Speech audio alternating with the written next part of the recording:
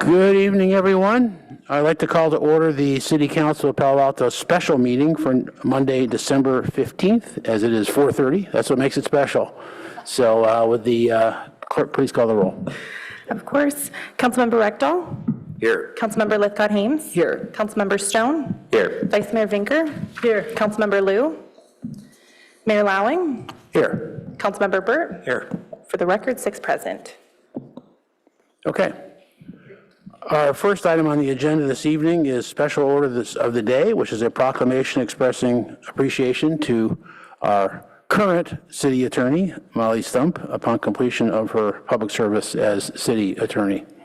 So we'll try to be upbeat about this, in spite of the fact that we're all regretting this day, but I'll save my comments for later. So I have the proclamation here to read.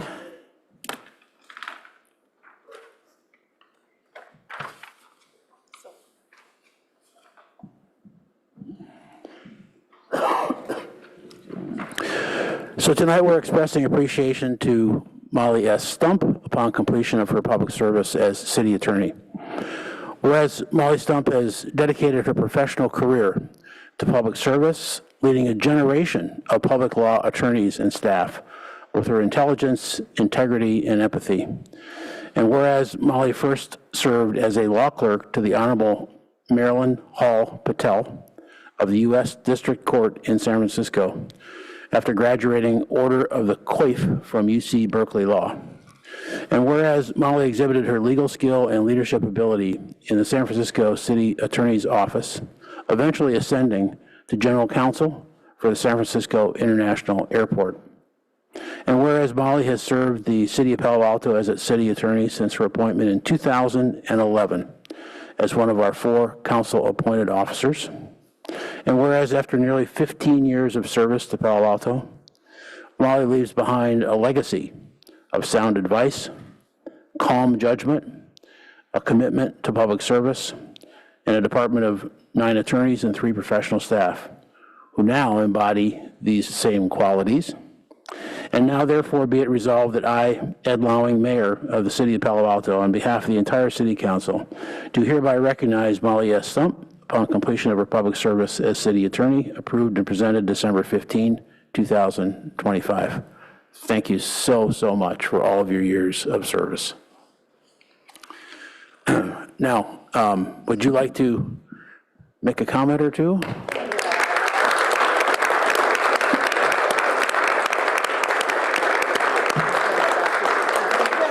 Okay, twice.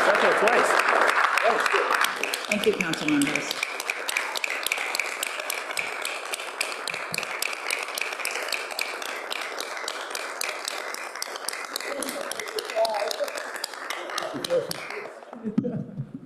So you've asked a lawyer whether she'd like to make a comment, and of course the answer is yes. It has been a tremendous honor, a privilege, and an absolute joy to spend the entirety of my legal career in public service. And over the years, there have been quite a few people, wonderful people who have helped and assisted me, and I would like to recognize and thank just a few of them with a couple of minutes this evening. Let's start with the council. This council has created a legal services department for your city that befits the excellence that you seek to achieve in your big, bold ideas and in everyday services alike. I think the council's primary contributions can be summarized in 2 ways. First of all, you have consistently given us the resources that we need to do our best work. And secondly, when we have delivered our work product to you, you have given it attention and great weight, even when the advice that we've given has been difficult in light of the decisions that you have to make. These 2 things are not a given in public service, and they represent a sound foundation for this office.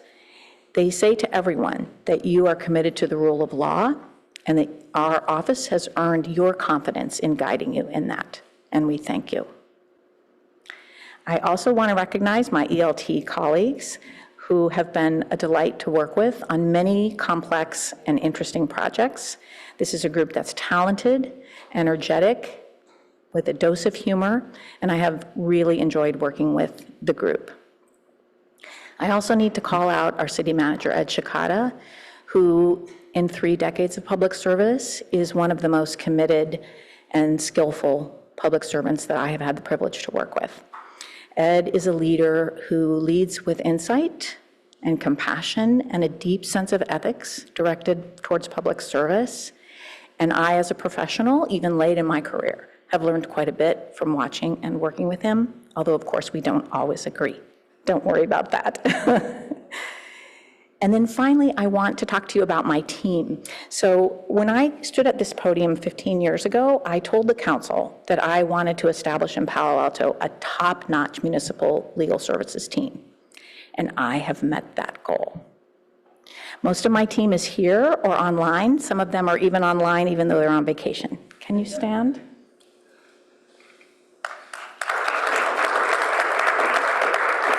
And I think 3 of us are also on Zoom. These folks are tremendous. They are talented, they're energetic, and they bring all of their abilities towards serving their clients and advancing the public's work here in Palo Alto. In my time as a public servant, I have worked on many exciting and interesting projects, but the penultimate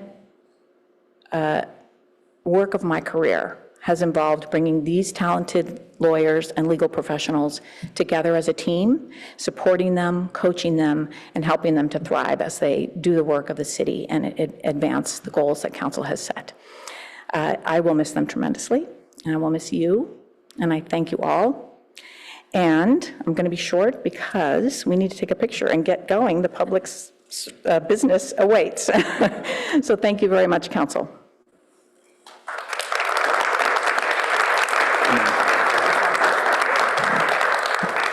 Would any council members like to make comments in her honor? You don't have to call her your honor, but. Councilmember Stone? Thank you, Mr. Mayor. Molly, when I think about you, I always think of compassion and competence, integrity, and a good sense of humor. I know those are things that are not adjectives typically used to describe attorneys, but you have been all those things and more. And I just want to share a story that I'm sure you don't remember, but it always stuck out to me. It was the first time that we met. I was a young HRC commissioner. I think it was my very first year on there, and we were at the Foothills, well, now Nature Preserve, and it was a commission recognition event. And I was still in law school, and someone pointed you out as the city attorney. And so I wanted to go introduce myself, and I was so nervous. And I remember just approaching you. I think you were in line to get food, and I said, "I'm sorry, can I introduce myself?" And you were just so kind, and you gave me your full attention. I did not feel like I was just this brand new commissioner that didn't really mean anything at the time to you as the city attorney, but you treated me like I was the mayor, like I was a council member. You treated me with the same respect that you have always given me and that I've always seen you give everyone in this community, whether they're residents, staff members, the council. And so I always just really, really appreciated that. And that has, and so it's been such an honor to be able to then work with you. I'm going to miss so much just the comfort that I always feel having you in the room, knowing that no matter what we do, you're never going to let us get into too much trouble. I'll miss your advice. I'll miss just your whole approach to this role. And when I was talking with our recruiter just a few weeks ago, trying to get some feedback into who we are looking for as the next city attorney, I described you, and the recruiter, because everyone knows who you are, the recruiter said, "It sounds like you're describing Molly Stump." And I said, "Yeah, that's it. Can you just get me another Molly Stump?" So we're never going to be able to replace you, but the one thing that I feel just so much comfort in knowing is that you have developed this team, and that this team really embodies the leadership that you have, and that is such a legacy that you are going to leave to this, for this city, is your current team, and also me, who you've really just helped develop my own just approach to this job. And so I will always respect you. I'll miss you both as a colleague and as a friend. So thank you for your years of service to this city. Congratulations on your retirement. Councilmember Burt? Well, thank you. Councilmember Stone has really captured so much about how you have approached your tenure doesn't quite do it. Your commitment, career commitment, 15 years to this city, to our city government, and really your incessant and unwavering commitment to fulfilling your role to the highest professional standards, to developing your staff and to mentoring them. And one of the things that I've thought about over the years is that your notion of mentoring and teaching your staff comes from a prior career in part as a teacher that I don't know if everyone knows that you had that career preceding your law career. And that 15 years of commitment to this community, I'm asking, we maybe haven't researched this, whether any city attorney has had a longer tenure certainly in memory. And that was a reflection of just your commitment to this job, and that this is where you decided that you really wanted to have as the principal focus of your career, and you have just dedicated yourself all in throughout that entire time. So thank you so much for your service. Councilmember Lithcott-Hames. Thank you, Mr. Mayor.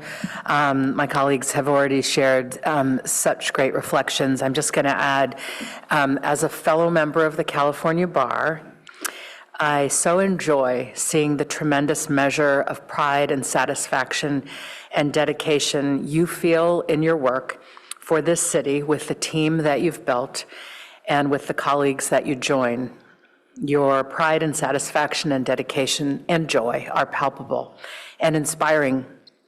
As someone who intended their law career to be about public service, but who got derailed by the allure of the corporate world and whose career as a lawyer ended prematurely, perhaps, I admire how you do the work and who you are in the work.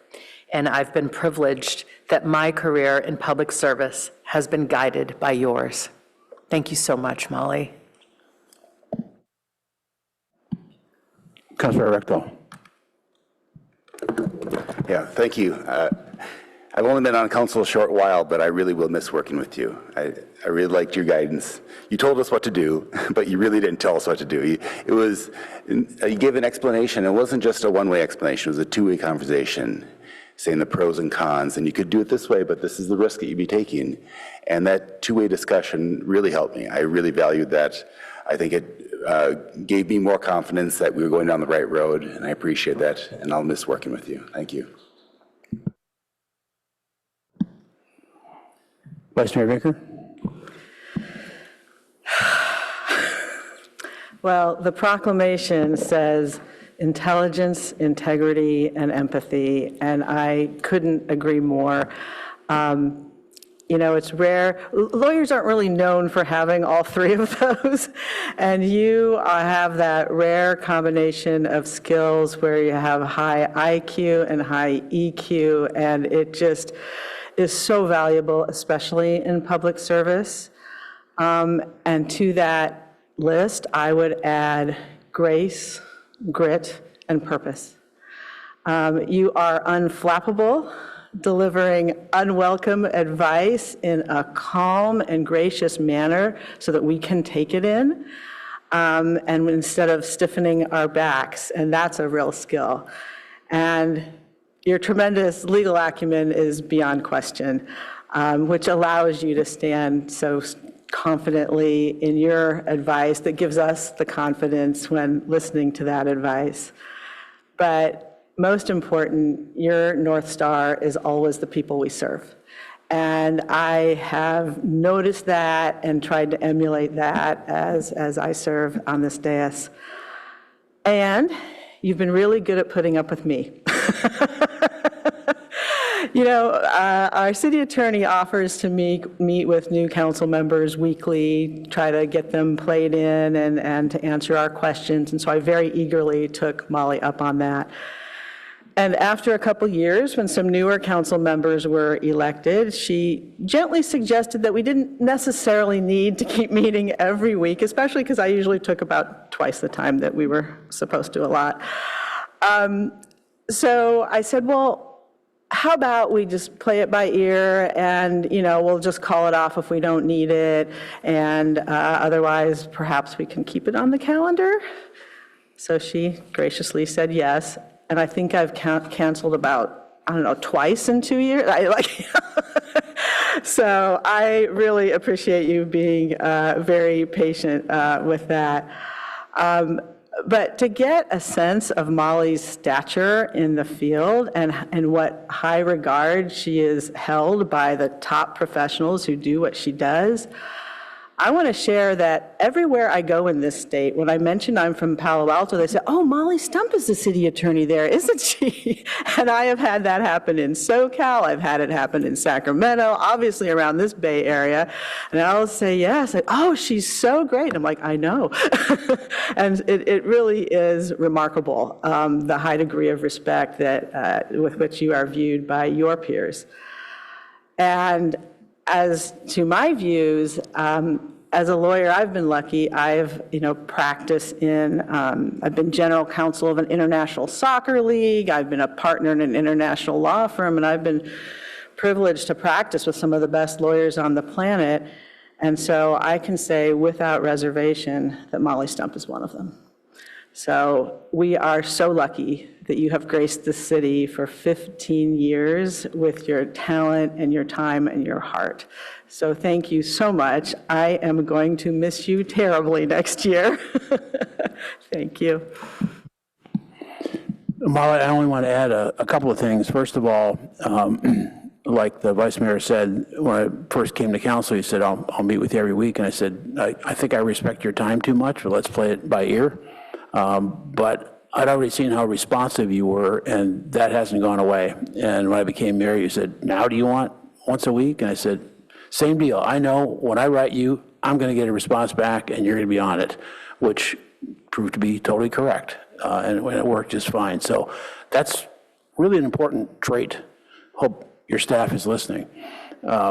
Because it means that you respect the person that's asking you for your advice for their benefit as well as yours, and it kind of moves the ball along as well. The second thing I want to say, everybody said this, but I think you're sort of, the way you process things is very calm and very thoughtful, and thoughtful to the point of not feeling bad if you say, I don't have the answer to that, but I'm going to get you that answer. And that's all I needed to hear. Because that and the responsiveness together meant we were going to get exactly what we needed to. And in business, sometimes I'd get a flip question, well, I think it's this and this. I said, well, why don't you think about it this a little bit and let me know in the morning, So I really, really appreciate that style, which you have modeled for sure. And to echo Councilmember Stone, we have a high risk in recruiting because we might just say it's got to be Molly. And not only are you not coming back, I presume, but there's room for slight variations, but we're taking that risk. Very, very sad indeed that you're leaving, and very respectful of your choice, and hope everything you want to do and things you haven't thought of yet bring you a lot of joy.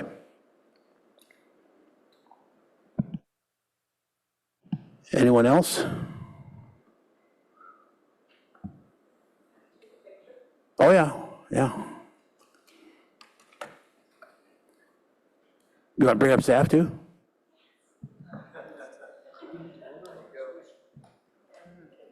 I don't think so.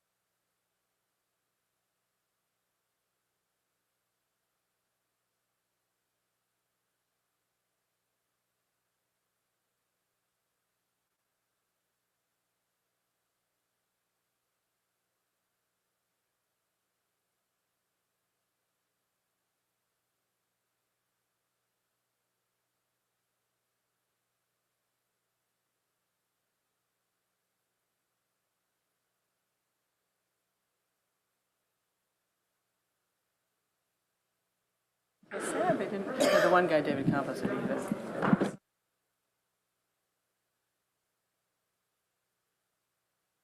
Mess things up. I'll tell her though. All right, thank you very much. The next item on our agenda is closed session, and I wonder if there's any public comment in advance of going into closed session?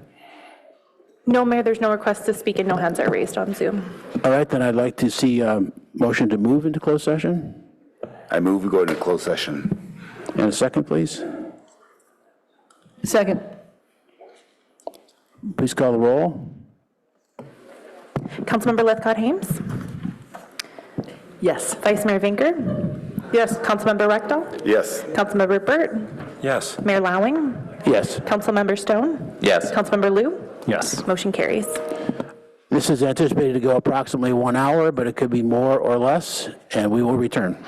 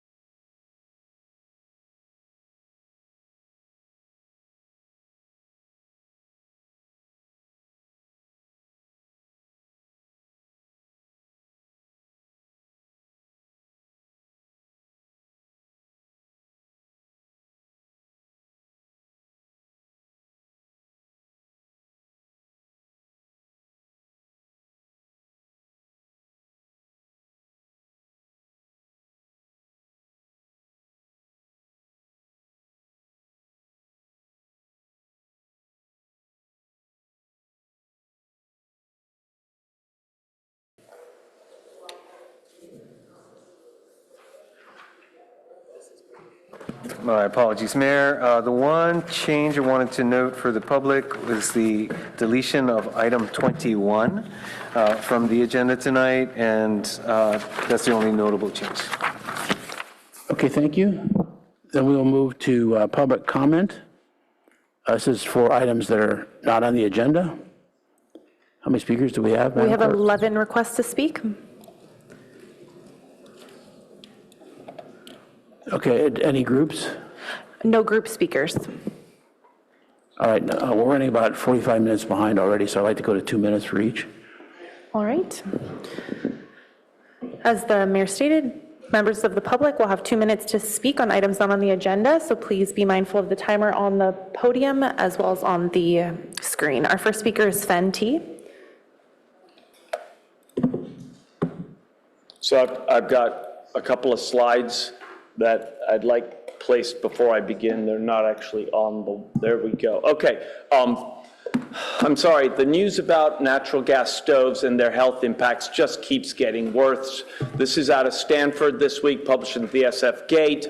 25% of all exposure to NOx, which is a cancer-causing, asthma-causing chemical, is because of our gas stoves. And that's not something people are aware of, and I feel part of the responsibility, we as a utility are making that happen. We are causing those cancers, we are causing those asthma. Not good. I'll leave it there. Saturday, we had the SCAP meeting, and I just want to thank staff in particular for being there. This is climate change. This was 9 to 1. They did a really good job of prepping. It's like we are so lucky as a city to have them. So what came out of it is the only way to meet our climate change and healthy air is to electrify. And that means, where was the gas utility? There was no members from the gas utility present to talk about that. Because as we electrify, the cost per unit of natural gas delivered is only going to go up or go down. Basic economics, it's only going to go up. And then it's going to go up non-linearly and really impact people of low income and those that have not electrified. So what do people need?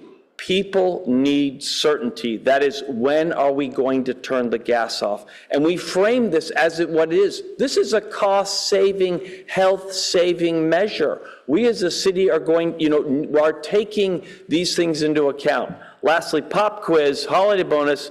Would someone please name an aromatic cyclic hydrocarbon formula C6H6 that was gasoline in Italian and causes cancer? Free tote bag. Your time is up. Benzene. Anyone? Your Julie? time is up. Did she say benzene?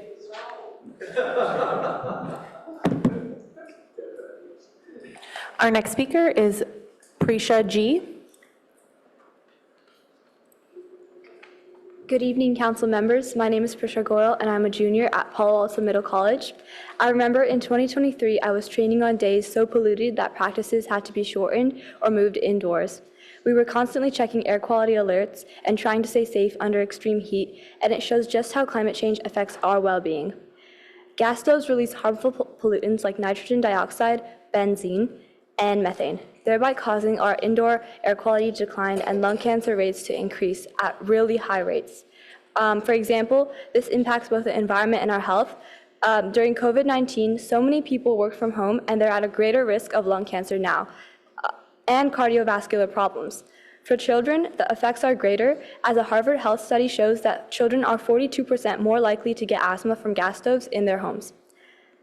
As one of many children who have grown up with asthma and a gas stove, I believe it's important to reduce the problems for future generations as quickly as possible.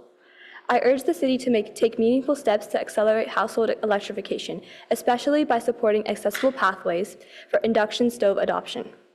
Palo Alto can lead by expanding outreach and incentives to help residents transition away from gas, partnering with community programs that support low and middle income households, and demonstrating induction cooking in public facilities and city programs to normalize it for the broader community.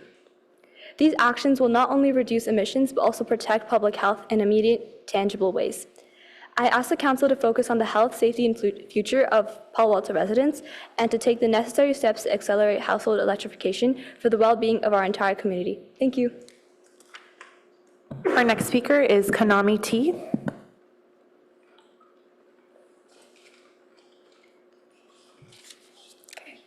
Dear council members, my name is Kanami Taniguchi.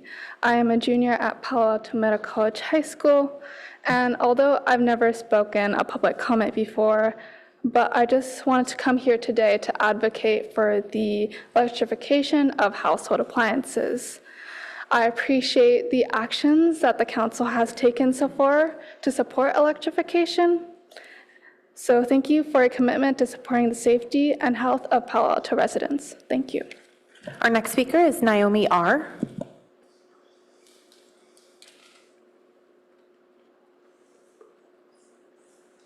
Good evening.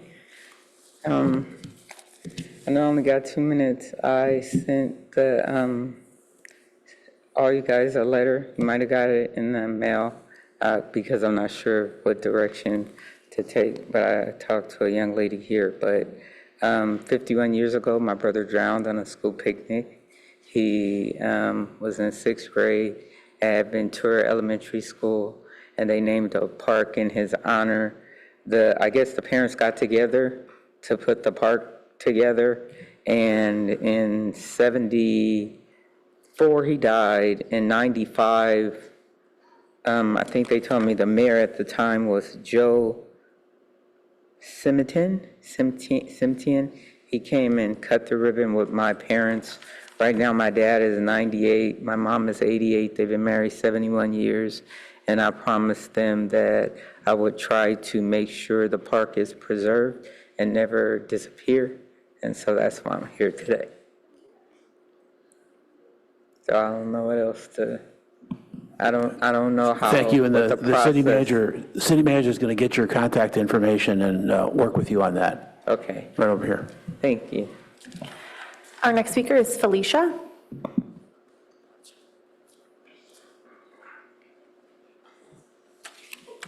Okay. Hey, dear City Council members, my name is Ben. I'm standing here today to strongly oppose the decision to force the AAYC Youth Soccer Club out of our home at Greer Park, Palo Alto. So I'm urging the city to consider this decision for 2 critical reasons. One is the fiscal responsibility, the other is community inclusivity. Okay. AAYC meets all the requirements set by the city to utilize the facilities. In the past 5 years, we comply all the rules. So there is simply no reason to force AAYC out of the Palo Alto. Furthermore, AAYC currently holds a permit for only single soccer field. We utilize that field responsibly and fully, 100%. In contrast, other clubs which are set to take our space away, they already hold permits for multiple fields across the city, but most of the time it's been leave empty and underutilized. So to take the only field away from the club that maximize the field and hand it over to clubs with the space they already have, it's a poor management of the Palo Alto public assets. Second, the decision enforces an inclusive monopoly and damages the community diversity. The soccer community should be inclusive, not exclusive. So pushing us out suggests that only the bigger clubs deserve the public resources, which is contrary to the spirit of the Palo Alto. AAYC provides a unique developmental experience. We have a history of collaborating with the city and raise the young players who go on to play in the soccer club in Palo Alto later on. We are part of this ecosystem. We are simply want to continue providing opportunities to all the kids and enjoy soccer and to be physically and mentally healthy. So I ask the City Council to look at the fact. We comply with the rules, we utilize the field, and we serve our community well. So please reverse the decision and keep AAYC at Palo Alto. Thank you. Our next speaker is Aurora L.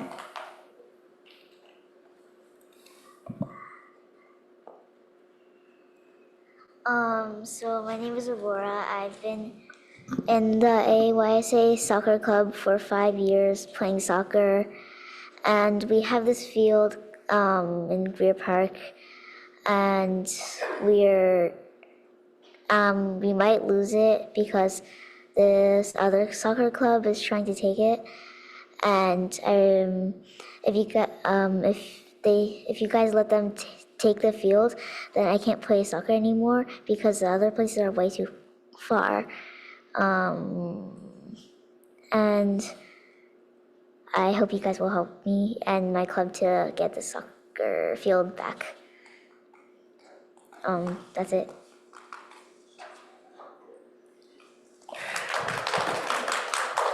Okay, we don't actually demonstrate in city chambers, so there isn't any clapping. Go ahead, next. Our next speaker is Ben X.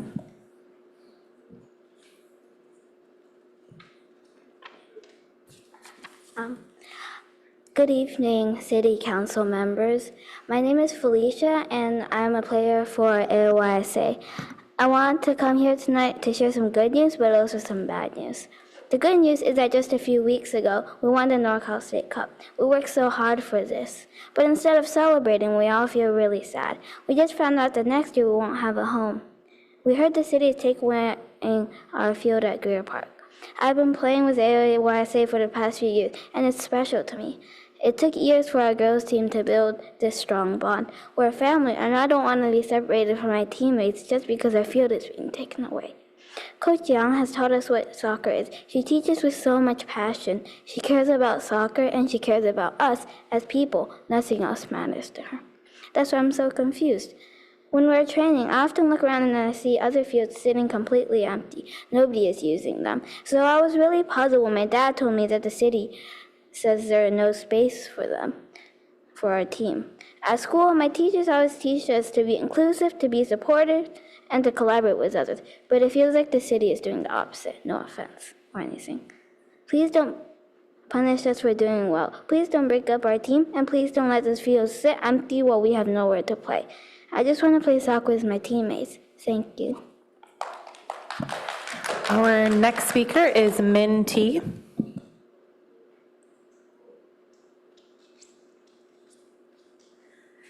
Thank you, council members. First, I'd like to show my appreciation to all of you. It has been a long day, and thank you for sitting here to support our community. And my name is Min Tao. We moved to Midtown 2 years ago, near the Greer Park area. Besides the great school in Palo Alto, one reason attracted us to take Palo Alto as our home is the great community and the neighborhood support. Our 11-year-old son, Mason, who is a long-term AAYSA player, now can bike to school and back, pack his soccer gears, and then bike to soccer field for his AAYSA trainings every week. While me and my husband are still, most of the time, are still at work. This is a great benefit for us and also a great growth experience for him. To be able to feel independent and self-sufficient. And I want to, Mason started his competitive soccer with AOYSA actually during the COVID time. Being a smaller size Asian boy, he got great support from Coach Yang and the AOYSA team to have a tailored trainings with their focusing on training skills as well as the team collaborations. He made great friends, grow both physically and mentally through his AAYSA journeys. And we definitely want this to continue.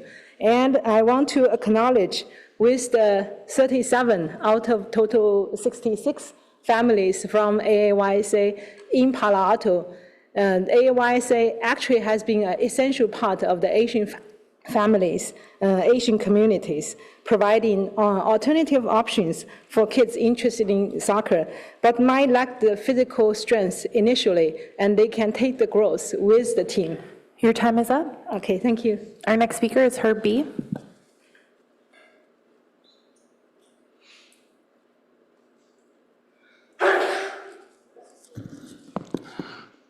The period for receiving applications for the position of city attorney is closed. You will recall that you approved the CAL committee's recommendation that the job be listed as dependent on qualifications, and hired a recruiter, but people can also find out about the job through the city's website, where you have what jobs are available, and city attorney is listed. There's a difference in the listings of the two. At the beginning of the compensation and benefits section of the recruiter's brochure, it says, the City Council is committed to being competitive with the market while remaining fiscally responsibility. Salary will be based on qualifications, incumbent salary 365, 266, and then a sentence about benefits. That information is at the bottom of the page on the job announcement on the city site, and it omits one sentence. And the sentence it omits is that salary be based on qualifications. Also, in the announcement of the job, which is on government jobs, it lists the salary currently as a salary from July 1, 2019 and 20. And that also on government jobs is shown as the minimum maximum salary for the position, and in the job description on government jobs. In one of them, on government jobs, the description, it says it was revision date was in 2011, which had been shortly after the current city attorney was hired. And I guess that's referring to the words in the description rather than the salary, because all of those documents list the salary as 313,414.40, which is a salary from many years ago. So I don't think anybody who saw this announcement on the city's website or on government jobs would have gotten down to the rest of it. Thank you. Our next speaker is Ken H. Good evening. I just wanted to stop by.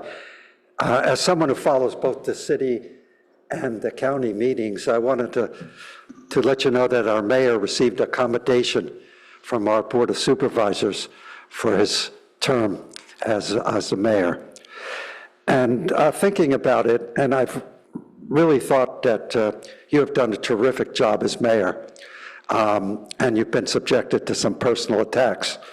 I'd like to suggest, and this is nothing against our vice mayor, but I'd like to see if you could stay on for another year.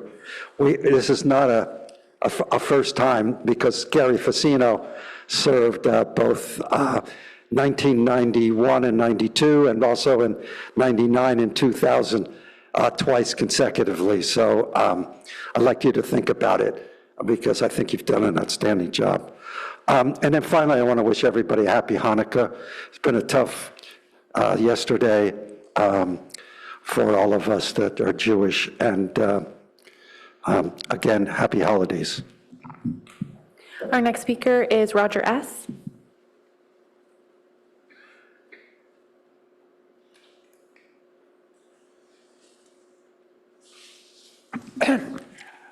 My name's Roger Smith, and I've lived here in town for 60 years.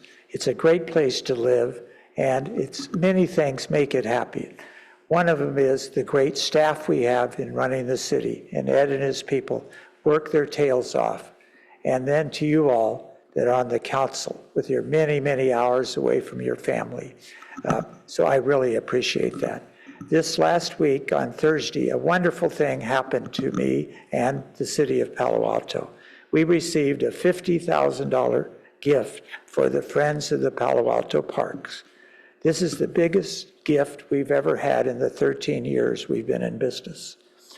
This gift is unrestricted and is just a wonderful gift, and came from our neighbors, the Zuckerberg family. And it's my understanding they have had some of their folks talking to a number of people. I think many of you on the council maybe have had discussions. It's a wonderful gift. Please take a look at today's Post, page 6. Dave Price, the owner, did a great article that I think shows appreciation from the city of Palo Alto. So I can't tell you how excited I am. And thank you, Priscilla and Mark, for this wonderful gift. Thank you so much. And that concludes public comment on items not on the agenda. Thank you very much to the public for expressing their views on items. We now go to council member questions, comments, and announcements. Not seeing any quick lights. I have a couple, so I'm going to start. I attended, as did Councilmember Burt, the Stanford Next Community Outreach Meeting on Saturday, which had a lot of people skipping their representative, which is me, and that's good, and go directly to Stanford and saying, here's what I think we should do on housing, et cetera, et cetera, et cether. Held over at the community center, and I think it was well attended. It was also well attended by a lot of Stanford staff. There were a lot of people there listening, so I was appreciative of their work there. And we have a lot to say to Stanford, so I was happy that the community came out and did that. Also want to note that last night, a lot of council members were at the Hanukkah menorah lighting, which I had the honor of doing in the horrific context of the Australians celebrating on their first night of Hanukkah the day before. But it went well. There was a lot of celebrating because folks, including me, said, we can't be put down. We have to keep going. And the celebration is going to continue for our own freedom as for whatever religion, and certainly in Palo Alto, we're not going to have evidence like we saw in Australia, God forbid. With that, I want to shift to tonight giving out a quick report on how the OSV ad hoc is, what they're doing and what they're finding out. It's been a couple months since the motion was made by council. We're due back in 4 months, so I thought the midway point was a good time for all of us on the ad hoc to just do kind of a report out on stuff. It's not an agendized item for council, so we can't do dialogue. But I'll make some comments, and then, of course, anybody on the ad hoc can add, which I'm sure they will. We've been meeting weekly to try and take prompt action on the items that staff directed us to take a look at. I'm going to address the key ones in the motion that you made, but I want to talk about a couple of things first that we've taken a look at and surfaced or confirmed. First, we compiled information, or confirmed, whatever it was in this case, on ordinances and practices in the surrounding cities. And here's a quick recap. In Mountain View, there's a ban on SOVs except for a 3-mile parking zone. We've learned that their council is now considering additional restrictions in the area out by the businesses just east of 101 as more SOVs are gathering out there. Menlo Park, as you know, just confirmed that there is a total ban on SOV parking in the city. The mayor said to me that they're gone now, so there's not even a residual issue from his perspective. Redwood City, as we already know, but we confirmed there's a ban on overnight OSV parking with specific provisions for permits, but we have heard that they've had difficulty enforcing those permits. So in summary, our 3 closest neighbors all have bans on either all or most OSVs, so it's no surprise, but it confirms why so many are here, because they've been previously distributed in a number of other cities. Sunnyvale may go in that direction as well. There's a council meeting the first week of February, and they will be considering, quote, modernizing parking requirements and restrictions for OSVs in Muni Code 1016-120. They're also going to consider parking permits for some OSVs and new regulations for OSVs near schools and parks. So that's just starting in the first week. We've also raised the issue of homelessness and safe parking with the county. Both Councilmember Lithcott Hames and I have chatted with Margaret Abacoca's new staffer, Jason Galastasas, and he's the principal advisor on strategic initiatives, very understanding of the problem, sympathetic of the problem. We talked about, what can the county do? His point of view is it's a regional problem, of course, but what could we do? And he agrees it's a regional problem. Of course, the big catch-22 is that the counties in a world of hurt in terms of financing, and they're making budget cuts, not adding. So that's not a short-term solution. The second issue that I wanted to point out is that we've discovered that there's a shortage of sufficient vehicle storage. So one of the barriers that we run into is really lack of enough space in the garages of towing companies to accommodate all of the large OSVs that could be towed for repeat violations. And there's a law that says these lots have to be within 5 miles of where vehicles are towed from, so that obviously restricts the geography. And the location has to be staffed for vehicle pickup. Both of those are reasonable. So staff's doing research on additional resources in that regard. Just want the public to understand that this is a barrier to towing at this point, not overall, but somewhat. So then just specifically on your direction on the 1020 motion, items 1 and 2 we just passed last week. Those are approved and can be enforced at any time. PD is going to put things on the windshield to notify that those are in place. Item 3 is the scope of the street sweeping. That's been defined and implementation has begun. There's a months-long detailed schedule prepared for us by Public Works. The first sweeping was on 12/6 in the Embarcadero area, chosen intentionally because those SOVs had already been moved and successfully moved back in a very cordial kind of way.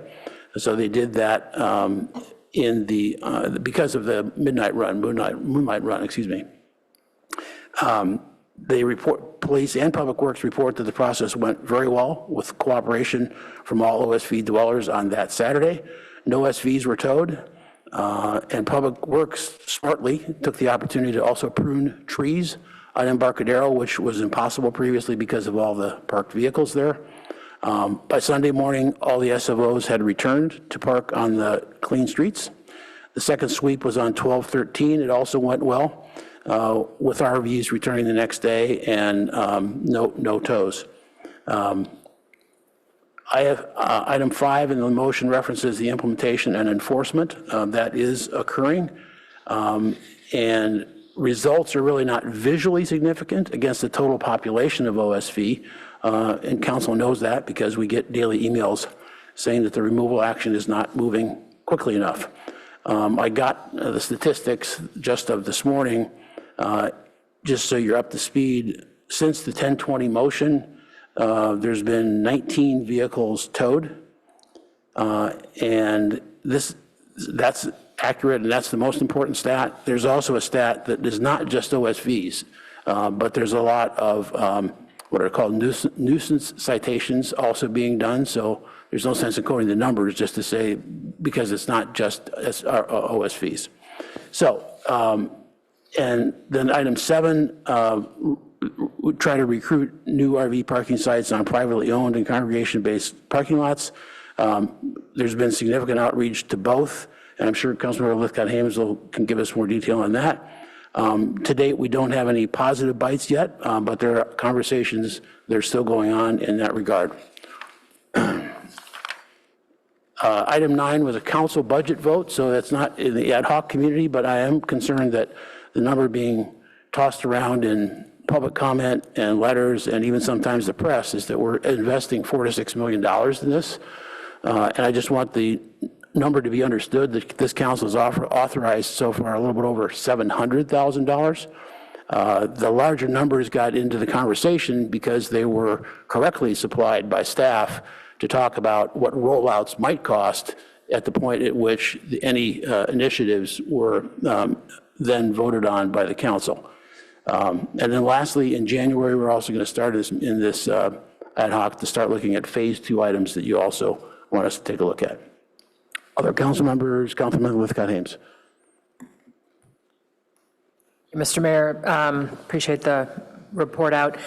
I'll add that to one of your last points about the attempts to recruit more safe parking. I had a very sobering conversation with a faith leader who said, you know, your faith communities feel we're already doing our part. We've already offered 4 parking spots in our parking lot overnight for vehicles. That was quite a difficult conversation to have with our neighborhood back when we agreed to this. We're not feeling that we're in a position to take on RVs. And frankly, we think that it's time for the business community to step up and partner with the city to locate and create safe for space for safe parking. So we continue at that work. Anyone who's listening to this meeting and thinks they can help us, I urge you to reach out to the city manager's office or to me at julieforpaloalto.com. We're looking for space that we can lease. We don't want to become the repository for the region's poor, low-income, unhoused people who live in RVs, but I think we do want to do right by those people who are Palo Altans who find themselves living in vehicles.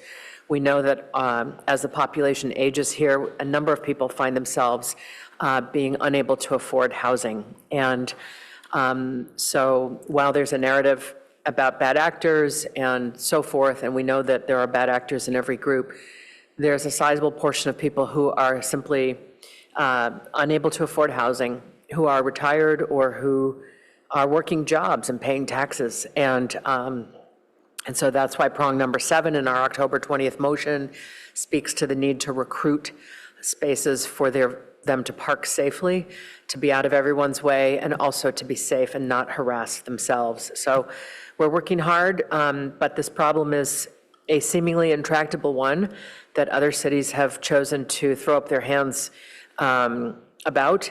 And I do believe that we can be more comprehensive than that in a way that truly addresses the underlying issue rather than simply moving people from here to there and back again on repeat forever. Any other comments? Councilmember, sorry, Vice Mayor Vinker. You just came back on. Go ahead, Vice Mayor. Well, I just wanted to give a couple of brief report outs. I'm just laughing because my computer just signed out. Anyway, so one is on the ad hoc on the athletic field selection, turf selection. We did meet again last week. That's Mayor Lowing, Councilmember Burt, and me. And we expect to finalize a recommendation for council consideration by mid-January. So that should be on the docket and coming back to council. On the climate action retreat/workshop we had this weekend, some public commenters commented on that. And I just want to thank the residents that turned out to spend a December Saturday working with us from starting at 9 a.m. through 1 p.m. It was a terrific conversation. I add to the public commenters, thanks again to staff for putting together a terrific conversation. We were focusing on economics and incentives around single-family home electrification. So there's a lot of different ways we can go, and so we had a really robust conversation, complete with a very cool tabletop game, or tabletop exercise, which I think Councilmember Burt, you said was one of the best you'd seen. So again, kudos on that. But it was really a terrific, robust conversation. We had the Deputy Executive Officer for Policy from the Air District was there because some of the rules out of that entity affect what we will do. And just want to thank everyone who did that in the middle of December so that we can get closer to our climate goals and achieve greater public health here in Palo Alto. And that's it for me. Thank you. Okay. More? Councilwoman James, go ahead. Yes, I didn't know you were going to call on me with the OSV report, so I got a little thrown off from what I was going to say.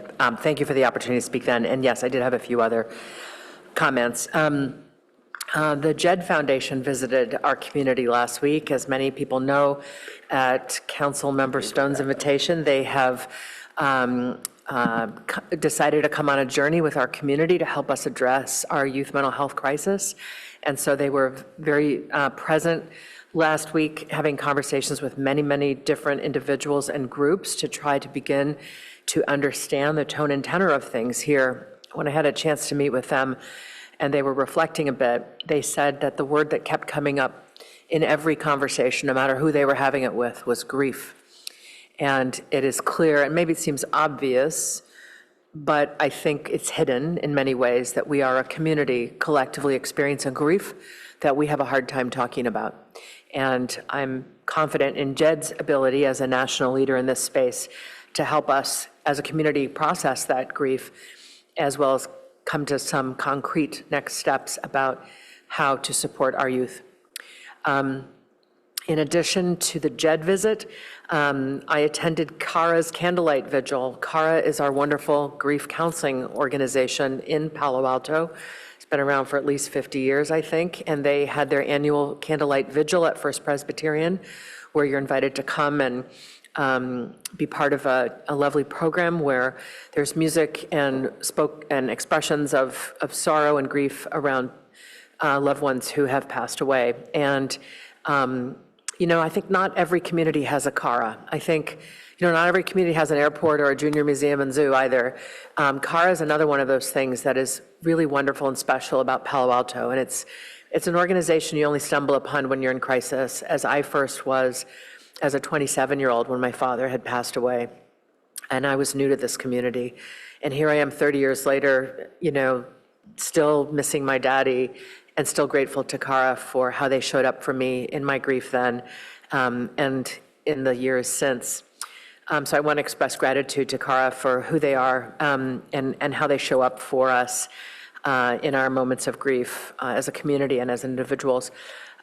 Vice Mayor Vinker and I also attended something put on by the county last week called Belonging in the County, a convening of local city leaders in response to large-scale immigration enforcement activities in Santa Clara County, which was a wonderful workshop attempting to get more of us on the same page about how to respond to the presence of ICE in our communities.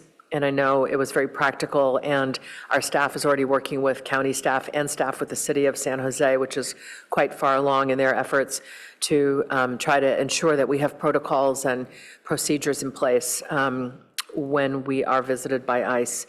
And finally, I will say that I know a number of us were at the Palo Alto Museum Community Sneak Peek this weekend.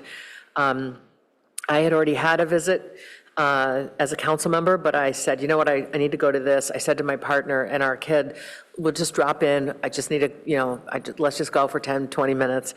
And then we were going to get our Christmas tree. And 45 minutes later, we were all enthralled by what was happening at the Palo Alto Museum. The exhibit, the design and layout is very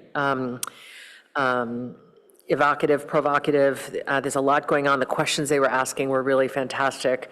And I have to say, when I had my initial sneak peek with some colleagues on the dais, as a gender non-binary person, I noticed that the bathrooms were male and female. And in my sneak peek 3 months ago, I said to the CEO, Marguerite, I said, where's the gender non-binary? Where's the all-gender bathroom? And she said, it's upstairs. And I said, that's great that you have it, but nobody wants to walk into a building and have to go to a different floor to use a bathroom. It's a way to convey, kind of a second-class status when you have to go somewhere else, but everyone else is on the main floor. She's like, okay, we're going to put a sign up that says the all-gender bathroom is upstairs. And I said, great, please make it a real sign. Don't just hand write it and tape it onto the wall with blue tape underneath the bathrooms. You need a different bathroom, it's upstairs. So when I arrived this weekend, she pulled me aside and she said, go over to the bathrooms, take a look at what we did. And doggone it, they put a sign on there that says all gender restroom upstairs in the exact same font and color, exact same quality of material as the male and female signs. They really did it. And you hear my emotion in my voice. I think I didn't expect that.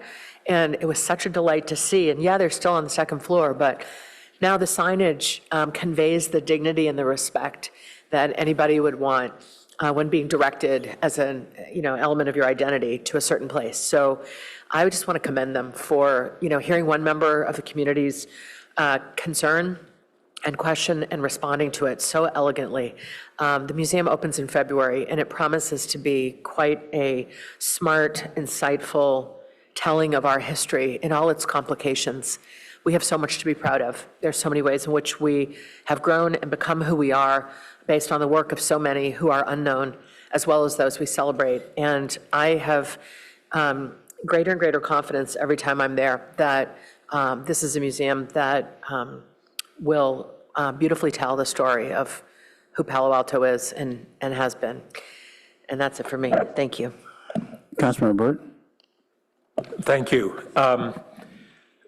So we have coming up on our consent calendar is item 8, and I had been considering attempting to pull it, and the city manager encouraged me to be able to just convey some input through this period. I'm not sure that going forward, this is the process that we want to have, and I think when we have our council policies and protocols, we should revisit how we might go about this. But setting that aside for the moment, this is the policy on nonprofit partnership work plan, and there were a couple of things that I wanted to make sure that we had an opportunity to give input to the Policy and Services Committee when they review this next.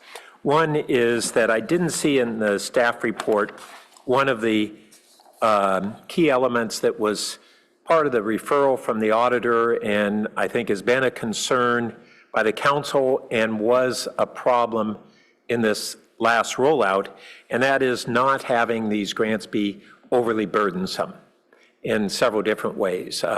Just depending on the scale of the grant, what our requirements are, whether they're grants or they're reimbursements. So those are things that I want to consider, ask the P&S to consider.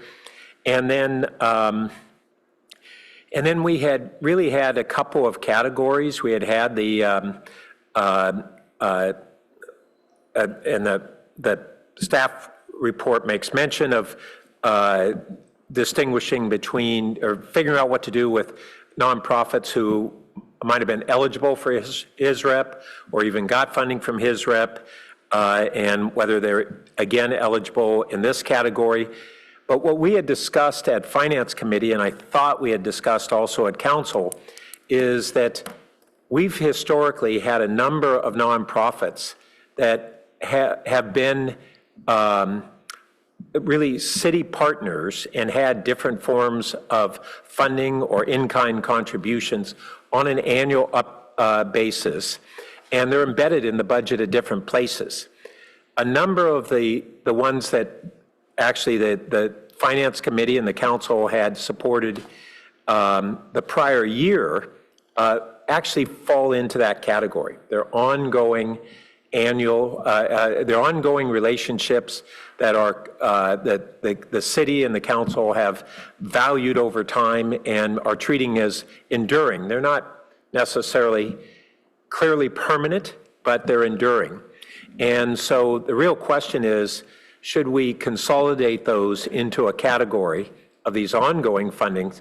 And they're not necessarily part of this annual funding allocation that has a whole bunch of uncertainty. And how do some of these nonprofits that have years relied on the city as a partner now go forward with their planning if they have all that uncertainty year to year? So I just wanted to provide those pieces of input for Policy and Services Committee. Thanks.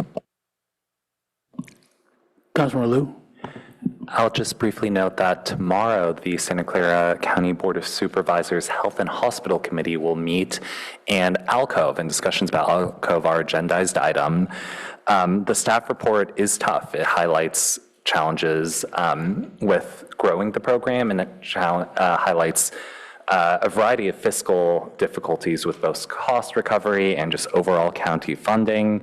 I know members of the community will give public comment. I know we will have opportunities to continue to advocate. This is not going to be a decisive meeting, but I just want to give awareness to the community that this is an upcoming meeting and that this is an issue that the council still cares deeply about and a program that we want to succeed. To that effect, the mayor has sent a letter discussing partial funding, and it's something that we'll continue to follow up on. Councilor Rectal. Thank you. I want to echo what Councilmember Burt was saying about our enduring partners. I just want to make sure that, I think it makes a lot of sense for us if we have these enduring partners to set it aside and give them an expectation so they can plan for that. If they have to recompete every year and that funding is uncertainty, they won't be able to maximize their use of that money. So, and some type of expectation that we communicate ahead of time will improve their planning, which means that improve the efficiency of the money that we give them. Thanks. Okay, that concludes council member comments, and we're now going to go to the study session. This is on the Cubberley project and second polling results.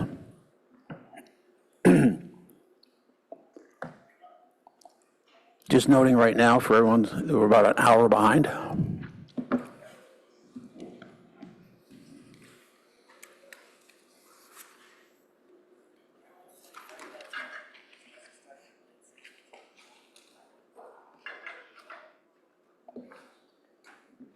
I don't want to retract my statement, though. It would be too embarrassing to retract my statement. Whew.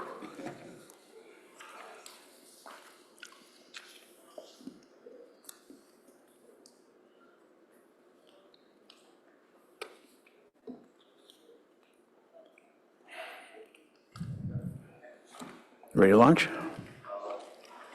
Yes, Mayor, members of the council, we are ready to do a quick presentation on the most recent survey results. That said, I thought perhaps our ad hoc chair may want to make some comments first. Councilmember Lithgow-Haynes. Thank you, City Manager.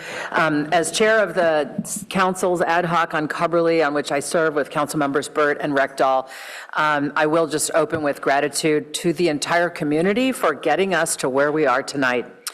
Your affection for this dear old building, Cubberley, your persistence and advocacy in community conversations, not just this year, but in similar conversations over the years and the decades, and your vision for what it can be and needs to be has arrived us at this point. So thank you to every member of the community that's shared an idea, come to a meeting, brought others along. We appreciate you. I also want to recognize and express gratitude to Director O'Kane and her Community Services Department staff, Lauren Lai and her ASD staff, the city's legal department, and countless other city staff who are all working so hard and so fast on the future of Cubberley that it's hard to imagine that you're doing anything else, even though I know you are. Just to preview what's coming from the staff report and our consultants, you'll see that we've got a lot of support for this project to a certain level, and we've got a lot of work ahead to bring all the parts together to make it happen. Nobody said this would be easy, but I think all of us believe it's going to be worth it. And with that, I'll turn things back over to the staff. Hi, good evening. Christine Paras, Assistant Director of Administrative Services. First, we'll have a presentation from Miranda Everett, a partner at FM3, on the poll results. And then we'll go through a few slides on costing and funding sources. So I'll turn the presentation over to Miranda. Thanks so much, staff, council, the mayor, public watching as well. My name is Miranda Everett. I'm a partner at FM3 Research, and apologies, I'm getting over a cold, so I might sound a little froggy. But I'm here tonight to present results of the community survey that was recently conducted on the Cubberley Center. Just before I dig into the methodology and the results, just wanted to share some high-level findings. As was mentioned by the council member, voters generally support upgrades to the center. They're dissatisfied with the condition of the current facilities. They understand a need for additional funding for that space. But when we test some pieces of the puzzle in isolation, we see where the kind of limits of support are. And so we'll dig into that in just a moment here. Important to note, in the next poll that we do, we're going to really put together the puzzle pieces and put ballot measure language in front of people. So that's going to be the true test of when we present people with the mechanism, the amount, and importantly, of course, the things that they get for their hard-earned money, how people feel about the proposals we put in front of them. So the next slide has some details about our methodology here. This was conducted in early November, the 6th through the 13th of 2025, using our dual mode approach, which means we contacted folks by landline, cell phone, email, and text message, basically every way we know how, to hear from them based on their communication preference. We have 407 interviews represented here. That gives us a margin of error of about 5% for the full sample and about 7% for places where we employed a split sample.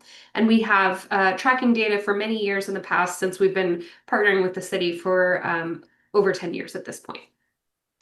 So the next slide starts to dig into the specific details. So we asked folks one of two questions.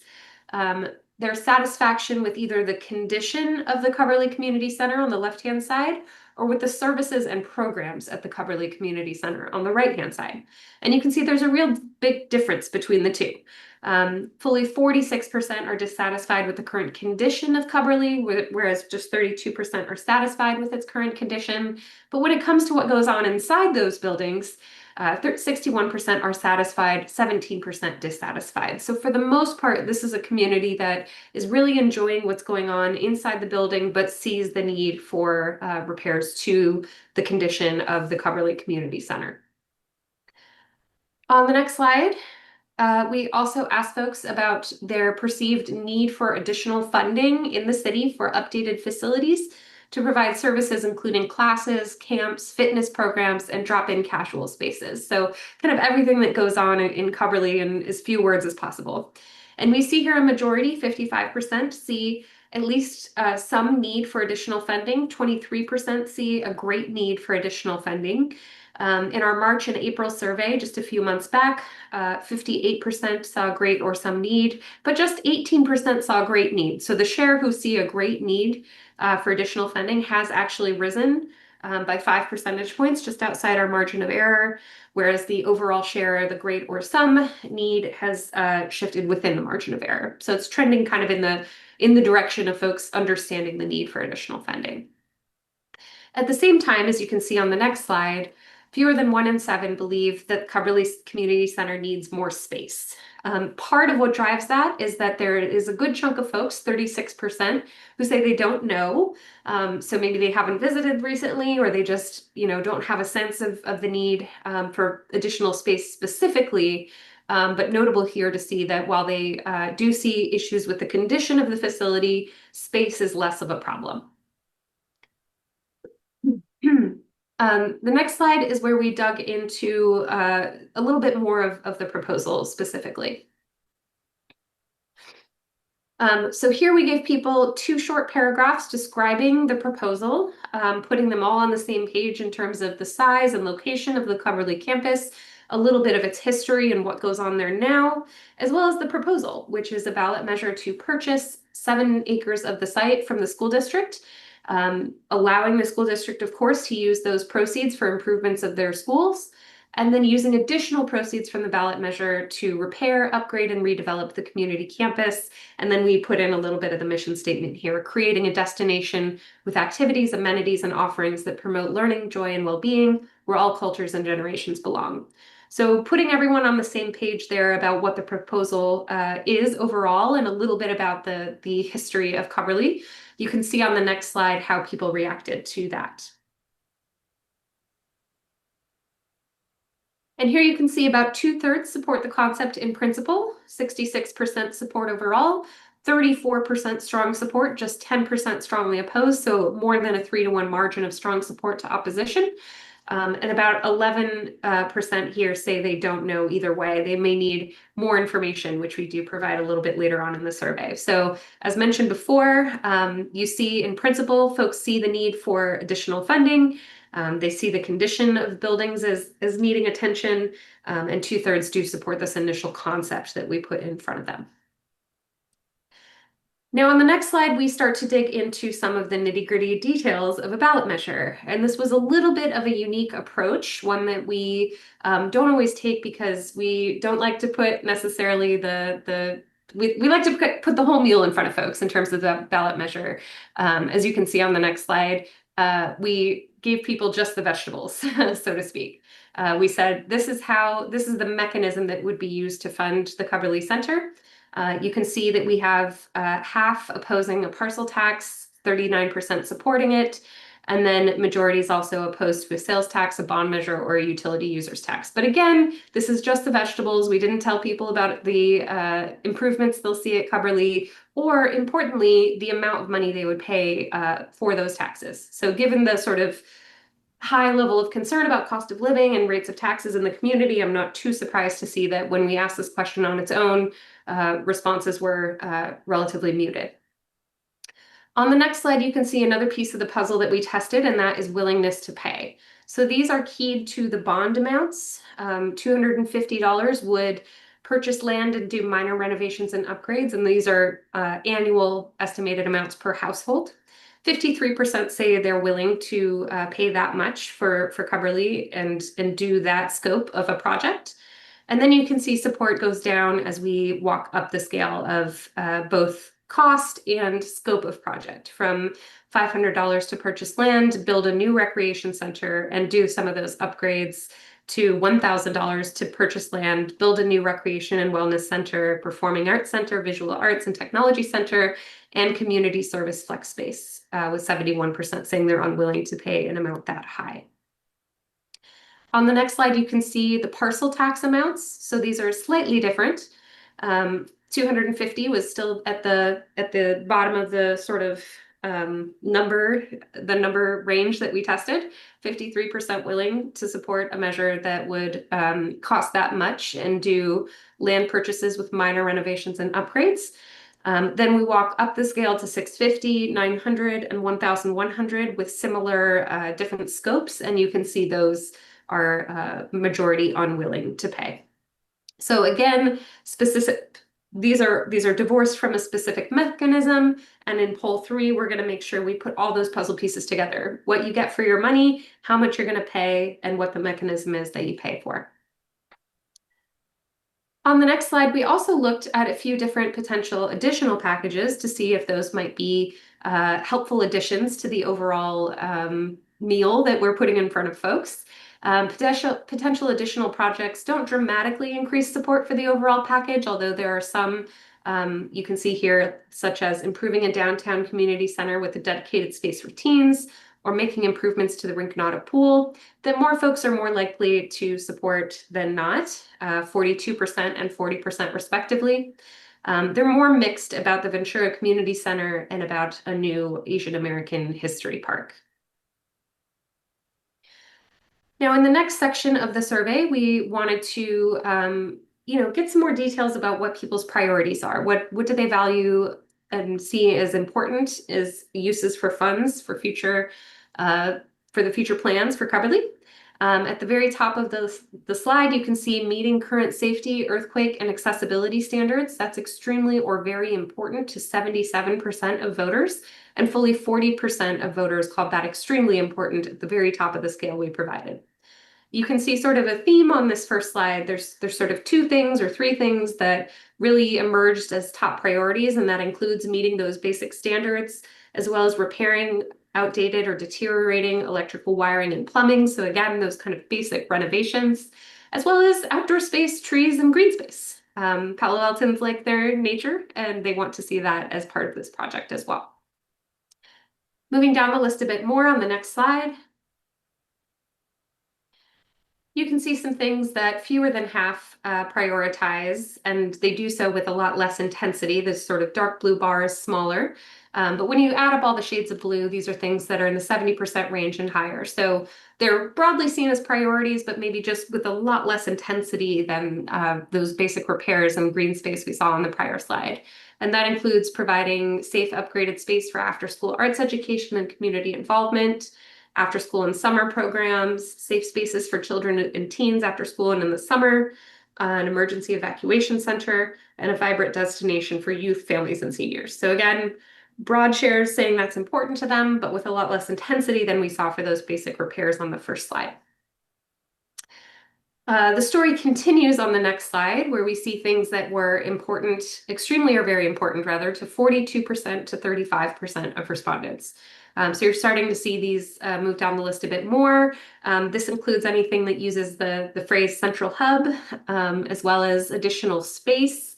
Those, again, I think we saw earlier that there are relatively few Palo Altans who see kind of at this point a need for additional space for Coverly. So when we talk about additional space, that's not connecting in the same way that some of the things on the first and second slides do.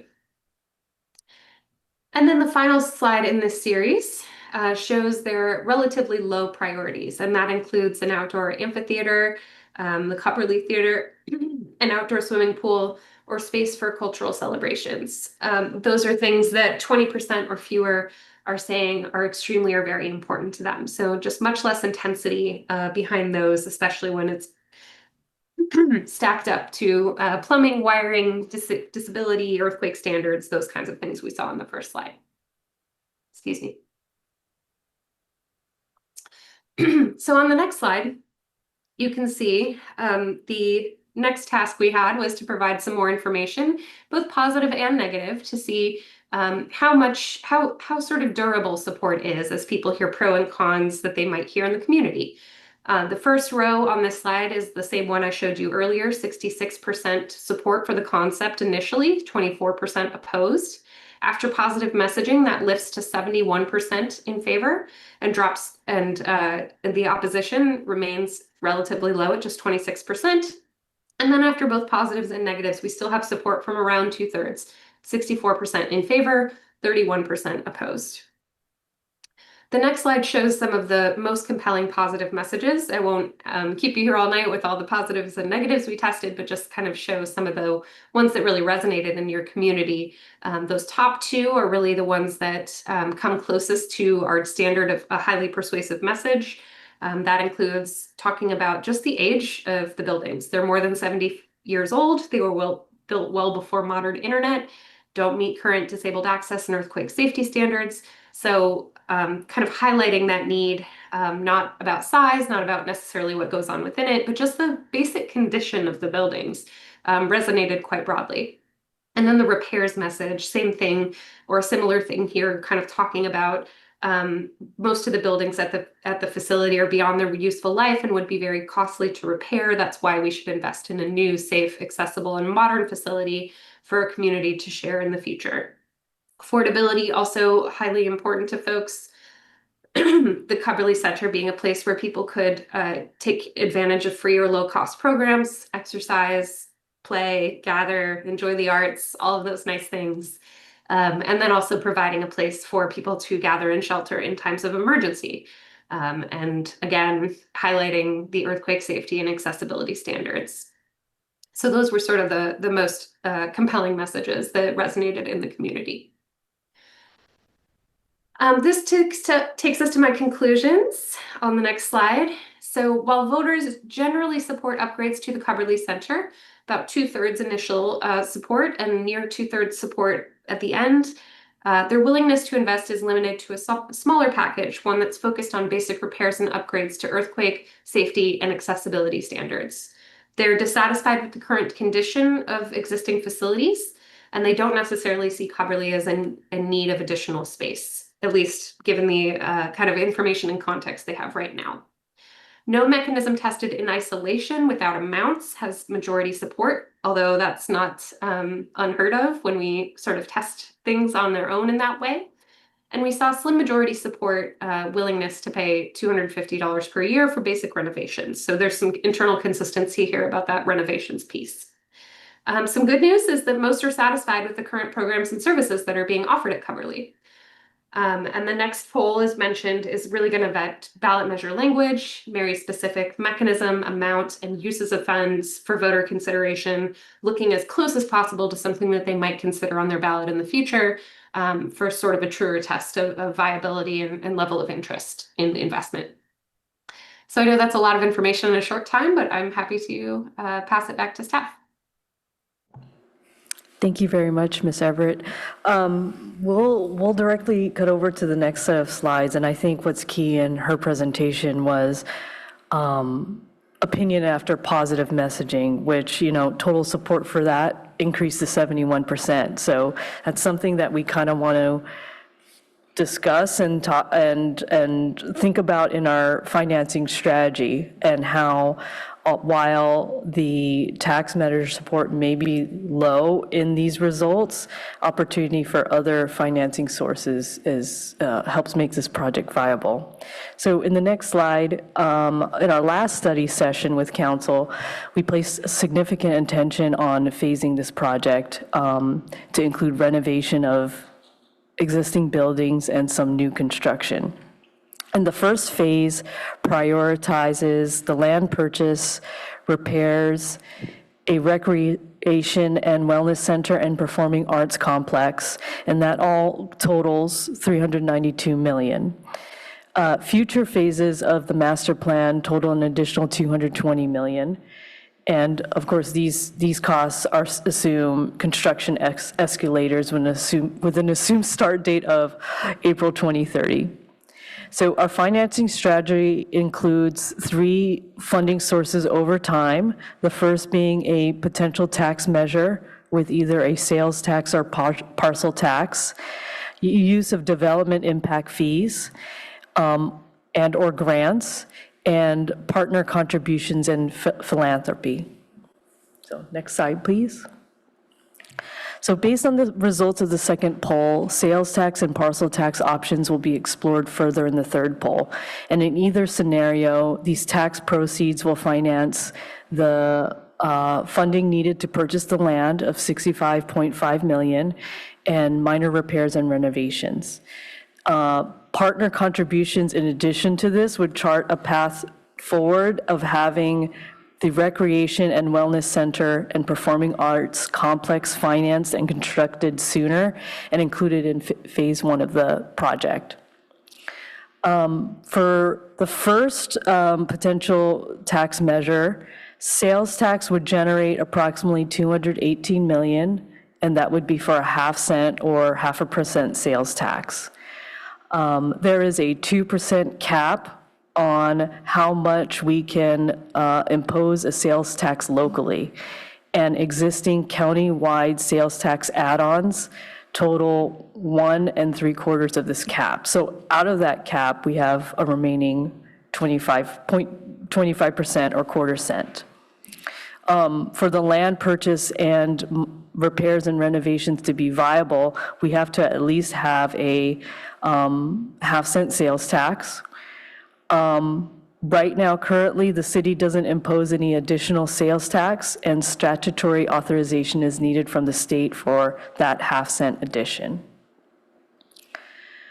To keep that option of the sales tax measure viable, we staff are working with our state lobbyist, Townsend Public Affairs, on the next steps for that state statutory authorization.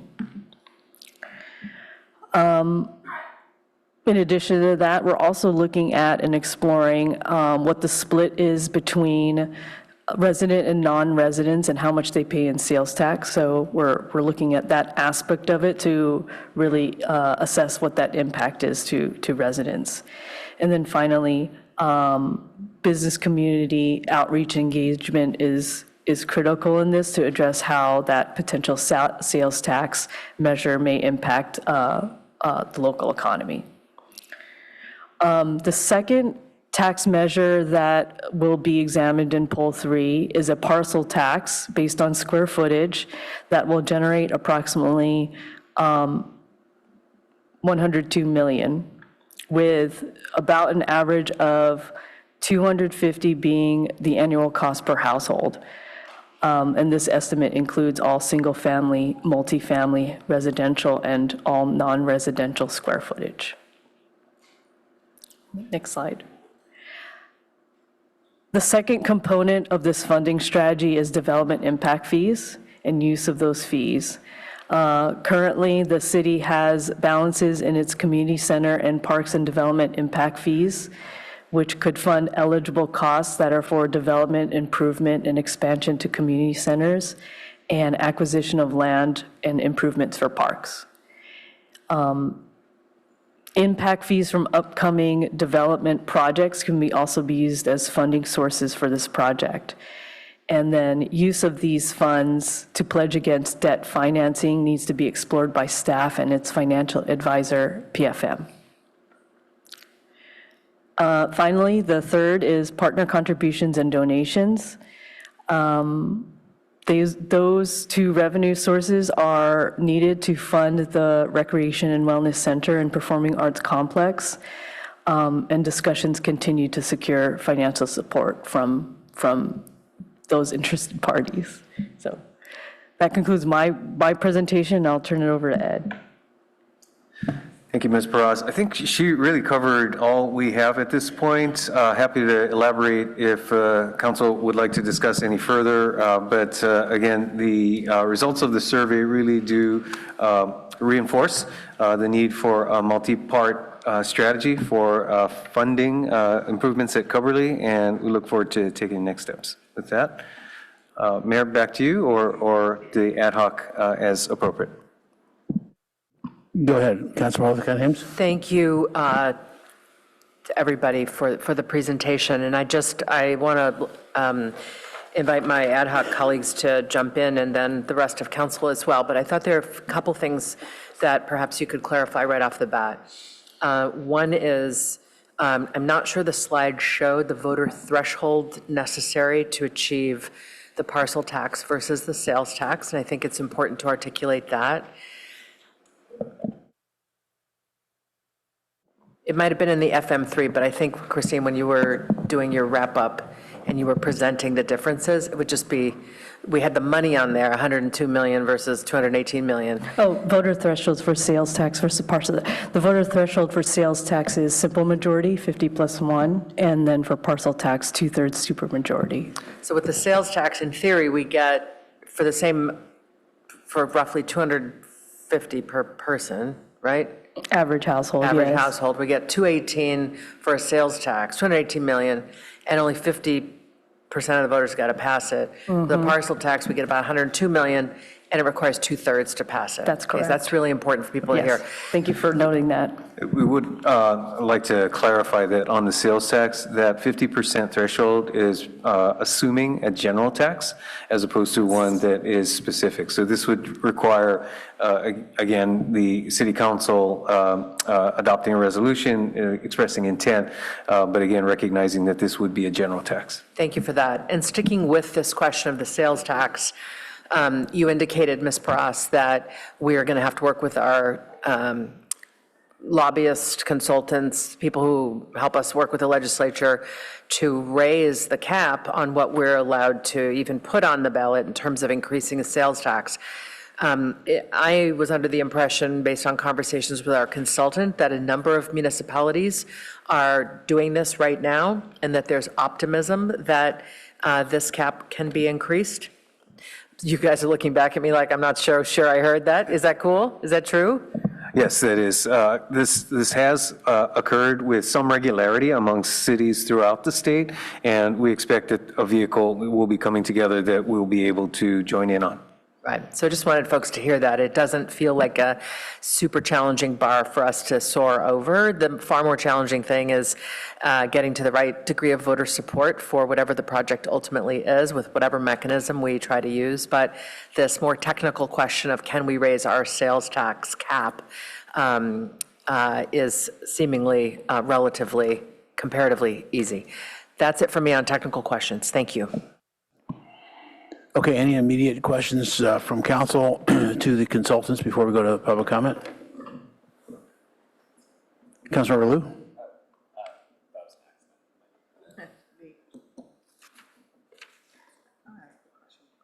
Vice Mayor Vicker? Yeah, just to make sure I'm tracking on that sales tax. So we have a 1/4 cent available left, but we want a 1/2 cent. Is that why we have to go through the statutory vehicle? That's correct. Okay, so if we were to do a 1/4 cent, but that just doesn't get us the raise that we are seeking, right? Okay, all right, thank you. Councilmember Burt? Yes, just on the voter thresholds, you said for the parcel tax, it's 2/3. That's if it is placed on the ballot by the city, and is that different if it were to be a citizens initiative? That's correct. Yes, if a citizens group placed their own initiative for a parcel tax on the ballot, that would, under current law, only require a simple majority. Thank you. Okay, let's go to public comment, please.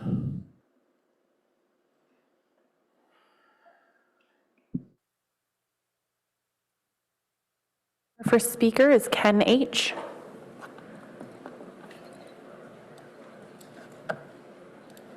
Thank you.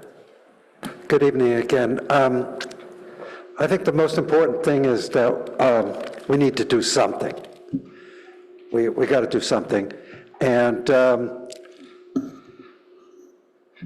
unfortunately, the economy is not great, and people don't want to pay for things. And that's basically what well, they do want to pay for the school district, because the school district is going to put out a parcel tax in June of 2026 for $904 per parcel, and their polling numbers are off the charts because it increases home values, and we all know the importance of school districts. So I guess, my take is, let's do the baby steps first.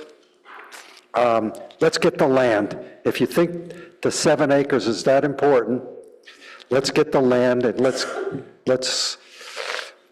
because if you don't own the land, then you can't do anything with it.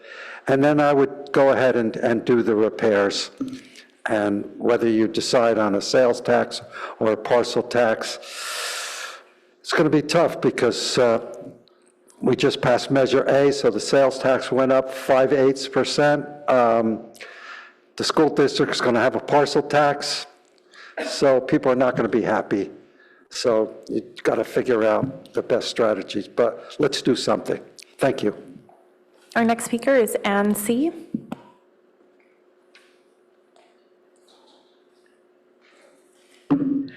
Good evening, Mayor and City Council members. I'm Ann Cribbs, and I'm the chair of the Palo Alto Recreation Wellness Center, the Friends of. We're a 501c3 nonprofit formed about 3 years ago because we really believe that Palo Alto needs a community gym.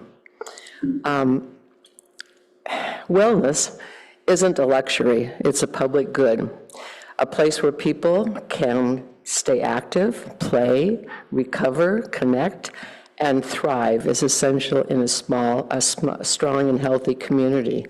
The Friends are really proud to support the public-private partnership to build a new recreation wellness center at Cubberley as part of Phase 1. And thank you very much for all the work that everybody's done, the staff, the ad hoc, the council, and the community to get us to where we're even talking about this right now. Our partnership, we envision, will bring together the city's vision with a community involvement and philanthropy. It allows us to build not only a facility, but a lasting community asset, one designed to evolve with the needs of Palo Alto residents across generations. The Friends organization is committed to fundraising, advocacy, ensuring the center reflects our shared values of inclusion, access, and excellence. But Phase 1 is really more about a wellness center, is about construction. It's about planting a flag for the future, so today's families, tomorrow's seniors, and generations yet to come have a place that supports lifelong health, wellness, connection, and community. Years ago, when I was training for the Olympic Games, I was fortunate enough to have access that I needed in my hometown. And yes, I was then honored to make the 1960 Olympic team.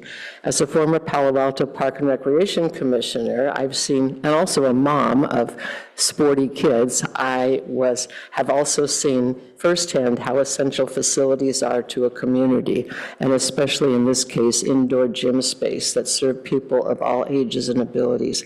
The Friends believe that Cubberley is truly a once-in-a-lifetime opportunity for Palo Alto, and we're committed to getting this done and excited to work together to make the future possible. So again, thank you all very much for your support and for your enthusiasm and for your commitment, and I wish you all a very happy holiday. Thank you. Our next speaker is Jennifer D. Good evening, Council. want to wish everyone a happy Hanukkah and acknowledge the horrible anti-Semitic attack from this weekend. And thank you all for showing up to the first night Hanukkah lighting last night. I am here to talk about Coverly, to thank you all for all of the work that you have done and that so many members of this community have done for so many years to get us here. It is years in the making. The good news about this polling shows that at least 2/3 of the population sees a need for this work and is supportive of this work in theory. So we've got some work to do to get them to be excited about spending some money on it. But I am glad you are considering lots of options. Please know that there is a large number of community members that are excited to do the work to get it through the finish line. Once you get there, we are ready to go to work. And so please consider, you are working at a fast clip, as was acknowledged before, and please continue to do that, because the sooner you guys get to where you want to go, the sooner we can take the ball and run with it. And we need that time to communicate with the community and make sure they understand the importance of this work. So thank you for your work. Again, there's a whole lot of us that are excited to continue it, and the time is now. I think you all know that. I think that you are working with the urgency that recognizes that. The building needs desperate repairs and really won't function that much longer as is. So we are excited to move it ahead next November. Thank you. Our next speaker is Penny E.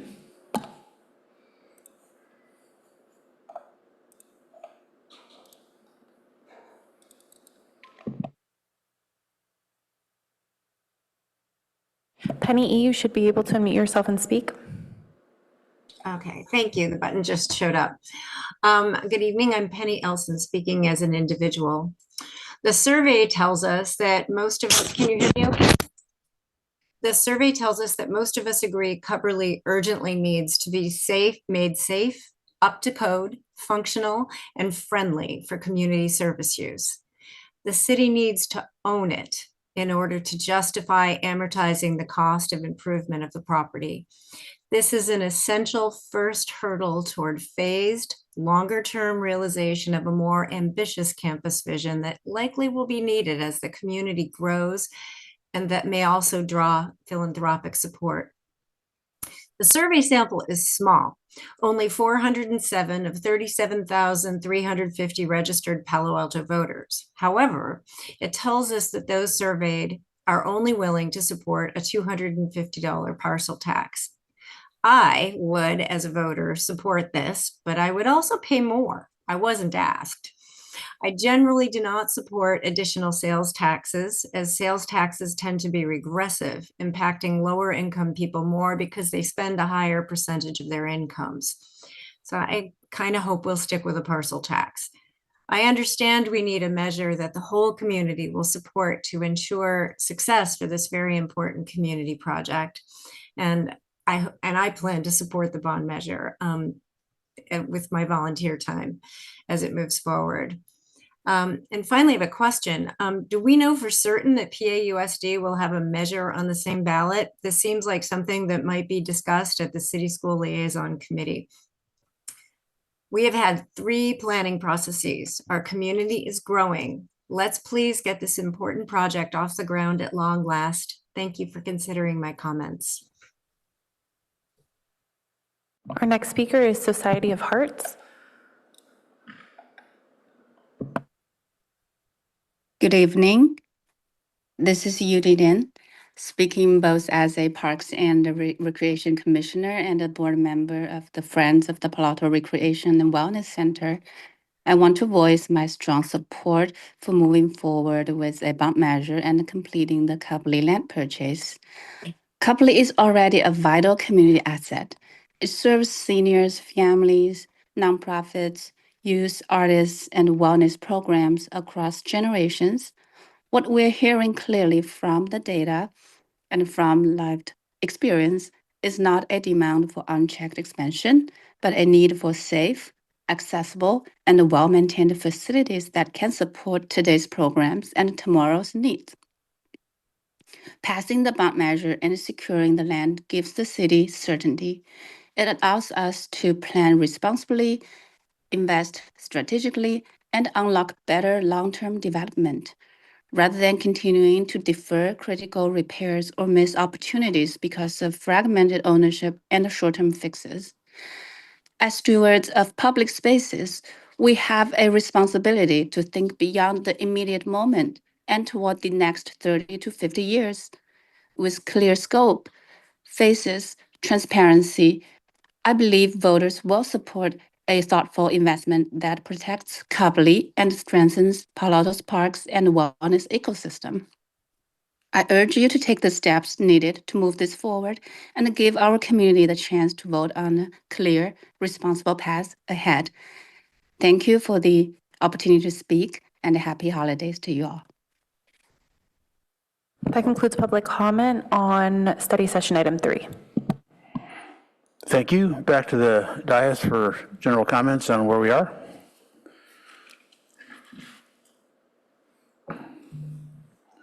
Councilmember Stone. Thank you, Mr. Mayor. Thanks to the ad hoc for the ongoing work. I mostly just have a few questions on kind of the polling. So I understand the viability of a sales tax increase is going to be on that third poll. Will you also be polling on the viability of having both a sales tax and a parcel tax on the same ballot? That's not in the plan at the moment. I think that would be helpful information to have, and I'm also kind of curious how that might play with the school districts. If I might, Councilmember, for clarification, we should have mentioned this earlier. A couple of points from other agencies. First, with the school district, we do understand that the school district will be doing its measure in the spring, so not in November timeframe. In addition, there is an ongoing effort for a regional transit measure that could be on that November ballot. Again, nothing's for sure at this point, but we do expect that there may be some additional measures on that November ballot.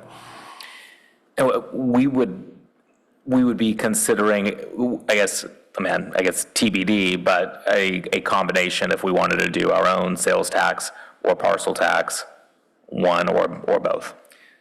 At this point, we've really only discussed doing one or the other, not both. Again, recognizing the limited funding potential.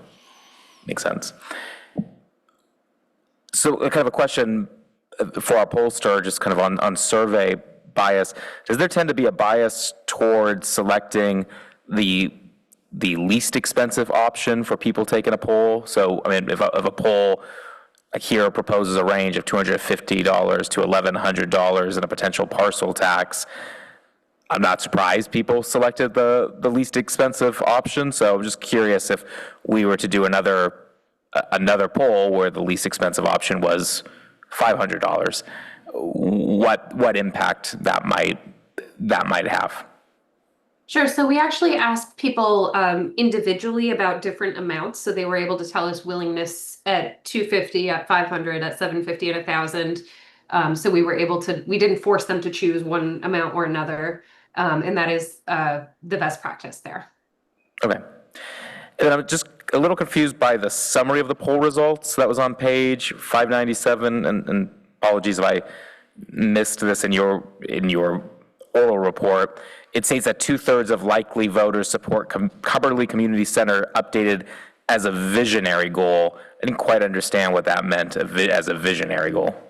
Yeah, so slide 6, not sure what the page number is in your packet, but it's the one with the kind of blue box with 2 paragraphs on it. That was sort of the vision statement that we provided to folks. We said, here's some of the history, here's where it's located, here's the ballot measure plan. That's the sort of conceptual vision we put in front of folks, which did have support from about 2/3, which is distinct from when we asked about individual amounts or individual mechanisms where support was lower. So I think that was our way of distinguishing between those more specific questions we asked a little later on and the sort of bigger picture conceptual question. Okay, yeah, I was just kind of torn seeing these results. It's great to see that there is so much support in the community for Cumberland, but then when it comes to the price tag, that support seemed to really drop. I mean, it reminded me a bit of like when my wife asked me for my Christmas list this year, and I told her I was all enthusiastic, and then she looked at the price tag of it all, and she said, "You're not getting that." So I kind of feel like that's where we're at right now. But I'm interested for this, of course, moving forward, and excited to see the results of the third and fourth poll. And I share the concern of one of the speakers regarding sales tax being regressive. I don't quite know where I stand on the idea of us trying to get the state to kind of change that. I mean, if they change that, they do. I think there are ways that we could craft a sales tax to, for example, not apply to, or maybe this is already in the law as far as groceries or other basic necessities, and which could make it better. So that's, yeah, those are my questions and initial thoughts.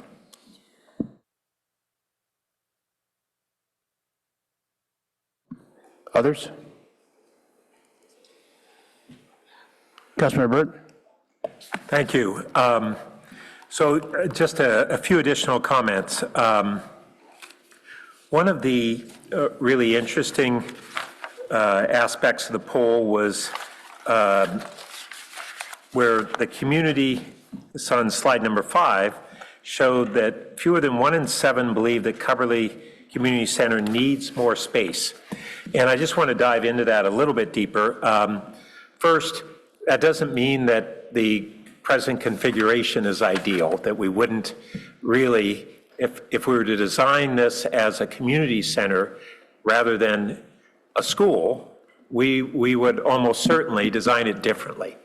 But on the other hand, I think the community is correct, because when we looked at the current space that we have versus how much we're leasing or renting for current community-oriented nonprofits and our own use, we're using a fraction of it. We're going to get back a sizable amount of space from PAUSD if we are successful in a measure that will purchase the land, and those buildings are currently generally occupied by for PAUSD functions, and they've indicated that they would be giving those up. So that would become additional community space, although all the existing buildings need renovation.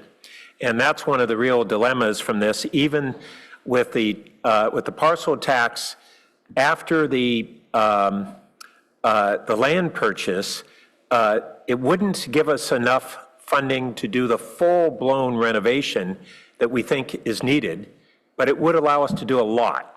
And that may be somewhat disappointing, but it's also, we would have a community center that we would be able to have this first phase of Coverly, of renovating buildings, doing some exciting things, and that goes into the most exciting part today is the prospect of community partners. We heard this evening from the friends of the Palo Alto, what do we call it? The Recreation Center. And then we have the other prospect of a partner in performing arts and potentially other community partners who are interested in making many millions of dollars in investments that the community as a whole will benefit from. And that seems to be emerging as this hybrid model between the contributions that the voters will make and those that these really valued community organizations are indicating they are very interested in doing. And so that's the hopeful part. But those partners need us to acquire the land for them to be able to move forward. And they actually need us to do that before they can really commence with their full fundraising. They're doing groundwork right now, but until we get the voter support for that land acquisition, they can't go forward with their full fundraising, which is really a great opportunity for this community to benefit from what they're willing to do. I will note that on slide 11, there's a reference to the potential additional projects that do not dramatically increase support for the measure. Because one of the things that we were wondering as a committee is if the ballot measure included some other very modest projects elsewhere in the city, would it appeal to a broader voter base and increase support? And the slide says they don't dramatically increase support, but the first two increase it by 12 and 14%. And I don't know if I'd call that dramatically. I'd call that very significantly on a measure where we're looking at needing to gain as much support as we can, and it's not overwhelming. So I just want us to bear that in mind as a committee. We haven't gotten to a point of making any recommendations, but that was one area that I would have titled that slide differently, and because I do think that appears to be significant. And then I'd like to call your attention to slide 13, which is, it says fewer than half prioritize a series of different uses. But the columns that were added together were extremely and very important. But if you add in somewhat important, then those numbers really go up. For instance, the expanding outdoor spaces or after school and arts and community involvement, it goes from 51% support, but if you put in somewhat support, it goes to 79, 77%. So I just don't want us to overlook the importance of that. Just like when we look at undecideds as voters who may be persuaded when we get a real campaign, or they get to see more clearly what the community will get in benefits. Similarly, I think that when we look at somewhat support, that's not no support. That's just not their highest priority. So those are just a few additional thoughts I wanted to share. Councilmember Liu. Thank you. And I just had a few quick thoughts on the polling as well, echoing several of Councilmember Burt's points. Starting high level, I don't love our options for sales taxes. I think we can reasonably include them in the coming poll, but I don't know how excited I would be at the end of the day. I think for the next round of polling, it definitely makes sense to include both options for the teen center and Rinconada pools somehow more explicitly into the voters' final sort of up-down, like what would they vote preferences. I would also like for us to be able to dig in a little bit on what kind of benefits we could actually offer at a $250 level. I think during the presentation we noted that at the $250 level, when just sort of pulled on its own, the community didn't really have a chance to understand the benefits of $250. But at the same time, I think it's going to be really hard. I think that polling level is actually somewhat representative because it's going to be really hard for us to articulate the benefits at a $250 polling level. Yes, PAUSD gets some money, but that might feel like a paper transaction to a lot of residents, where money just moves between government entities. And then, then we can do some light renovations. Obviously, those are things that the community cares about, but maybe it's not actually enough of a benefit that we can actually sell. And so the polling at the 53% polling at 250 is just sort of what it is, which is not a number I would love to see. So I hope we can think about how to sweeten 250 and poll options for that. I, like Councilmember Burt, was curious about when looking at priorities, if there could be an option for something like not important at all, or a priority that actually makes someone less likely to vote on something. I just found it interesting that in the first set of bond amount polling, there was like a very willing to very unwilling option. But in terms of priorities, there wasn't an option to say like that this is something that people actively dislike, which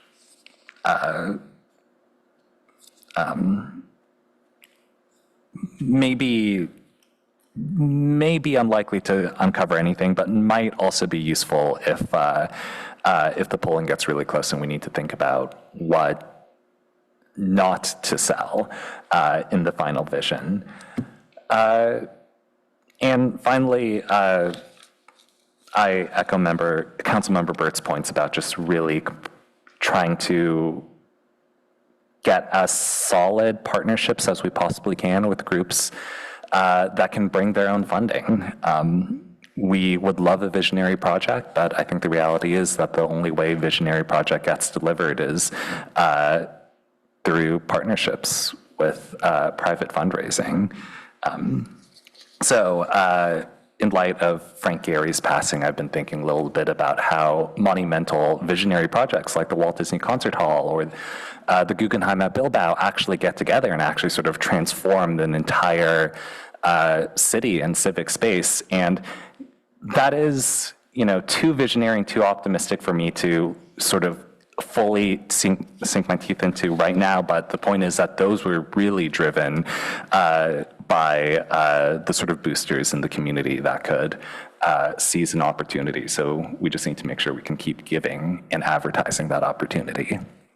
Thank you. Councilmember Rectal? Yeah, I noticed that 12% and 14% that Councilmember Burke pointed out, it does improve. The teen center, for example, does improve, but we may gain a few votes, but we also dilute the amount that we can apply towards Cubberley. So I'd be inclined not to include that if we're doing a low parcel tax. But I have a question for FM3. Councilmember Burke talked about the somewhat important. Is that negative or positive, or is that like no opinion? How do you interpret somewhat important? Yeah, the reason we put extremely and very to the right-hand side is because those are sort of the priorities that you want to see at close to or exceeding your threshold. So in a lot of communities, we see things in the 80s, 70s, 60% range, extremely and very important. You don't have to add the somewhat because those reactions are pretty lukewarm and not necessarily motivational of a yes vote. It's still positive, but it's not as, folks are not as passionate about it definitionally. So it means that it's not negative, but it's not enough to flip a vote? Is that the? Yeah, it's somewhat important. It's somewhere between very important to them and not important at all. So it's in a very middling spot and one that's less motivational. Okay, thank you. Yeah, so overall, when we started this process, we had a lot of questions. How big, well, first of all, does the community even want to spend money on Cubberley? And also, what kind of scope do they want? How big you want to go? And we did a lot of planning where we're looking at big scopes. And we gave the community picture of those big scopes, and they said, no, thank you, just like Greer's wife. Is that, you're not going to get that. But the polling is adding some clarity here, that we know that the community really does value Cubberley, and it wants a new, developed, modernized Cubberley. They want to have new wiring. They want to have earthquake safety. They want to spend the money and have this be an enduring community center. They don't want a Taj Mahal, right?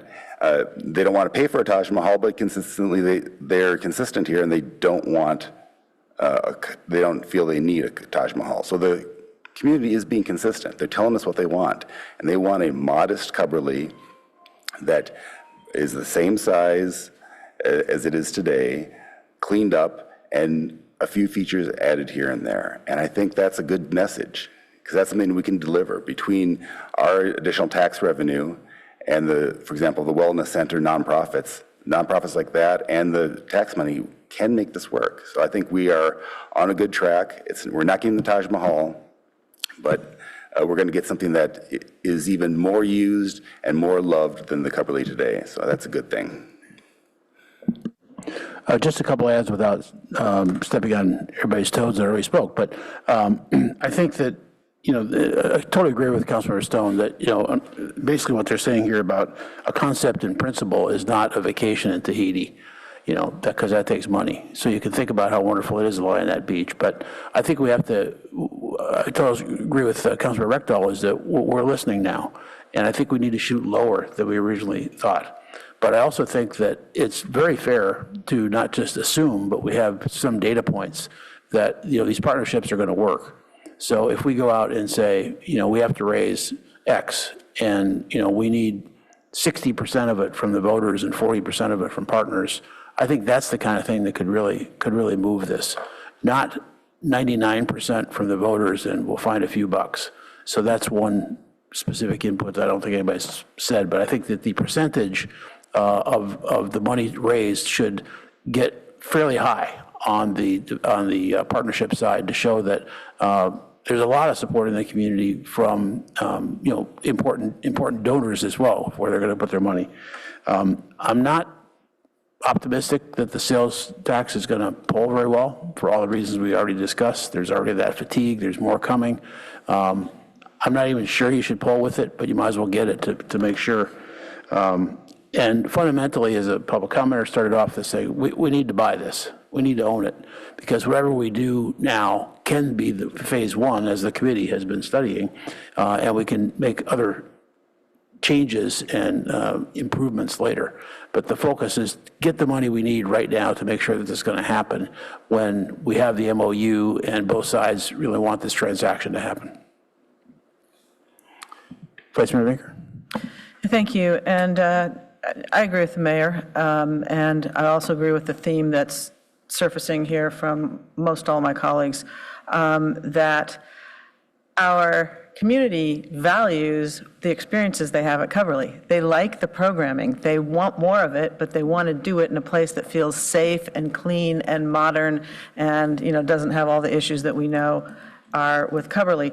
And it is a large site already, so I think that's why there's probably not this clamoring for being squeezed in. It's more a sense of quality while you're there, that you want it to be more modern and upgraded.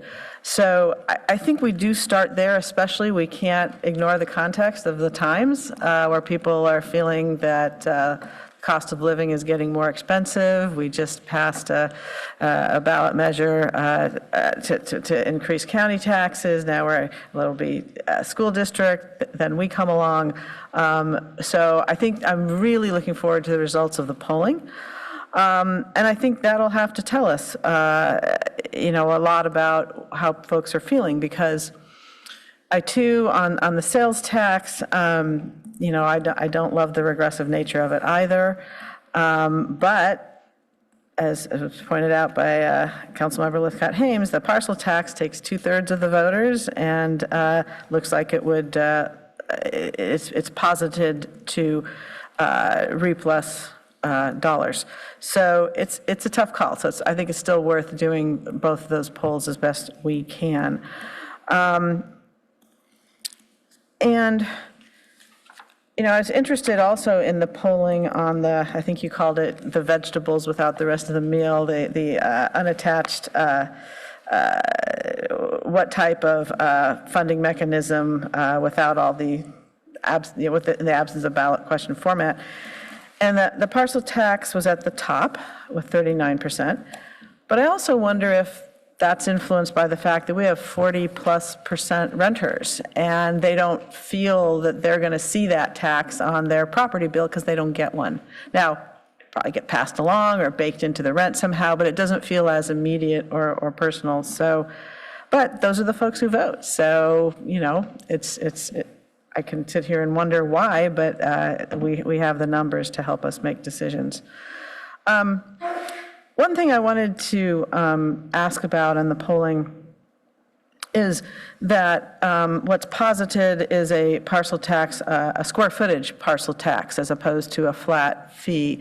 And I assume that's explained to folks so that it's not also a somewhat regressive vehicle.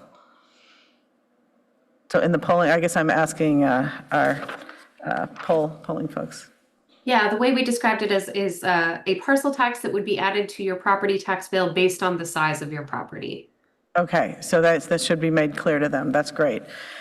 Okay, well, I echo again what has been said, which is that hopefully we can get this place, spiffed up, get some new tenants, whet people's appetite to want to do more, work with these partners, some of whom have already identified themselves, and thank Ann Cribbs for being here on behalf of the Friends of the Wellness Center, and others that have stepped up to express interest. But, hopefully when this feels more real, we can get more, because it looks like for our aspirations, we're probably going to need more.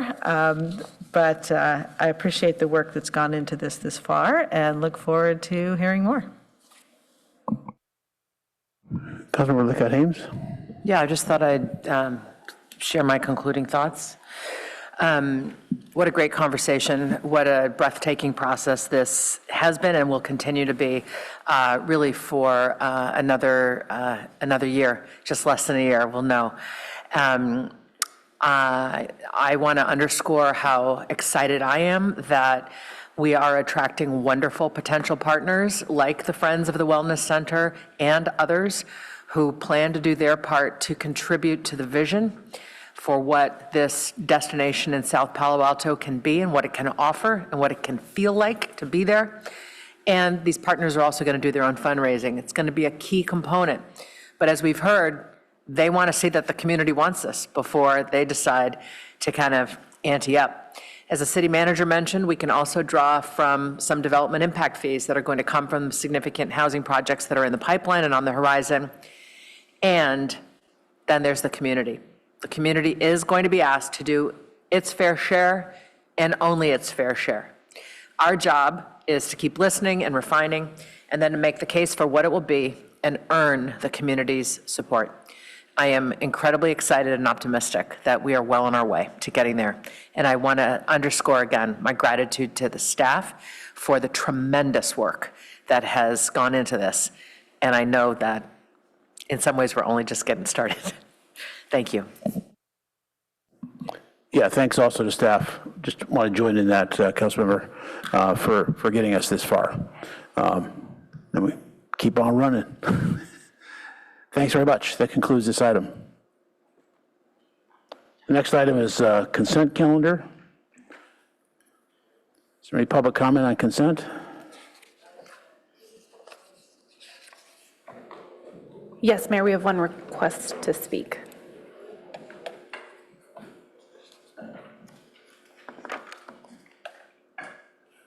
Our first speaker is Herb B.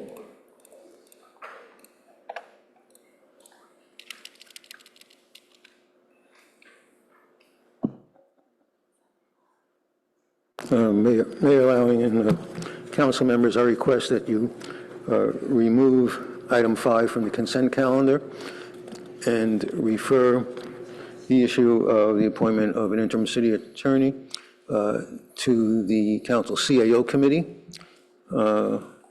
as provided for in your council procedures. The council has not delegated this task to either of the individuals who are bringing this before you. I have previously talked under public comment about how the city attorney recruitment information on the city's human resources website was wrong with the wrong current salary and omitting the fact that the job was by qualifications. In addition to the procedural question of doing this the appropriate way by having either the council itself meeting in either closed session or and deciding on the subject, or by delegating it to the CAO committee and having them make a recommendation, which they could if they wanted to, after they made it, is to delegate it to the chair to bring it before you. There's also the noticing the Brown Act requirement, since the main thing that you'll be doing in this appointment would be changing the pay of one person. There is nothing here to indicate what the individual's current salary is or what the increase in salary would be. And there have been multiple opportunities, as this item has appeared on your agenda, for that to be corrected. And the only way to be corrected would be the city's attorney's office looking at the agenda and seeing that it was missing. So for either of those issues, I believe it's appropriate that this not be approved at this time, and instead to follow a normal procedure where there's a publicly noticed meeting where somebody with the authority granted by the council will come to you with a recommendation, or you could meet in closed session yourself, as I pointed out was done when a previous city attorney announced the retirement, and the council met in closed session at the time they're doing evaluations, and also at that time decided on the process and appointment for an interim city attorney. Thank you. And that concludes public comment on consent calendar items 4 through 20 and 22 through 24, as agenda item 21 was removed off the agenda. Thanks for that summary. Any other comments from council members about polls or no votes? Seeing none, let's go to a motion to approve. So moved. Second.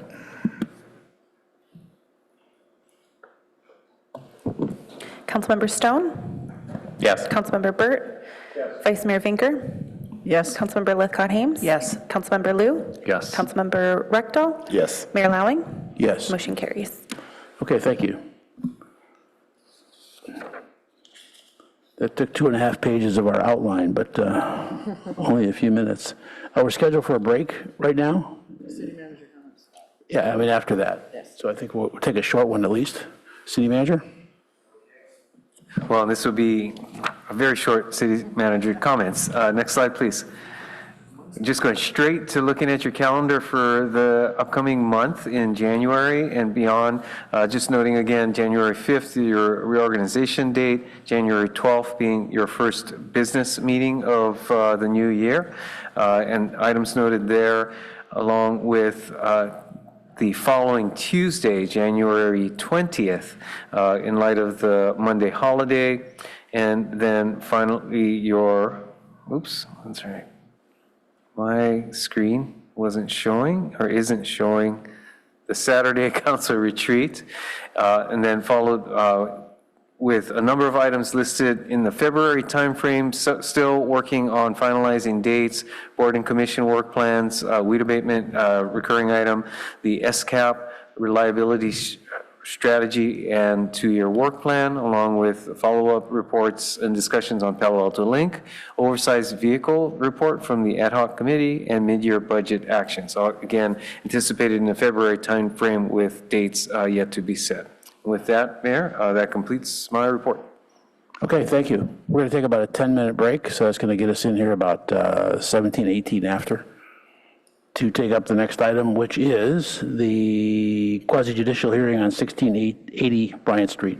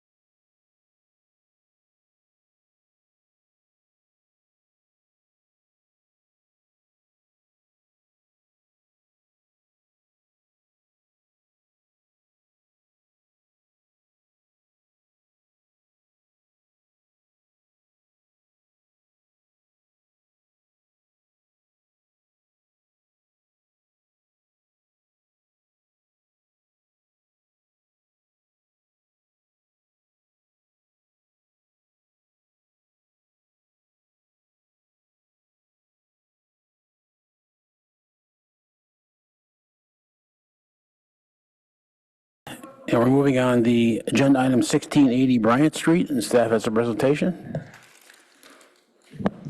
Great, thank you, Mayor, and good evening, City Council. Jonathan Late, Director for Planning and Development Services. Stephen Switzer, our Senior Planner with our office, will give this brief presentation.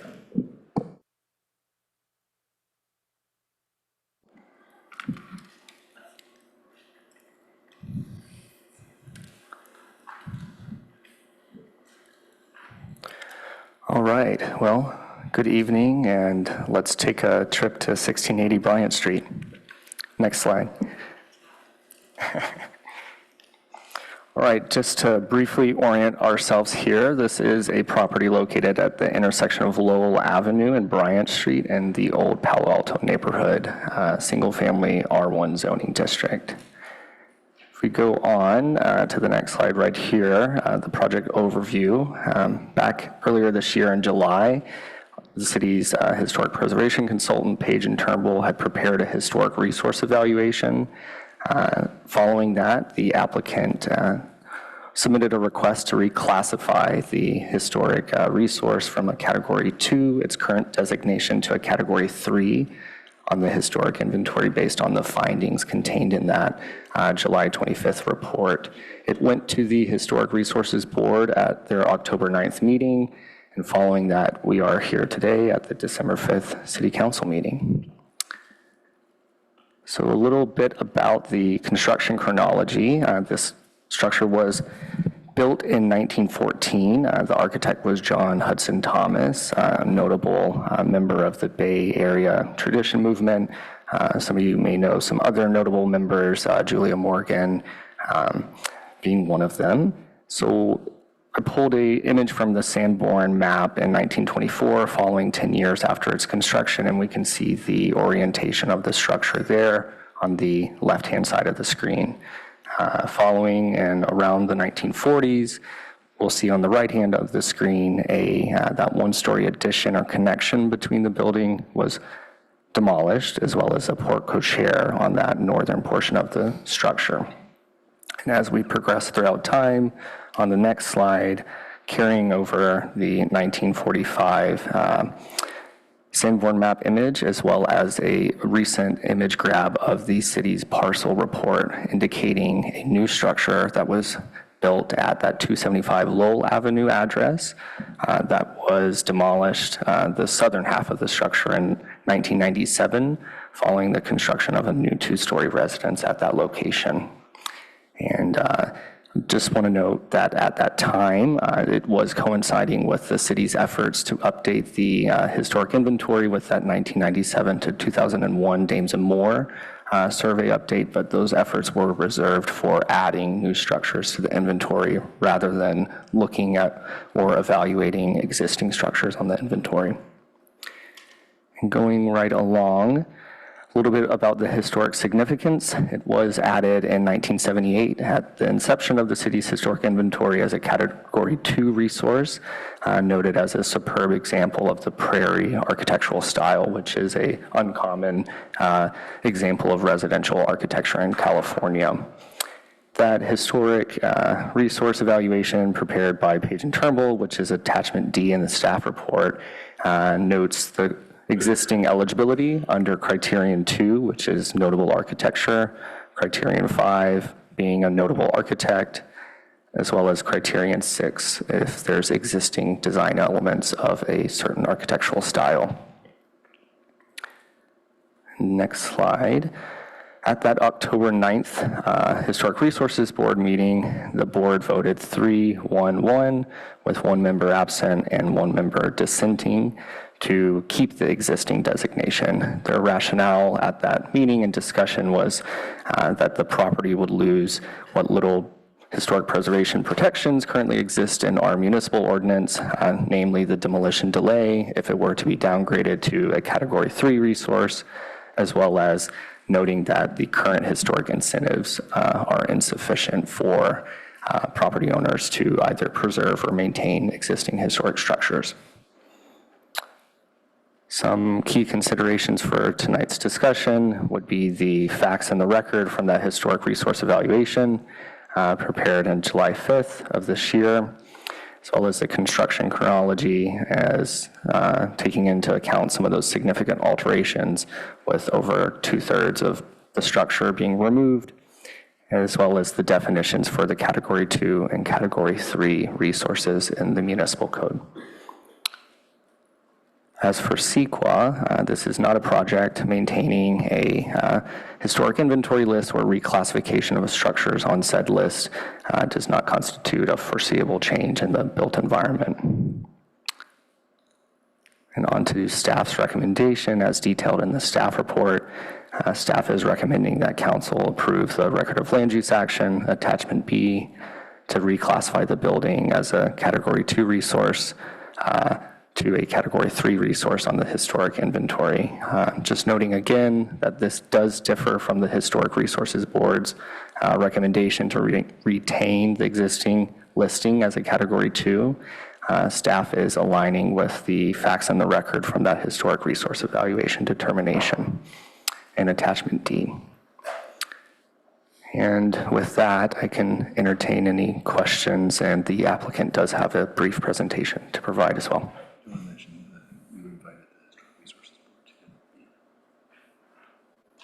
There is also no member of the Historic Resources Board present at this meeting as well. Did you say no? There is no member, unless there's one online, so.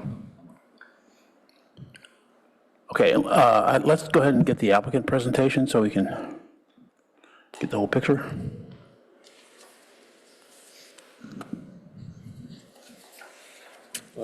Good afternoon, good evening, I guess. Thank you for being here this late evening to listen to our request for recategorization of our property of 1680 Bryant Street from Category 2 to Category 3.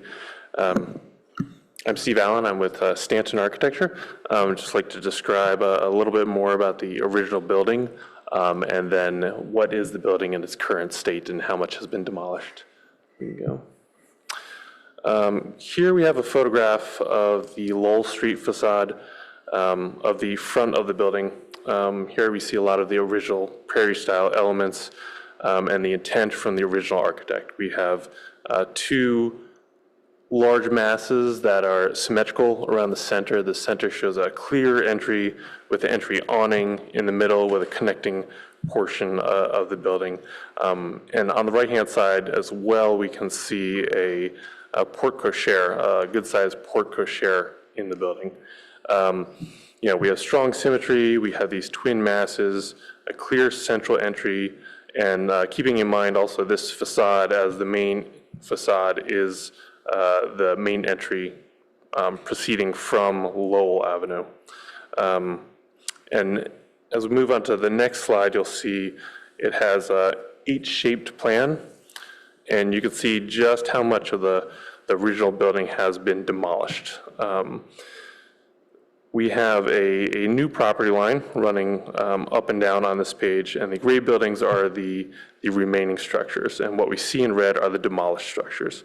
So, not only is there extensive and permanent changes to the building, but extensive demolition of the vast majority of the building.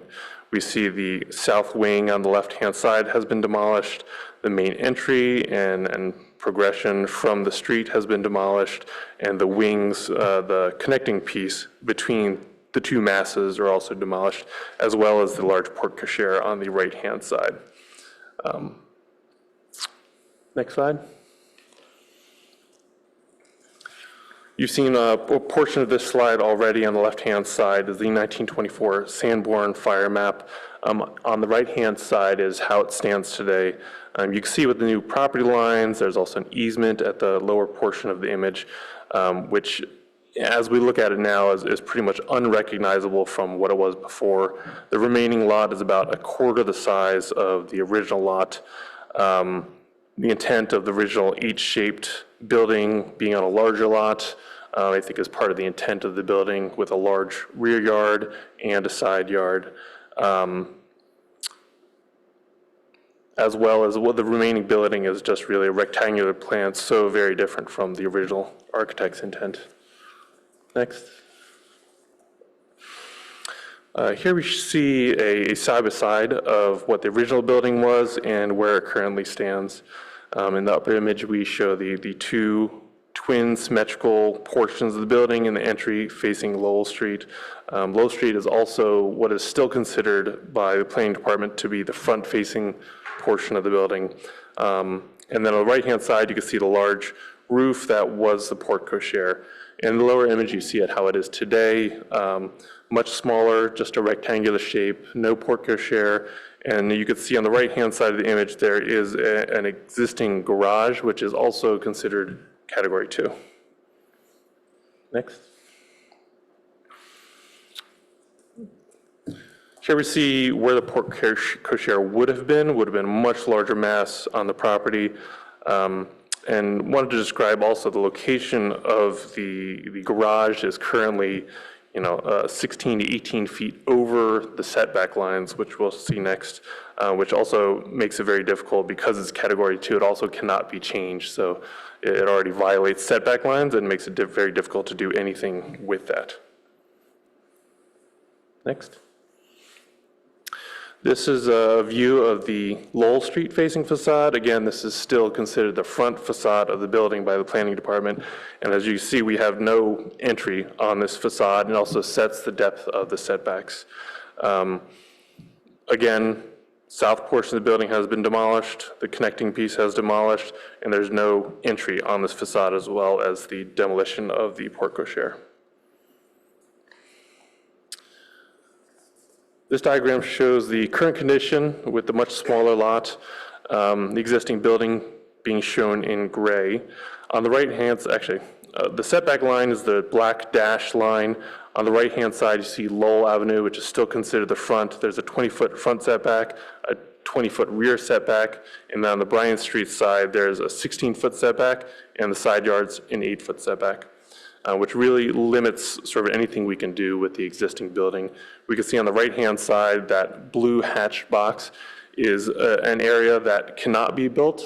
Because it's Category 2, you're not allowed to sort of block the view of the building from the front side. So nothing can be done in this area. No additions, no ADUs can be done in this area.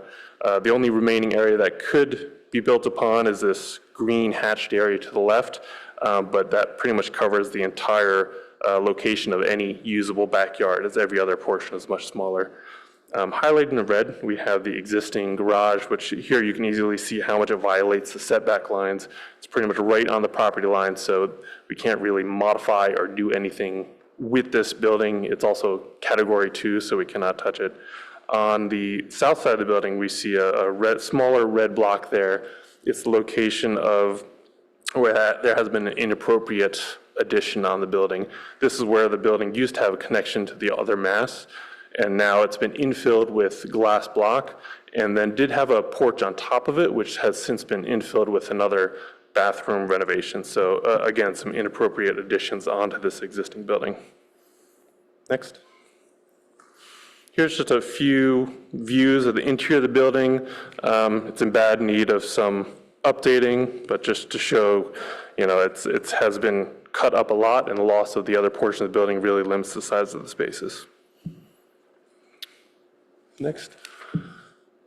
This is a view of the second floor. There is an occupiable roof on the second floor. However, it's sort of unusable, as the two different locations of doors go out and on the roof. The head height clearance of this roof is about 5'6", so it really creates a hazard. So with the Category 2 designation, we still can't modify the roof. The hazard has to stay. We can't raise the roof. We can't modify a portion of it, so that's not a head hazard as you go out. And again, here's the Lowell facing facade. Again, it's still determined to be the front facade of the building, although there's no entry here. And then as you can see on the left-hand side, you can sort of see the inappropriate addition that's put on the back of the building, which we'll see in the next slide. Here, the view from the backyard, we can see the inappropriate glass block, which was not original. It was put into infill where there used to be a connection to the other larger building. The upper portion, there was previously a porch there that has since been infilled, an inappropriate addition of a bathroom on top of that. The black line indicates the location of the setback as well. So the building currently is very close to the rear fence. What we're asking for is really to be categorized correctly under the Palo Alto Municipal Code. We're requesting to reclassify from a category 2 to a category 3. Category 2 is defined as a major building and may have some exterior modifications, but the original character is retained. Category 3 or 4 is defined as a contributing building that may have had extensive or permanent changes made to the original design, such as inappropriate additions, extensive removal of architectural details. We think it's sort of undeniable that this building has had very extensive and permanent changes to the original building. I find it difficult to believe that the architect would look at this building and say it matches his original intent. And going back to recap again, just showing the extent of the demolition of the original building. Again, it's over 60% of the original footprint of the building has been demolished. And on the last slide, just again, reiterating the difficulties of this site and how it's very restrained by the category 2, and that we really can't do anything to the building in its current state without the recategorization. And with that, I think George Halstead wanted to say a few words on behalf of the ownership. Thank you, Steve. Hi, I'm George Halstead. I'm here representing the ownership family. And I just want to make a few quick points that this is owned by a family that lives here, invests here, and feels strongly about keeping the neighborhood in its good composition. This is a well-intentioned attempt to take this home that was purchased in 2014 and because of some family changes, was never moved into, but keep it in the housing stock here. Nobody has lived here really since 2014. In 2019, we made an attempt to rent the home for basically the cost of the property taxes, plus not even enough to cover anything close to the considerable expense required to make it into a nice place to live and really habitable. And we're unable to do that. We reduced the rent again. We're unable to do it. It's been sitting vacant since then. So, we're really trying to make an earnest attempt here to fix this home in a way that we can put it back into the housing stock of the city. And then with regard to, I understand that's probably different for us to ask you to vote differently than the Historic Review Board did. And I want to point out that it was a procedural mistake on our part to not be in the room representing ourselves there, because I think there is misunderstanding about why it is that we want to do that, and that's why we're here tonight, and hopefully you can see our side and how we want to make the community better. Thank you for your time. Okay, thank you. Is there any public comment? There are no requests to speak and no hands are raised for action item 25. Okay, then back to the dais for councilmember comments.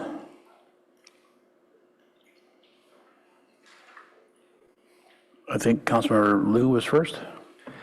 Yes, I'll just make a couple of initial comments. First of all, as a quasi-judicial item, I did both as a liaison to the HRB hear this the first time, but I also subsequently met with the Representative George Alstead, I believe, during my office hours.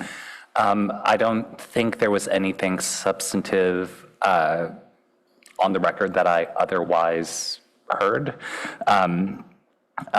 During the office hours, the applicant basically raised a variety of concerns about the livability of the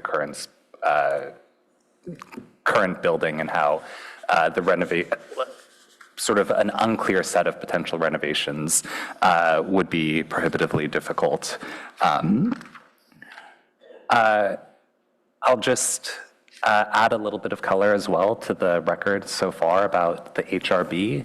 The HRB really did love this building, even in its really altered state, just to see an example of a prairie, a modern style home at that era, all the way out in Palo Alto, felt remarkable. And the prominence of the way it's on Bryant and the Bike Boulevard, that was all really deeply collectively appreciated.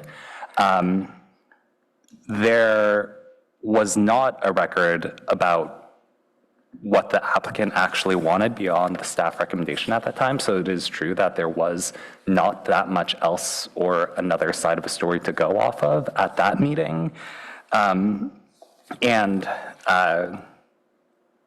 mean, I do believe the staff recommendation is fair, that based on the rules and sort of predictability that we have actually written into our own definitions, that we no longer meet the criteria for a Category 2 property on this site.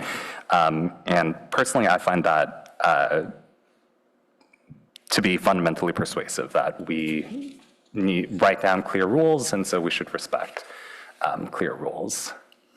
Okay, thank you. Also, are there any other disclosures relative to quasi-judicial?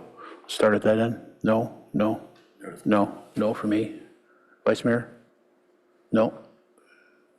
Councilmember Burt? No, okay. Okay, now Councilmember Burt is on. So I just wanted to confirm what's in the staff analysis that said the HRB voted to retain the property's Category 2 designation, and its rationale was based on concerns that the property would otherwise lose historic protections, et cetera. But did the HRB did not disagree with the basis for the recategorization, but merely the concern that they valued the building in its condition? We had one member, the former chair of the HRB, that dissented from the majority opinion of retaining the classification, but as for a collective of the members that voted, the 3 in favor of retaining, not all were in agreement of the designation. I believe that there was discussion as potentially upgrading the property in the to a Category 1 by one member, and the other member was aligning, the other 2 members, should I say, aligning with what's detailed in the staff report. So it wasn't a full swing of everyone in agreement. But on the basis of the technical requirements of the standard, what I read in the staff report is that their objections to the reclassification were not based really on the technical requirements, but rather how much they value the building.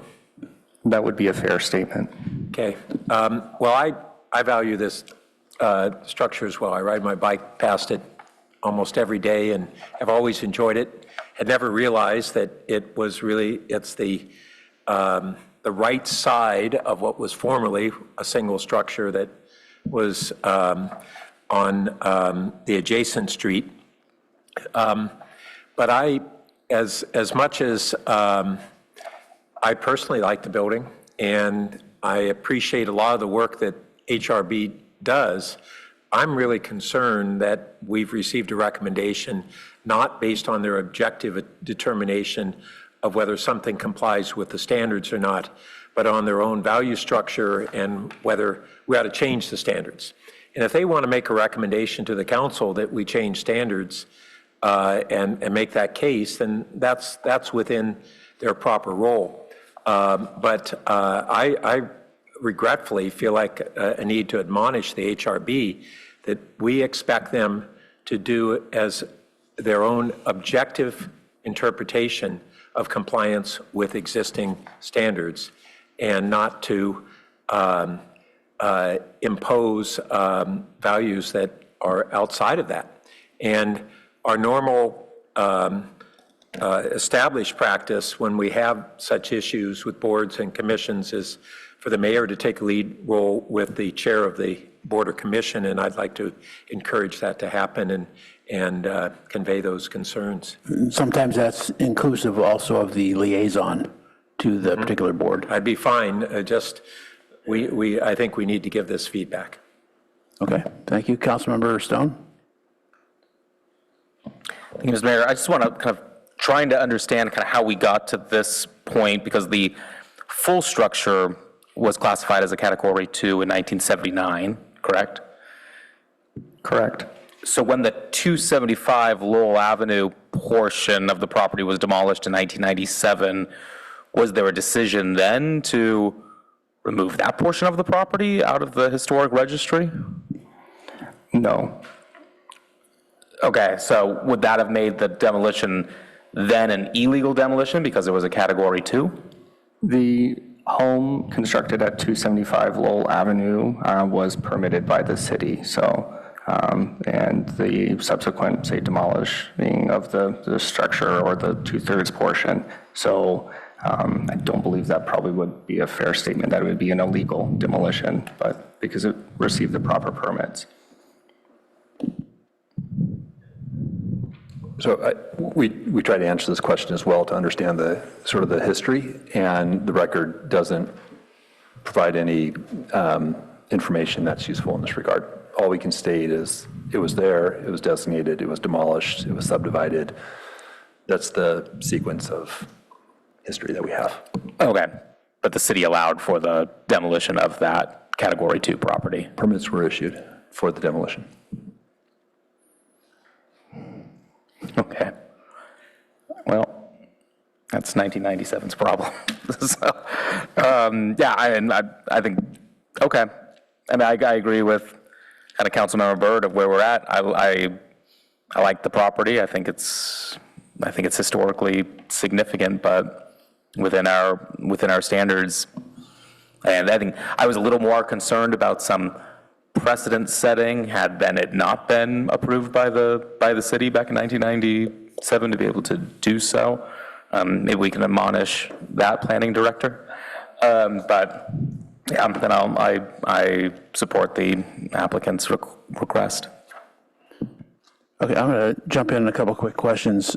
So with the move to Category 3, what is the applicant allowed to do or constrained from doing? I mean, even down to the details of like, do they have to match the filigree and so on that's there, or what's the status there? Sure. So a Category 1 and Category 2 structure is subject to historic review per ordinance. Likely that's elevated up to the Historic Resources Board for their weigh-in. And that looks like, say, getting either a historic preservation consultant to review architectural plans to, as you were describing, ensure that, say, significant integrity of the structure is maintained, whether that's materials, details, design elements. A Category 3 and 4 structure on our inventory, what's classified as, say, a contributing structure, would be afforded some more flexibility. It is not subject to historic review, but it does get afforded some incentives, if you will, in the zoning code for either allowances for home improvement exceptions, some bonus floor area, some of those items that are pretty limited in the zoning code, but they are offered as incentives. Okay, well, let me give you an example. So in the areas that would, I think it was the green hatch area that would now be considered buildable, if somebody put an addition on there that, in light of earlier conversations, was a Frank Gehry add-on to this building, would that be allowed? Because it's completely distinct from anything else that's sitting there. Well, teeing up a nice example there, let's see. So if we're talking about just general development and whether the involvement of, say, CEQA, a one-story addition on a structure would be subject to a building permit. So that would be a situation. I think more just about design match. Yeah. I think that probably would be an inappropriate addition to the architectural style of the structure, but the city would not be in a position to really condition the project at one story. So it would just be subject to a building permit. What about ARB? Yeah, so again, it depends on whether it's a discretionary action or a ministerial action. And the way our code is drafted, a one-story addition would be ministerial. And so that example that you described could be allowed. We would permit that example at the, through our building department.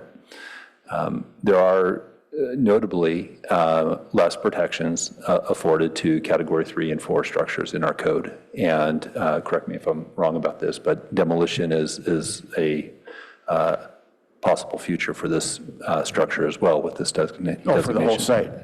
Yes, demolition of the entire structure.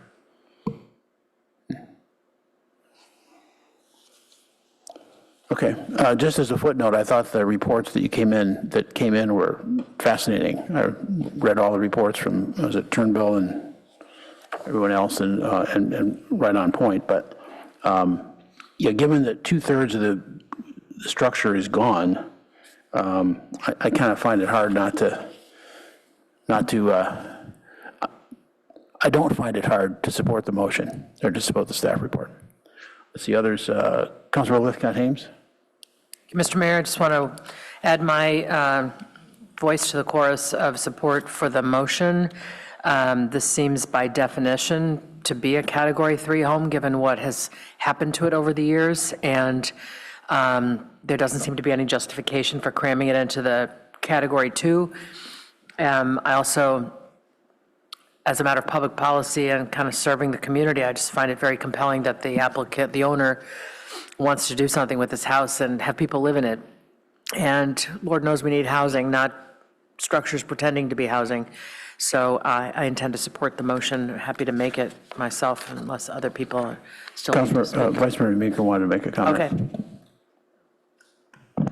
Okay. Just really briefly, yeah, I mean, this looks like it was once a beautiful, amazing example of the architecture that was described. And as is noted, a lot of it's gone, so it's frustrating to see, that it did arrive to our desks in this posture where it looks like, our own rules were not followed as we might expect. But what I wanted to say was that I wanted to appreciate and compliment applicants on your demeanor tonight and patience with this process, because we often get people coming here, somehow think we're going to be more persuaded when they yell at us. And, it is rare that when people understand that, there are processes and they can go sideways for a variety of reasons. And I just wanted to notice and appreciate your demeanor and respect toward us. It is appreciated. But with that, I do support the staff recommendation, and I can defer back to you, council member. Okay, well, so I will move the staff recommendation if you care to second. I move the staff recommendation. Second. Okay, any other comments? If not, let's go to a vote. Madam Clerk?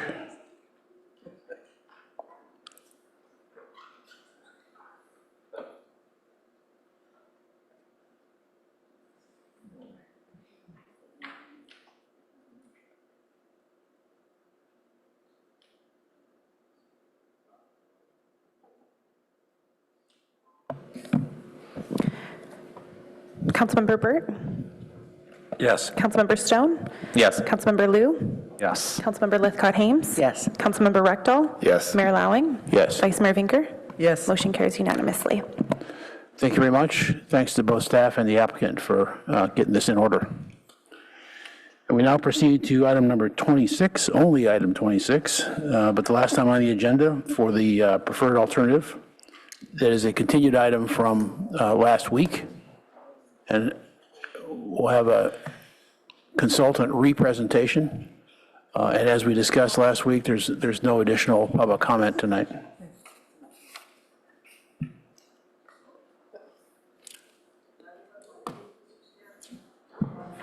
Staff is on their way downstairs. Okay. Coming downstairs.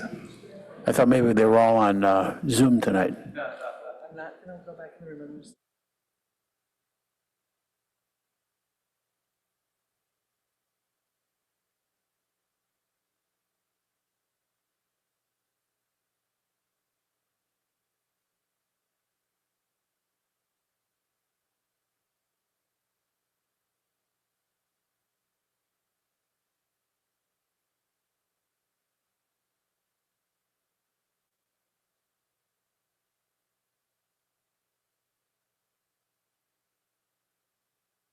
Here come our tired heroes who worked all weekend on this. All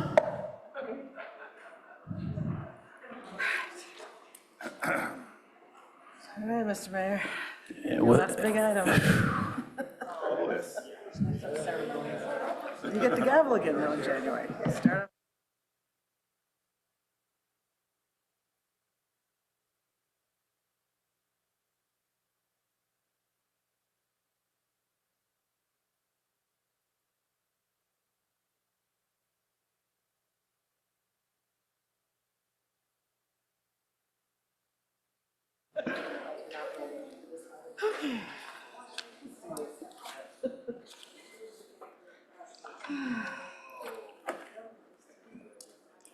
Yes, we are back on time on the schedule.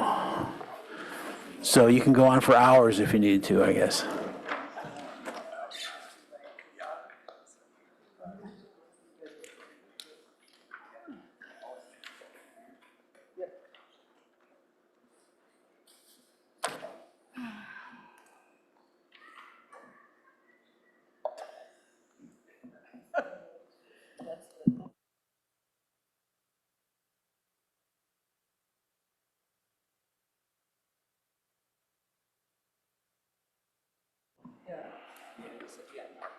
You can't hear it.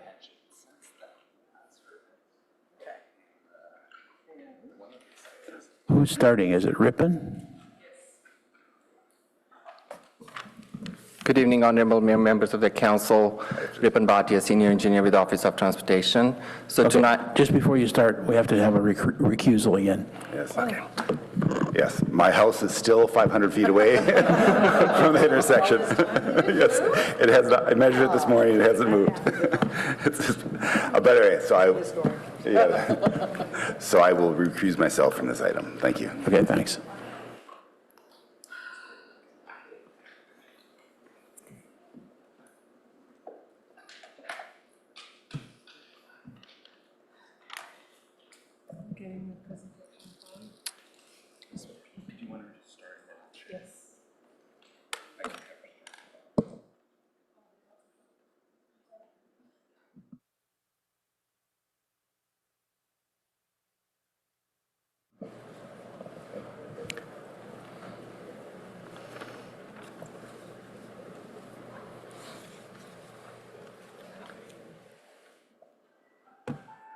all right.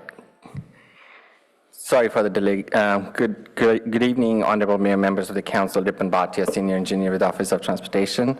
So tonight we are continuing this item from December 10th about grade separation at Churchill, Meadow, and Charleston.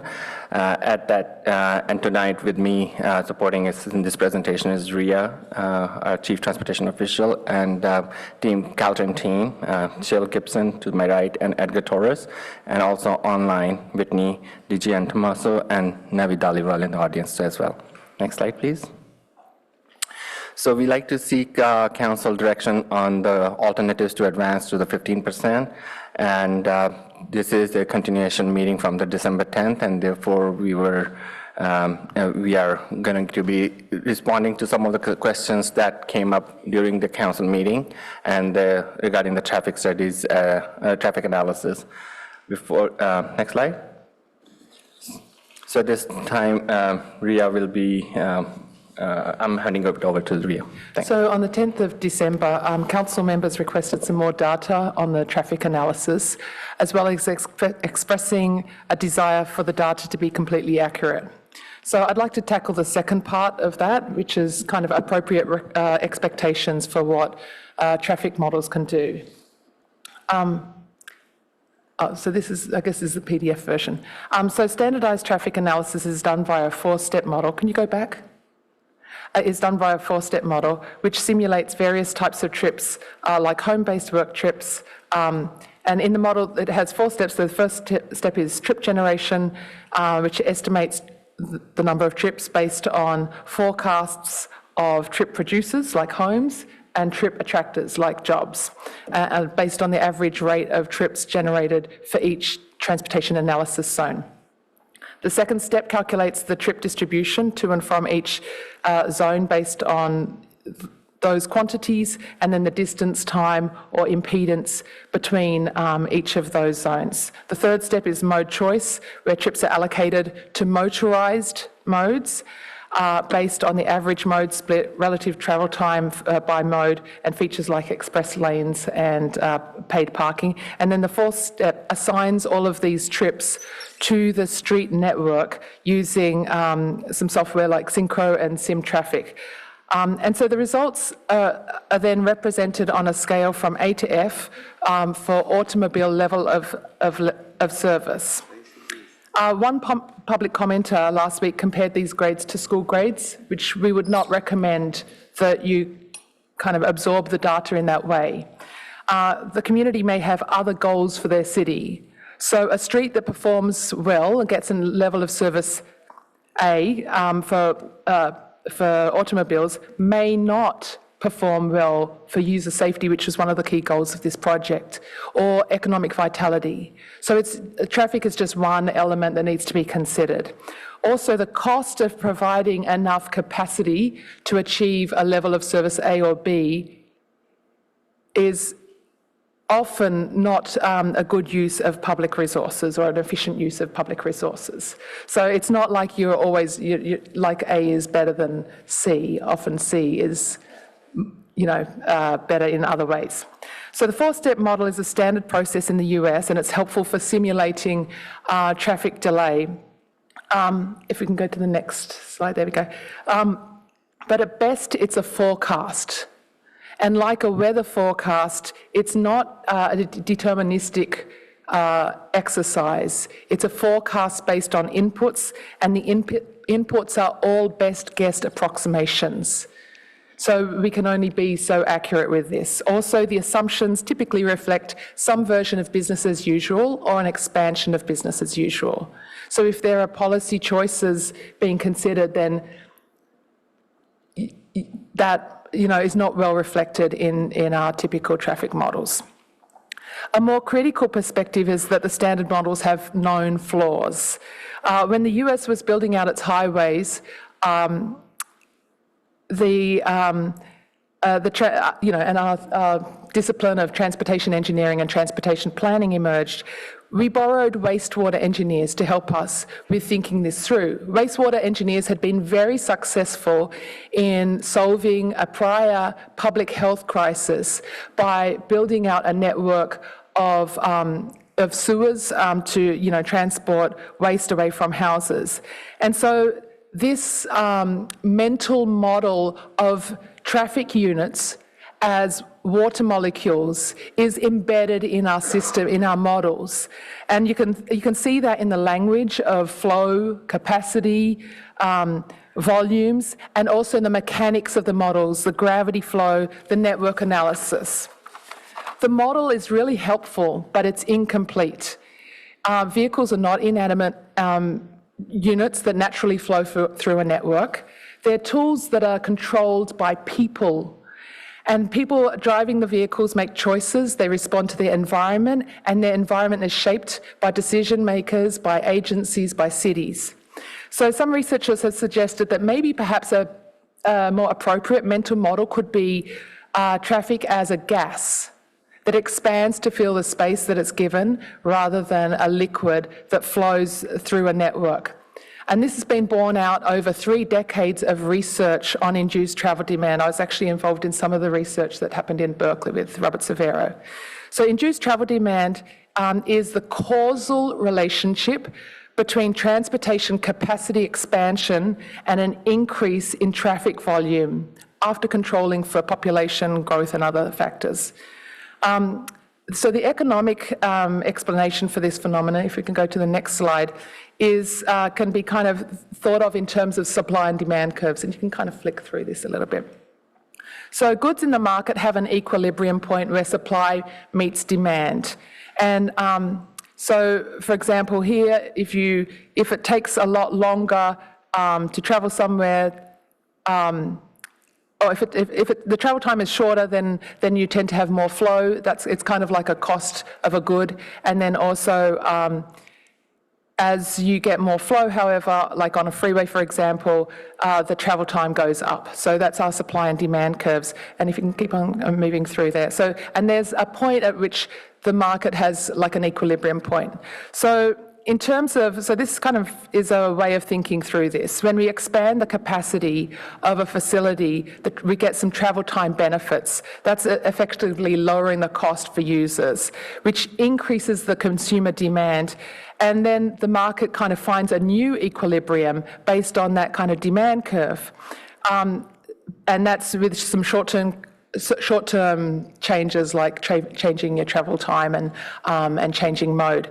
Over the long term, people may also invest differently. They may decide to move further away from where they work. And so there's also induced investment here as well. And so you end up with kind of a similar situation to where you started, and the roads fill up faster than they would have otherwise as a result of the capacity expansion. So we have very sophisticated models for analysing traffic that are useful for simulating conditions under assumed and forecasted conditions, but we need appropriate expectations for their accuracy and their utility. And over-reliance on our standard models is associated with a predict and provide kind of approach, where we're trying to build our way out of traffic congestion by widening roads and expanding capacity. So standard models that are based on the mental model of traffic as a water provide decent forecasts, but don't do a good job of capturing induced demand or forecasting conditions where there's a change in behaviour or policy. And it's important to remember that there are a number of human choices and policy decisions that affect the volume of traffic, including the density of land uses, diversity of land uses, the design of like urban design, the transit that allows us to access destinations throughout the region, and demand management strategies. And with that extensive caveat, Project Manager Torres will present the requested traffic analysis results.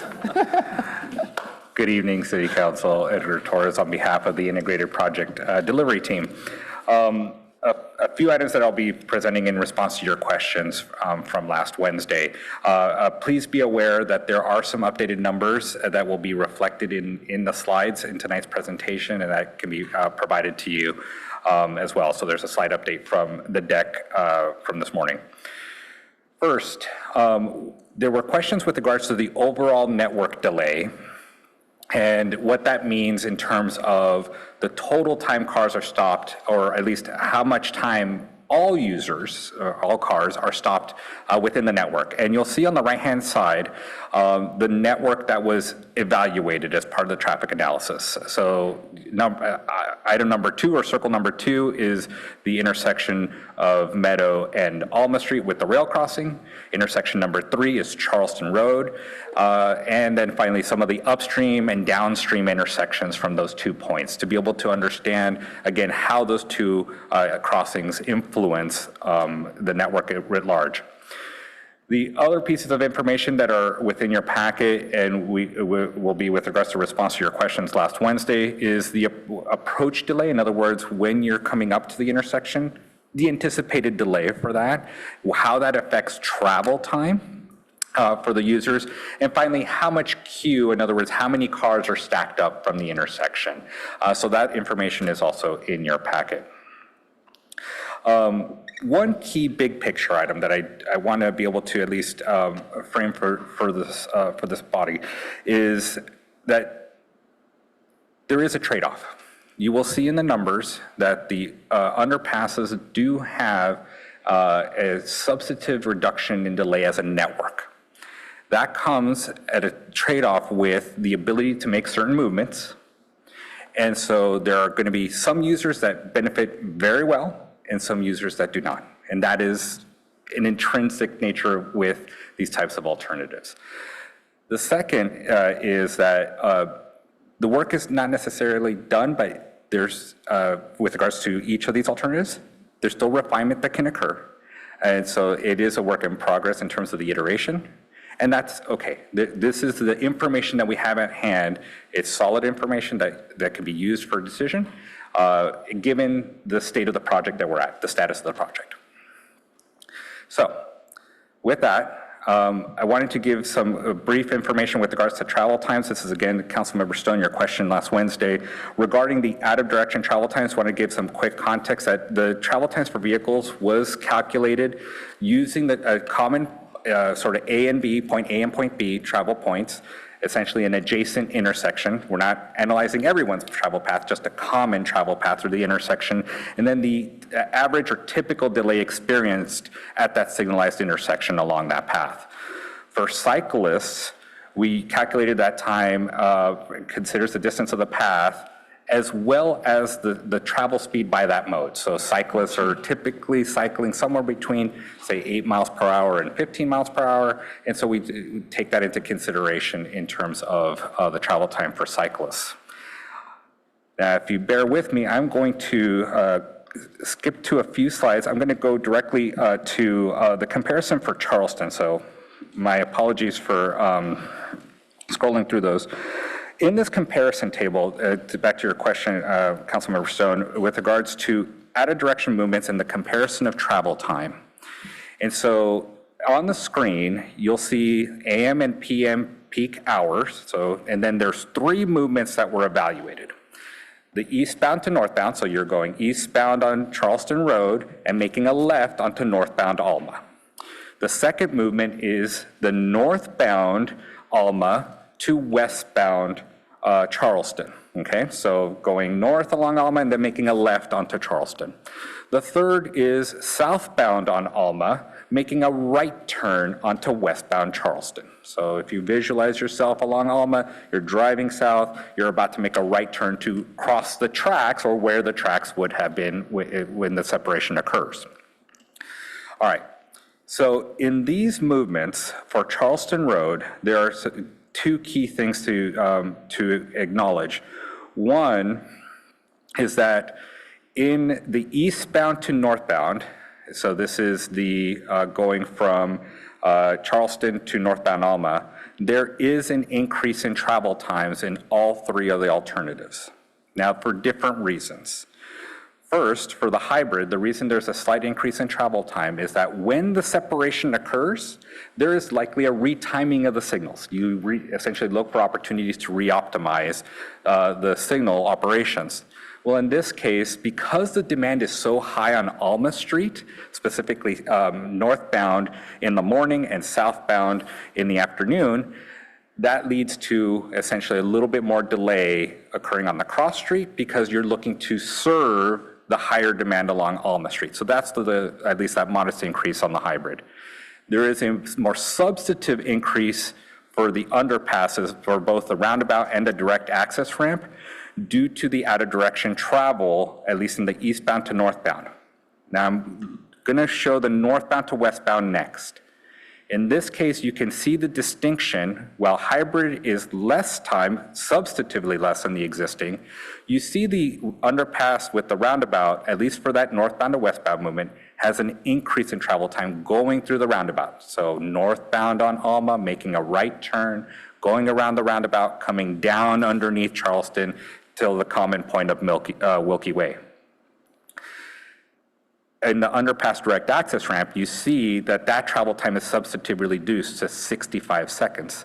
In this case, it's because that direct access ramp bypasses the out of direction travel, goes directly to an intersection down below with Charleston, and then an easy left turn to be able to go to westbound Charleston. So I wanted to be able to at least frame for you how the roundabout, at least for those movements, show an increase in travel time. Now, overall, it is a reduction, and I'll show what the network benefit is, but for those particular out of direction movements, it's an increase in travel time for them. Just a definition, is travel time including stop time? Yes. Okay. Yes, it is. So it would be simply from going, in the case of, say, northbound to westbound, from Eli to Wilkie Way. So those were the common points to be able to at least provide a comparison. The same thing occurs in the full build-out, comparable conditions in which the underpass has increased movement delay compared to the hybrid, because the hybrid, again, is able to allow for all movements versus the underpass restricts these particular movements as shown on the screen.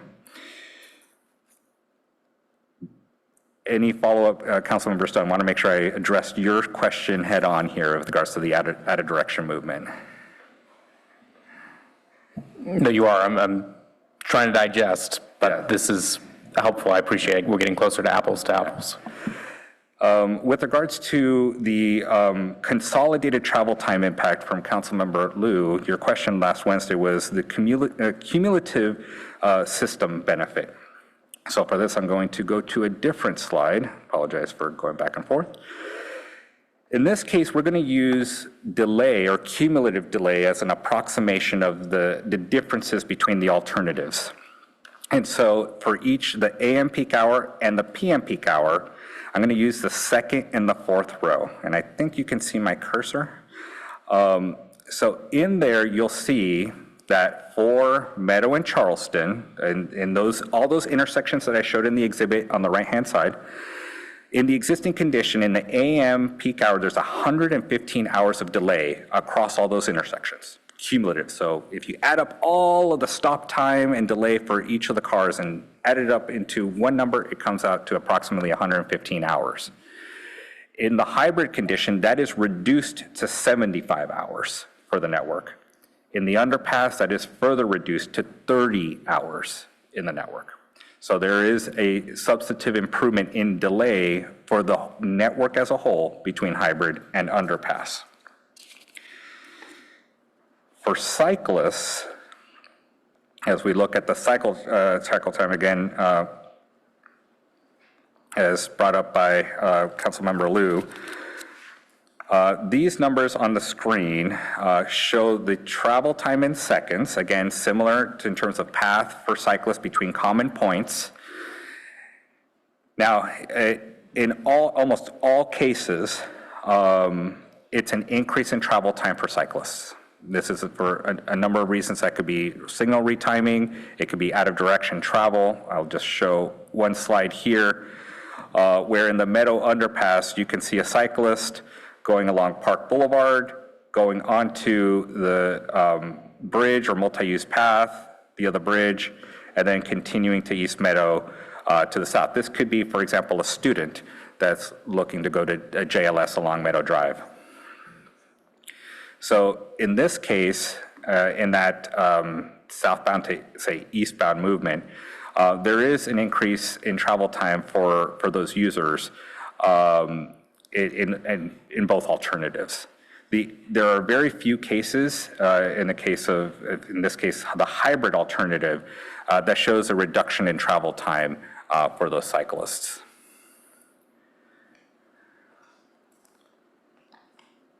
Now, keep in mind, I'm going to call these snapshots or slivers with different lenses, and this is in response to your direct questions. And so we can step back and provide a wider lens as necessary, but wanted to be able to directly respond to the questions that were asked last Wednesday. And that does conclude at least response to questions if there are any others.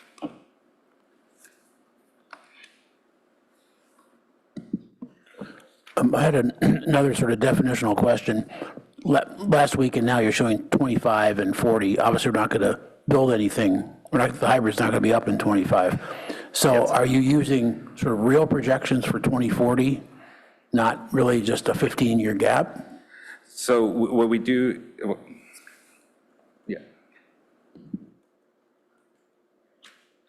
Yeah, so what the intention is to use the 2025 volumes, what essentially the public is experiencing today, right, for that 2025 scenarios. That's if you were to automatically snap your fingers and the grade separations happen, what could that look like? Right. And then the 2040 is a build-out scenario. So that is understanding that there's going to be new housing within the city, new employment, some of the projections that were utilized by the county and the city to be able to then estimate per RIA's presentation on what kind of demand could be seen. So that is the build out with the community build out as well. Yeah, so it's real projected data, to use your, okay, good. That's what I thought, but.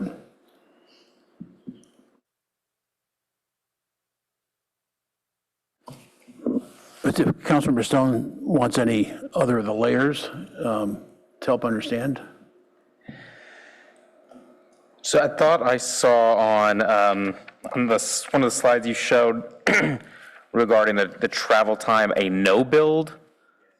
Oh, sorry, that slide that's up. Yeah. Does that, I guess that means if we do nothing in 2040. Correct. And we're better. At least for cycling, there's opportunities to be able to So that's by, yeah. Can you go to the vehicle one? Yes, for Charleston? Sure. Yeah.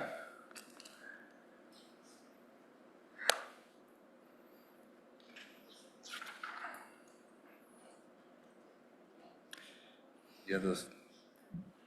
And the number is seconds of travel time. 66, yeah, or number of seconds, yeah. I guess I'm just surprised. In certain scenarios, it's better to not build. It's like eastbound and northbound 2040. Yeah, the no so- build option is better than. That would only be for those particular movements, which is why we do show the context of the overall network benefit. Yeah, that was helpful. So when you look at the overall network benefit, you can see that all the alternatives have an improvement in the overall network benefit. And so what we showed you was the out of direction movements. So it's in many ways just picking out only small pieces of data. This aggregates it and summarizes it as a whole for the network. So instead of 12 movements being presented in that slide, it's 3, the out of direction movements. That was the follow-up to the question. Okay. Yeah, no, this is really helpful. I appreciate you putting this together in such a short amount of time. Councilmember Burt? Thank you. First, I just want to make sure I'm understanding, for instance, on slide 27, where we're using the terms southbound and northbound, which direction is being referred to? Because our overall concept of that is different from the true north and south. Yeah, so in this case, it is southbound is essentially along Alma, and northbound along Alma, and then the cross streets are east-west. Okay. So kind of following the Caltrain line or the El Camino. Yeah. So, fine, that's kind of our natural sense. But I'm not, where are these bike trips that you're referring to? What roadway are they going on? Yeah, so in those trips, if it's referring to southbound for the cyclists, it's the common point is Park Boulevard, going south on Park Boulevard from the north side of Charleston, and then trying to get to the east side of the tracks to Wright Place and continuing further east. So then there's... I'm sorry. Southbound and northbound is going Park? Southbound and northbound would be southbound on Park, and then coming back up northbound on Alma Street. Northbound on Alma? Yeah, that would be slide 29. But we don't ride on Alma. There is an access point that's, if it could be a road cyclist or it could be a pedestrian.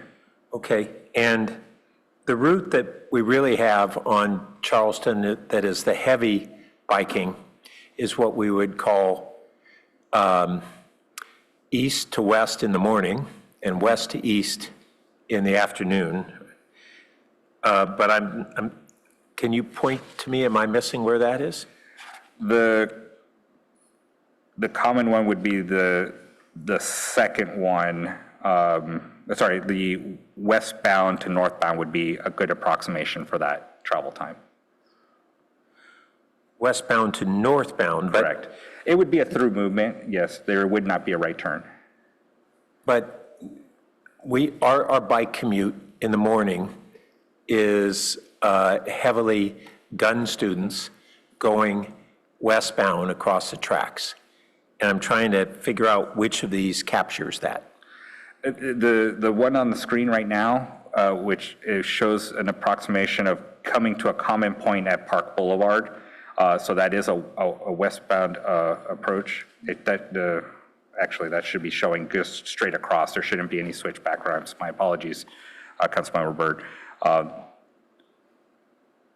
We'll go ahead and provide that information as well, just the direct across. So if I take this one, so in this case, if I were to draw it quickly,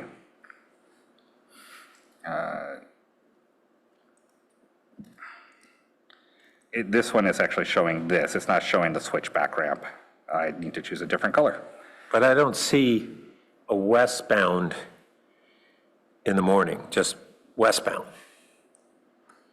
which is the predominant flow of bike traffic.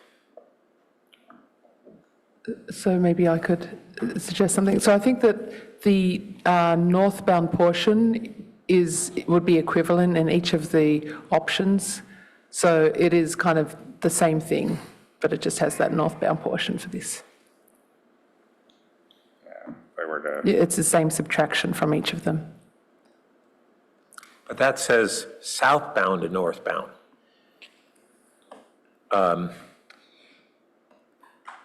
So I'm still confused what is meant by southbound and northbound and how that equates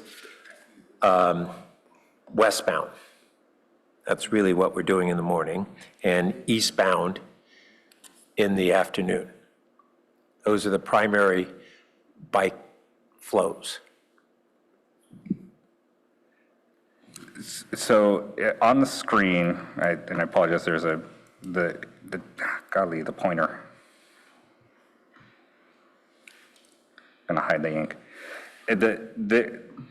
This particular calculation shows it going straight across, going to a common point at Park Boulevard in Charleston. Now, if we were to just jog this leg over, it would still be a common point on Charleston for those cyclists coming across. Because the cyclists would go from this point, join the road, and then be able to go into the bike lane further to the west. And which one is that on the graph on page 27? On the graph, that would be the third one, which would be the westbound to northbound. Okay. And in that case, that is an improvement for cyclists on Charleston Road across. I mean, all we can alternatives. leave off the northbound because that's actually not the main, what bikers are for the most part doing. Right. It's westbound that we're focusing on. And in the PM, I can just focus on eastbound, huh?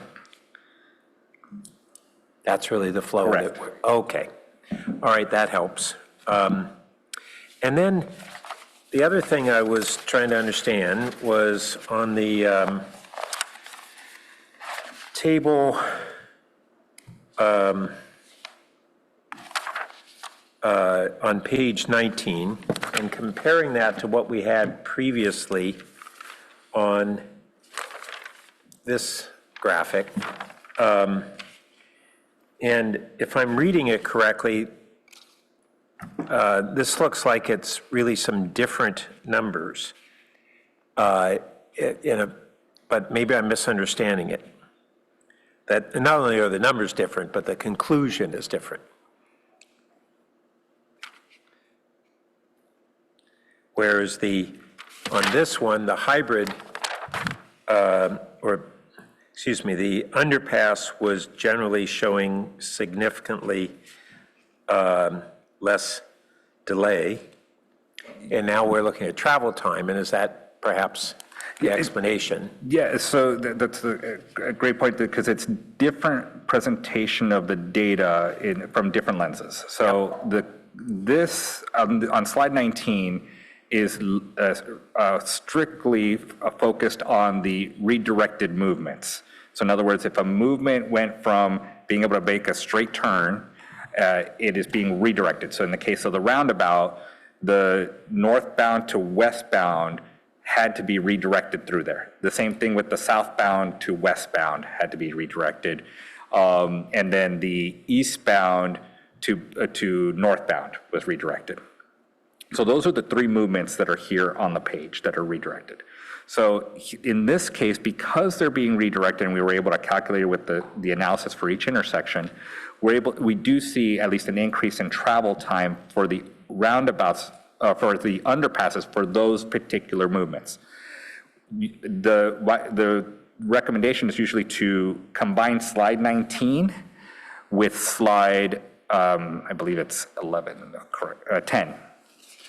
So in slide 10, you see reflected there how the underpasses as a whole and as a system for the network perform much better, which is, so now you use, this is a very wide lens, and then those are very focused lens. Yeah. And that, I really do appreciate that slide, because as you and Rhea stated, you know, in a network, when we increase capacity, we may induce overall, or we may induce shifts from adjacent locations. In our case, you know, some of the things that Rhea referred to on development patterns, all that, we don't have plans, and in fact, we have limits on our office growth in Stanford Research Park, which is our AM peak commute to that direction and PM peak commute from that direction. But we do have new housing that we're going to have, which is a different traffic pattern from commuters to work. So I'm less concerned on inducing commuter trips, but I am very interested in how things will get rebalanced if we had a improved flow at Charleston and we're not able to afford a grade separation at Meadow, then some of that Meadow traffic will bleed over to Charleston, because people will say, hey, I'm less backed up at Charleston, I'm going to go that way. So I thank you for slide 10. That's the one I'm thinking about the most. Thanks. Vice Mayor Baker. Thank you. And I first want to say that I was grinning up here, Director Lowe, when you were doing your long qualification, because I felt highly affirmed, because as a chemist, I have always looked at traffic when I'm driving as molecules, and I could never decide whether they should be gaseous or liquid. And now I know that the professionals are of mixed minds as well. So thank you for all that. I will continue to see it that way as I drive through congested traffic. So, okay. And with that, actually, I am very glad that I am following Councilmember Burt, because we're going to kind of get to the same place through slightly different ways. And so this is actually fascinating to me. So thank you for answering Councilmember Stone's and Councilmember Liu's questions. This, like last time, the presentations were terrific, accessible to even those of us that are really catching up here. But before just now, I had last week's slides, and I was really reflecting on the conversation about why are we doing this, and really, you know, this reduction of traffic. And so, you know, focused in on the two grids, the preliminary intersection traffic results with the level of service charts, and was looking at each of these two intersections to see, well, what type of progress are we making with these charts, with these different solutions? And I don't have a little whiteboard, so you may have to bear with some of my little math here on paper as I was trying to educate myself. But so I was looking at, you know, I started with the Meadow intersection and was looking at the, you know, where we are now in 2025. Let's start with the PM. They're just going to focus on the afternoon peak hours, just for, although I did it with the AM ones too, but I'll stick with the PM ones. So if we start with this 62.6 seconds delay, and then for the hybrid, if we go down to 49.8, it's a 12.8 second delta. So we're a little faster, but it's not so great, especially when you look at the underpass going from 62.6 to 12.5, and the delta is 50.1 seconds. So that's a 4 times increase. We're not talking 10%, 50%, twice as much. It's like a 4 times increase in time saved. So in what progress we make. So then I took a look at the Charleston intersection. And again, I'm obviously looking at 2040 data. And I started with the 106.4 second delay in 2025. And for the hybrid, we only get that down a little bit, only 5 seconds off. For the underpass, for the roundabout, we get all the way down to 14.6 for a 91.8 second gain or reduction in weight. And for the ramp, depending on which one of those two, it's either 91.2 or 98.7. But all of those, we're comparing a 5 second gain to somewhere in the 90s. So it's like almost like 18 times improvement. So that was pretty striking to me. And so then I began to think, well, if we did the hybrid even at both intersections, so then now I'm adding up my 12.8 improvement for the hybrid at Meadow and the 5 second improvement for the hybrid at Charleston. And I say it's 18 seconds more. So if we did both hybrids, it'd be 18 seconds more. And I know it doesn't work exactly like that because of your network chart you taught us about tonight. But I had what I had, so that's kind of where I'm starting, orders of magnitude. So then I thought, okay, so I made another chart. And so now I've got all my little deltas. So I've got for both hybrids, 18 seconds, for the underpass at Meadow, 50 seconds, and the other underpasses in the 90s. All right. And then I thought, okay, so why are we looking at doing 2 underpasses if any one underpass can do multiples of what both hybrids do? So, or at least why are we looking at doing them right at once? Like, why don't we see what kind of gain we can get with one underpass, and because it looks like it's going to be substantially more than the hybrid, and then figure out if we need another, just pause perhaps. But that would, of course, cause us to choose between the 2 underpasses. So then I looked at acquisitions. And, for the hybrid, as we know, there's no full acquisitions and 3 partials if we were to do both.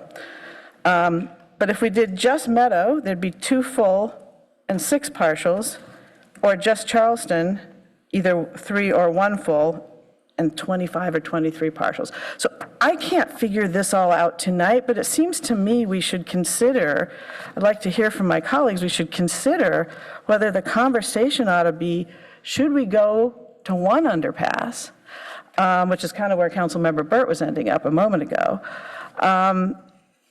and talk about, because we wouldn't have to do all the acquisitions at both intersections. So, there'd be less acquisitions than if we did both, and it would be a lot more of a gain than if we did both hybrids. So, assuming I'm not way off, which you may be about to tell me I am, I guess it's something that I would like to see us have a conversation about.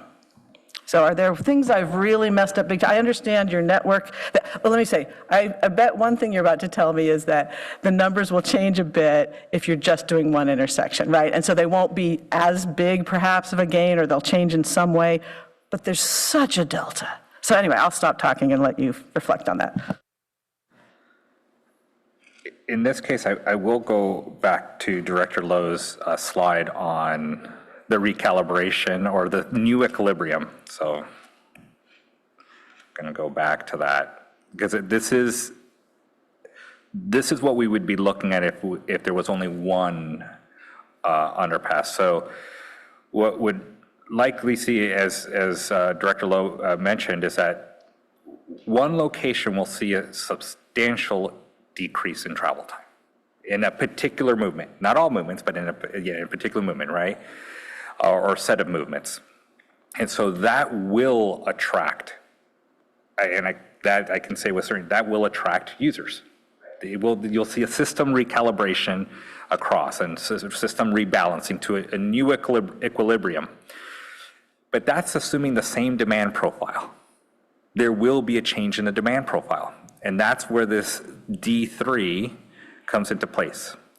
That's where you see a new equilibrium happening. So if only one were to be done, say for the sake of discussion, Charleston Underpass, you will see a gravitation of traffic towards Charleston. That's a high likelihood. Now, what does that mean for Meadow? We'd have to analyze that further.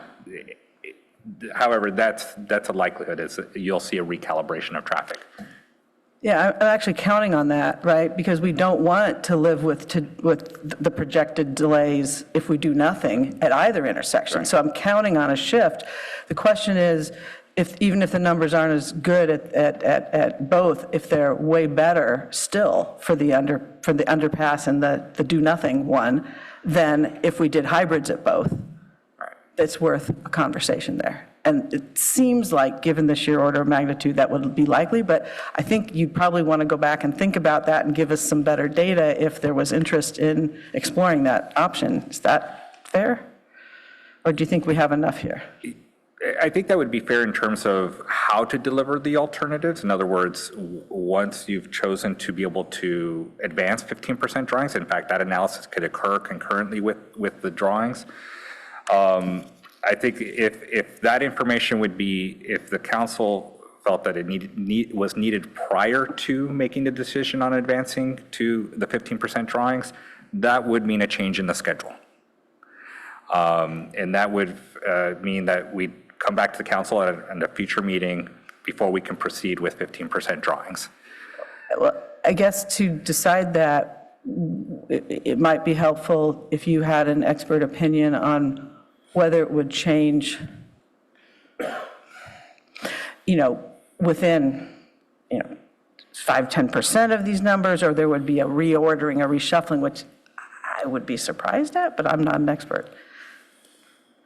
Well, I'm not the traffic engineer that would be making a statement like that with, but what I can say is that there would be a rebalancing for sure. What I can also say is that rebalancing may not be small, because if you look at, for the sake of discussion,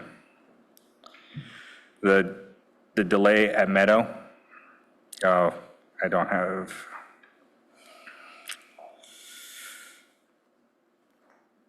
actually, I'm going to go back to you the slide. What was it, slide 61?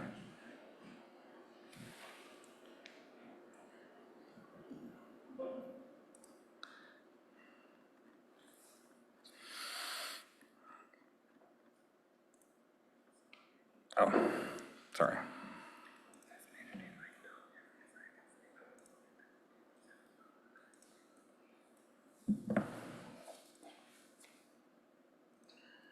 I'll stop.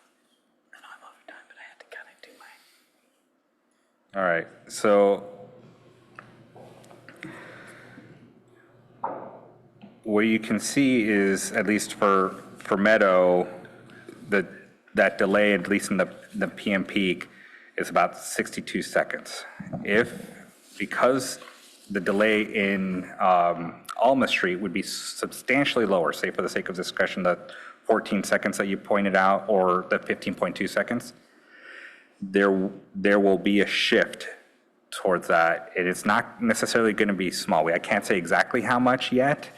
I would want to confer with the traffic engineers. I think with regards to, with regards to the direction seeked, which is whether to proceed with the 15% drawings with either alternative, I don't think it's going to substantively change the numbers. But I can say that I can't guarantee how much or state how much it is now. I do think that it is worth further analysis as it relates to implementation. So as to whether it's one crossing or two crossings, that can be done as part of the subsequent work as the 15% drawings are completed. Sure. One very last question. that is about the assumptions that went into the charts we got last time, that one you have up there. Was that, so here we're looking at Charleston. What was the assumption about what was happening at Meadow? That the comparable improvement was occurring. So if it's a hybrid at Charleston, a hybrid at Meadow was being explored. If it was an underpass at Charleston, an underpass at Meadow was being explored. And that's why if it were a 2x improvement, I might not be asking this question, but when you get up to 18x, it feels like, even if we got rid, anyway, I think you all get my point. But thank you so much, appreciate it. Yeah, I was going to ask you an easy question and then a hard question. I think, maybe they're both hard for me, but the first one is that philosophically, I just want to sort of press you on, with intersections that are that close, I thought you were driving towards doing the same thing, whatever it was, at both Charleston and Meadow. So philosophically, is that where you are, or not necessarily? Well, I don't have an opinion as to whether it should be one or the other. I can state that technically, from a technical perspective, we did explore the possibility of one being an underpass and the other being a hybrid. We wanted to see if that was possible physically and from a constructability perspective. We can say that, yes, that is something that can be explored as an option for implementation, one being underpass and the other one being hybrid. Now, in terms of construction, when the two being underpasses is more challenging at times because one crossing has to be open. So effectively, one underpass would have to be built, opened, and then the other underpass would then be built and then opened. That's to be able to make sure that there was a community connection in this area or this part of this community. With the hybrids, there's some complexity there as well. One would have to be open at all times. And then there, it's a shoe fly complexity, because the shoe fly would have to span both locations, even though one is closed and one is open. So that's the trade-off there. So from a technical perspective, you can build one one as an underpass, one as a hybrid. The most complex to do as sequence, in other words, years apart, would be a hybrid at one and then the hybrid at the other, because that's moving the track vertically twice. That is the more challenging one. It's not only more challenging, it becomes more expensive. If they're both hybrid, but say implemented, for the sake of discussion, 15 years apart due to funding. So I would at least wanted to be able to provide that context, those facts. No, I was going to say, if we what you just said, if we did the underpass first and then did the hybrid, that could be an advantage to us because of funding and doing it consecutively. Yes. So that could be an advantage. Okay, now I'm going to go to the hard question, which actually was asked last week, which is, what do you think about going forward with both of these options to 15%? You were going to give that some consideration relative to schedule, particularly bracketing costs for a minute, because I think we feel pretty committed to try to stay on this schedule, and you're going to see what you can squeeze out. So in this case, the schedule, we would anticipate there being some delay. We were hoping for mid-year to be able to come back with 15 drawings with one alternative at each location. If we need to do another pair of alternatives. And it's not just the alternatives themselves. As I just mentioned, there's the combination of one being underpass and the other being hybrid. So when we're looking to get market pricing for these, we're not looking at just two alternatives per location. We're talking from a corridor perspective or a segment perspective, many more variations. So that's the challenging part. I'll just lay it out there from the facts. And with the delay, I know you don't know, is it like a 90-day delay or a year delay, or? I would say it's likely closer to 3 to 6 months. I don't want to be precise, only because we're work planning as. And the staff, where does that put us on our grants?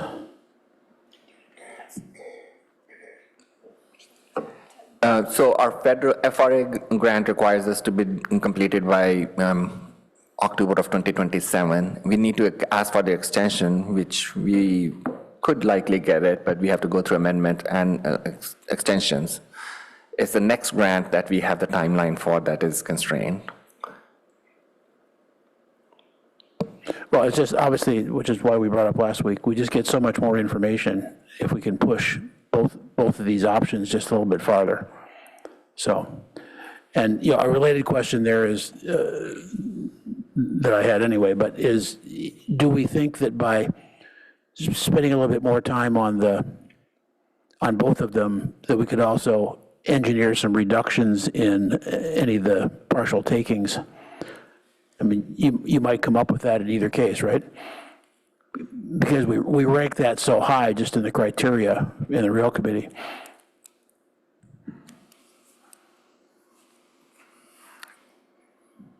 The trade-off with regards to partial takings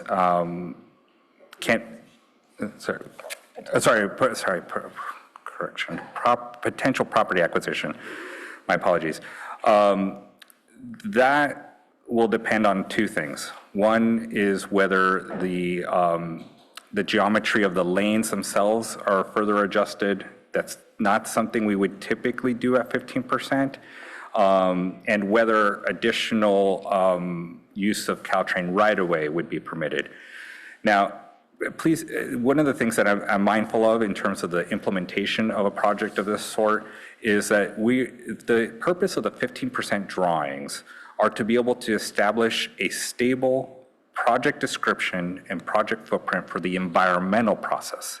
It is not intended to be the final decision on design or the final decision on components of the design.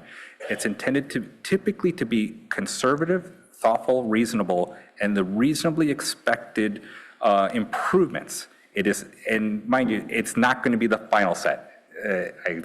For these types of projects, there are many changes between now and drawings for construction. And so this is about being able to establish a footprint for the environmental process. Okay, and if we did that, then you could go back and study another alternative? I mean, assuming there was money for it? It depends on the alternative. In some cases, the alternative may be a small variation or a variation on an already considered alternative. So for example, between the roundabout and the direct access ramp, that would be considered an option or a variation from an environmental perspective. However, hybrid and say, or if you looked at a completely different alternative, that would be a different proposition. Okay. Councilmember Stone? Thank you, Mr. Mayor.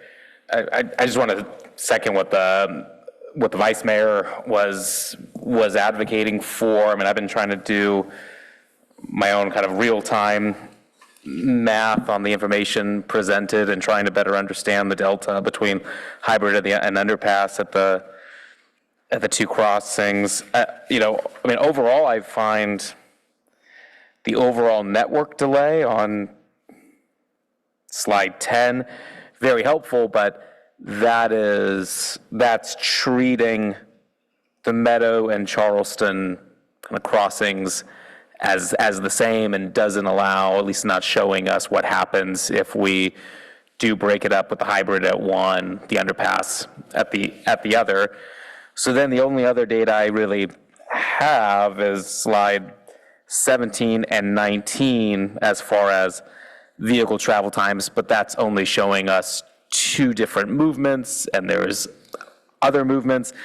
What is the reason for these movements as opposed to being able to see others? Because it looks like Meadow, based on this information, the hybrid is definitely the better way to go. And then for Charleston, the underpass with the direct access ramp is the better way to go.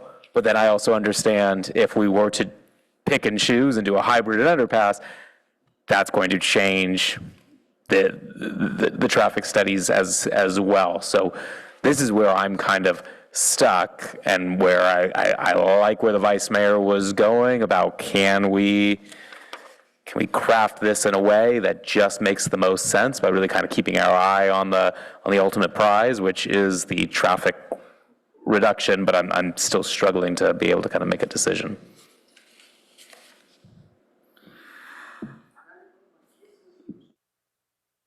Yeah. So in this case, that would be other slides that could provide additional context. So that would be, in terms of, the approach delays or the average queues. Oh, I apologize. Let me share my screen really quick.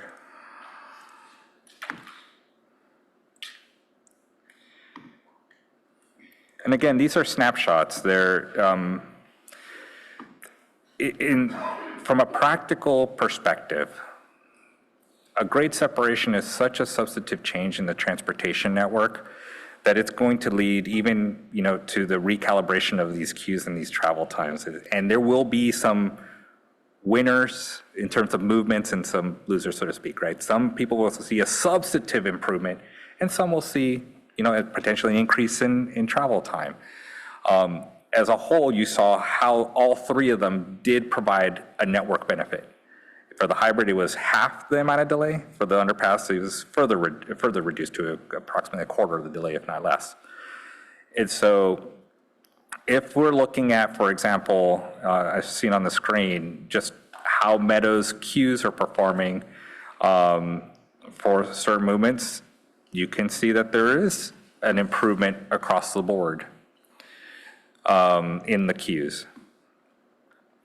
If you look at, and the same thing with regards to, the approach delays, there are some that are increased because of the recalibration of signal timing with the removal of the rail crossing. I think what, the question then is whether this information is necessary to be able to proceed with 15% drawings, in which case that would mean additional traffic analyses and delay in the 15% drawings for a potential alternative, or both alternatives are advanced to 15% drawings concurrently while a traffic analysis is performed to maintain schedule. There would be a cost adjustment or a budget adjustment necessary for that between preliminary engineering and these 15% drawings. I think that's making the most sense to me at this point. I would like to see, and I would like to see what's the trade-off by if we were to select underpass and that hybrid model. I think there's definitely direction that I'd be comfortable with. I really don't see much of a benefit to the roundabout on saving time. I think being able to now have this better understanding what it does to the entire system is how you're phrasing it, was really helpful. I mean, that made it much easier for me to prefer the direct access ramp rather than the roundabout, especially with the mitigation in full acquisitions is a big plus. And it seems like, but again, it's kind of challenging to digest all of this evening as far as then Meadow.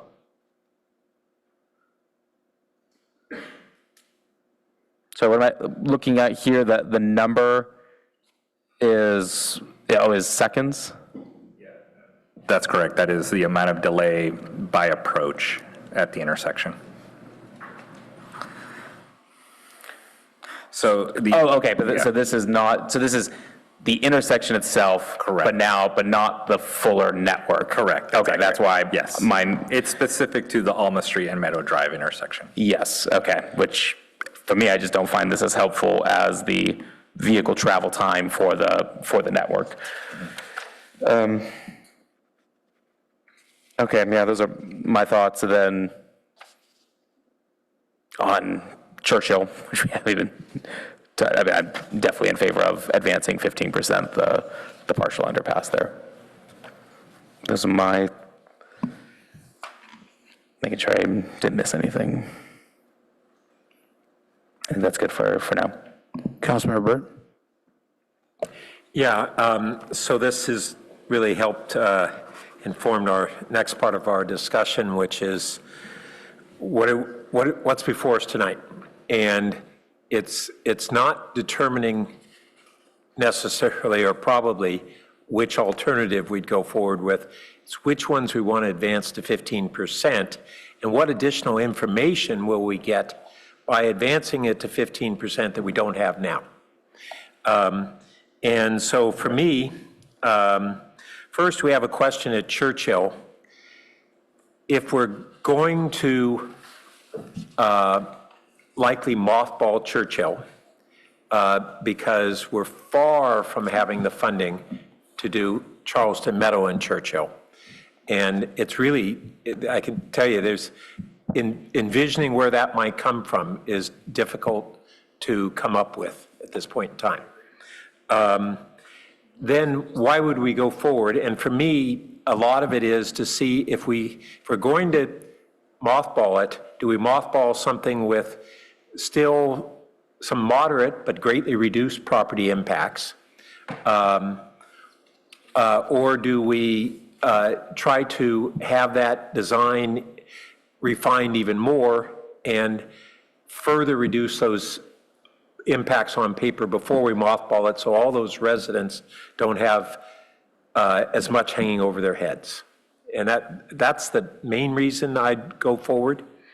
On Charleston and Meadow, it's really a different, well, it's a set of reasons we might. One is we really don't, at this point in time, know the costs. The initial cost projections were at a different time, very different costs. And we've talked about with a hybrid, would we have a hybrid that's all earthen, which was the basis for the original cost projection, or a podium hybrid, or some combination of earthen and podium, and that affects the cost. It increases the cost of hybrid, but it may be, if we were to choose the hybrid, it would be more favorable in some ways. As we've talked about tonight, if our objectives were historically threefold. How do we deal with future congestion? How do we increase track safety? And how do we deal with the environmental impacts, which are now primarily noise, horn noise, which we're going to have quiet zones on? So that one's pretty, the third one's solved. It's no longer really a factor for us. So then it leaves the other two. We have the at-grade safety improvements, which will have some significant increased safety, but not as much as a full grade separation. And we don't know exactly how much. And then we have the property impacts, which, as Edgar noted, we have some possibilities to reduce the property impacts, particularly of the underpass, with negotiation with Caltrain and other design possibilities. And one other design improvement that we may see is whether the bike flow can be improved at all. But it was interesting that when we look at travel time on biking, the notion that going directly with a signal at Alma is not necessarily faster than an indirect route with no signal. We also have concerns over safety on that bike movements. So those are things that still would be fleshed out more with the 15%. And so a question for us is, do we want to move forward with all these at 15%, or are there certain ones we want to peel off and say, we really think we've gone far enough, like we did at the bike and ped underpass at Seal. Although we haven't actually acted on that. We tentatively had discussions in that direction. So that's, I just want to make sure that we're thinking about that, not trying to leap beyond what we're doing tonight and figure out what that decision would be at 15%, but which ones really need 15% for us to make our best decisions, because it has a time and a cost consequence. And as Edgar pointed out, if we are only looking at one location, then that's some other complications too. And I do want to note on that cost standpoint, with the way that the costs have escalated so much on all of these, up and down the peninsula, the funding that we have from Measure B is around $400 million. And maybe, Ripon, you might be able to inform us a little bit on the state and federal funding that covers this grant, that we've said by proceeding this, we make ourselves more likely to get follow-on funding from those entities. Do we have any sense of the dollars that we might be able to obtain through those grants on Meadow and Charleston that would inform us whether we are really looking at Meadow and Charleston or Meadow or Charleston? So, Councilmember, we don't have any prediction on how future grants will come on. However, we note that we are informed that if a federal project grants are awarded in earlier processes, that there is a greater chance of receiving those grants in future for construction. So we do have federal grant for our 35% in preliminary engineering and environmental. That gives us a little bit more confidence that that our projects will be ranked higher when construction grants are sought for. That's what I understood. I was hoping you had even more than that, but we don't know to what degree we would be able to obtain additional state and federal funding. We stand a better chance than if we hadn't qualified for this stage of grant, but we just don't know what the ramifications of that are. Councilmember Liu. Thank you. Maybe just a couple questions about money first to start. So for a current set of grants to consider different options at 15%, what would it look like if we did not move forward with Churchill, say, today, and we decided to mothball it, just using that term? Would we be leaving grant funding on the table, or would there be some sort of positive association whereby sort of removing that, we can do Meadow and Charleston 15%, a little bit more than 15%, a little bit faster than we would otherwise if we had kept Churchill on the table? Councilmember, we already have a commitment to perform 35% preliminary engineering and environmental analysis for all three crossings in the federal agreement. By not doing it, we are not meeting those expectations, and they will be withholding the funding, and we will not be considered a good candidate for future projects. Okay, that makes it easy for me to understand how to move forward on Churchill. I just want to double check how much movement we can actually get on cost for Charleston Meadow at this 15% phase. And just in terms of relative understanding, like, is there any scenario where the underpass will not be hundreds of millions of dollars more expensive than the hybrid?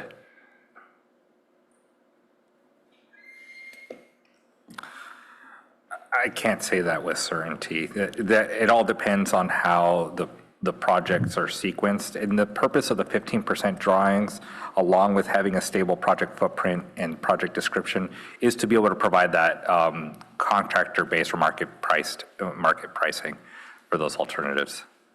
Okay.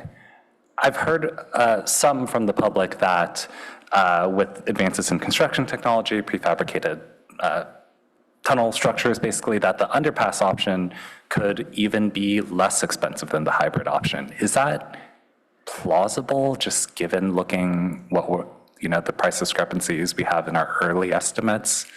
It can be a possibility. I can't state with confidence that it will be or that it's a high likelihood. One thing to note that even with precast elements, which is going to be explored for any alternative being advanced. Because the more modular and sequential the work can be, and the easier it is for the contractor to be able to build it. So in this case, it would be, the drawings would need to be developed in order to be able to provide that for the estimator. Okay. So the overall takeaway is that there's nothing definitive we could say even about the relative costs of these projects, which of course would be a huge issue for me just wanting to get these done. For traffic improvements and for rail safety improvements, like there's no statement we can say right now about whether one will be hundreds of millions of dollars cheaper, most likely, and therefore whether it will be more constructible in the end. Councilmember, we do have previous estimates, but that can reflect some kind of, information on previous, calculations on the cost. But moving forward, we don't have any better understanding of how that would, or better, constructibility reviews. Yes. And the cost keeps going up for all scenarios in different, so. Well, I'm trying to feel that out. Like the hybrid is hundreds of millions of dollars cheaper in our current estimates, but it sounds like we don't necessarily believe that that would hold, or that we don't have any particularly strong opinion about the costs at the end of the day for either scenario. But maybe I'm overreading, of course, your reasonable desire not to make promises. Yeah, in this case, there were assumptions made previously, and the estimates were made prior to the electrification of the railroad. So that is a layer of complexity that was not explicitly in the estimates, or there are now new guidelines and new requirements based on the reality of an active electrified railroad. So in this case, we would request to have the 15% drawings in order to be able to provide that more certainty in terms of the cost, or at least based on that information. Okay. I have a couple other questions, but just based on that information, it seems most prudent to me to go for 15% on both hybrid and underpass options, because if one option does end up being decisively more constructible and clearly more affordable, that will just be exponentially more likely to finally happen.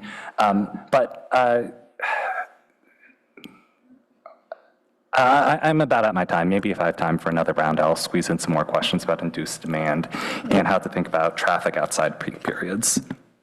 Councilmember Lithgow-Hames. Thank you, Mr. Mayor.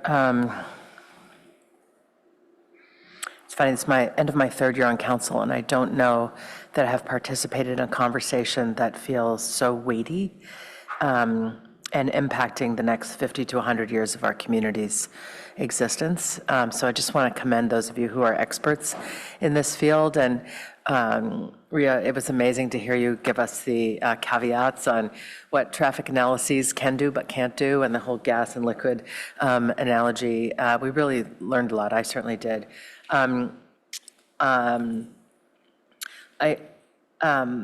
I want to say that with all the data that's been given, I think we now have greater complexity to grapple with, but also greater clarity provided by the numbers and the charts.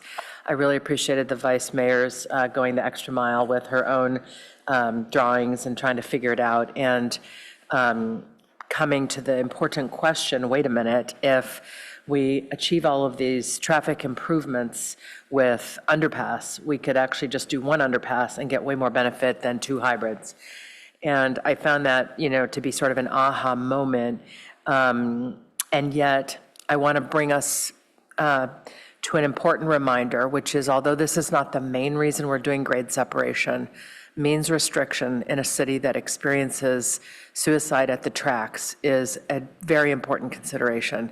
And I think there are many among us who long for a day when it isn't possible for humans to intersect the trains anywhere in our city, and except at the train stations. And so I just want to remind us that that's out there still. And I worry a little that if we were to reduce to one option at Charleston, at only tackle either Charleston or Meadow, that we would not have gone far enough to, toward that other goal, appreciating that Churchill is also potentially being mothballed. So with underpass becoming, in my view, increasingly attractive from where I was a hybrid person, and now I'm really appreciating the benefits of underpass. And certainly the public comment we've been getting in emails has been like 20 to 1, 30 to 1, 50 to 1. I've lost track of the count, but in favor of underpass, at least that's by my accrued account. I find I'm trying to listen to the community, but also the community is really desperate for information on eminent domain. And we did bring that up a little bit last week on the fact that perhaps we haven't been as forthcoming with information to help the public become more educated on what eminent domain is, when it starts to kick in, how offers get made, the whole tax basis carryover thing. And one of the public commenters last week, Nadia Naik, mentioned that she had been in dialogue with the city a year and a half ago, May of 2024, about the importance of sharing this information. She attached some slides from VTA, where VTA does a lot of FAQs on here's what it is and here's how it works. And she was in dialogue with city staff about that then, and she's shared those emails with us. So it seems like there was a plan in May of 2024, to kind of start to put information out that we haven't yet done, or perhaps we have done it and some of us aren't aware. But I'm asking this now because as we hone in on the potential of underpass, as one of the options, I'd like us to know how we're going to narrate to the public about eminent domain, to educate people and hopefully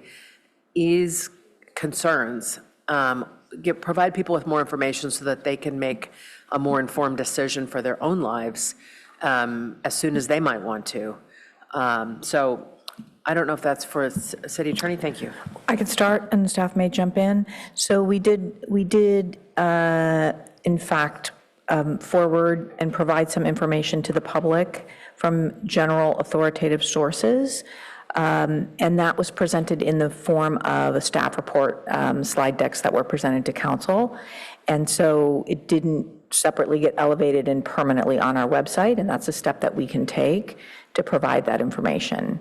Returning to the theme of level setting, however, this type of generally available information is what the city can provide at this early stage, and it won't answer everyone's question, primarily the questions about, is my property going to be affected? What will the plans ultimately be? And it will provide general information only, and we won't be able to actually begin a customized process with property owners at this point. So in terms of easing people's minds, I think it remains a difficult subject nonetheless, despite providing some general information, but we will do that. Staff have anything else to add? I know that one member of the public has offered to sell their house to the city. And I think people want clarity on when is that a conversation that can be had. Thank you. So we were able to clarify that because this is a federally involved process, even at this point, we will need to follow federal procedures, and there are detailed procedures. An early acquisition, even one using solely local funds, is only available if it meets some very narrow exceptions and is approved by the federal government. And the federal government's concern is to protect the NEPA process, which is the federal counterpart to CEQA, and not begin to do parts of something before that environmental review process is complete, which it is not at this stage. So we can ask the question of whether any of those narrow exceptions might apply, but there will be some consultation with the federal government, and ultimately this is not a fully But it is not a local decision, which we were sort of surmising last time. Well, maybe it would be since it would be local funds, but it is not. So the notion that we could acquire a house with city funds and not fold it into the spreadsheet of costs associated with grade separation, you're saying that's not allowed as an option? That does not solve the issue. If the property remains a part of the project in any way, it's our understanding that federal funding could be jeopardized by an early action that's not approved by the federal government under their procedures. Okay, thank you. That's it for me. Vice Mayor Vinker? Yeah, thank you. I first want to just quickly, Councilmember Lithcott-Hames, I actually had thought about the means restriction that grade separation provides. And what I was hoping, and it's sort of outside the scope of tonight's conversation more deeply, but was with what would have been a much larger amount of money spent at that intersection, we could do other types of means restrictions at that crossing. I know there's a lot of new intrusion detection technology and others, but I'm wondering if there's even more physical barriers or things, or tunnels, or we could still do like a bike ped, or I don't know.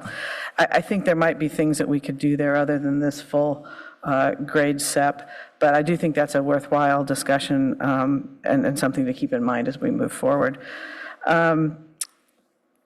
So, I had also been sort of leaning toward the hybrid when I first came back to this, so previously, but that's also because I thought it could be more of a podium. I don't love this berm thing. And so I'm leaning away from hybrid now, but if we were to go forward with that, I would really want to see that analyzed. And I don't know if you can analyze both with the, I mean, if hybrid were chosen, can you look at both berm and podium, or would we have to even pick between those at this point? To clarify, are you referring to to essentially an elevated guideway that's on a, for lack of a better description, a bridge structure from Charleston to Meadow? Yeah. So basically a lower viaduct. Yeah, that is a separate alternative. We can look at what that design option would be. I'm smiling because that was not my impression when this left council last time at all. In fact, we specifically talked about it, but okay, so that's frustrating. So then I totally lean away from hybrid if it's just the berm, because that was part of what attracted me last time to support it and advancing to this point.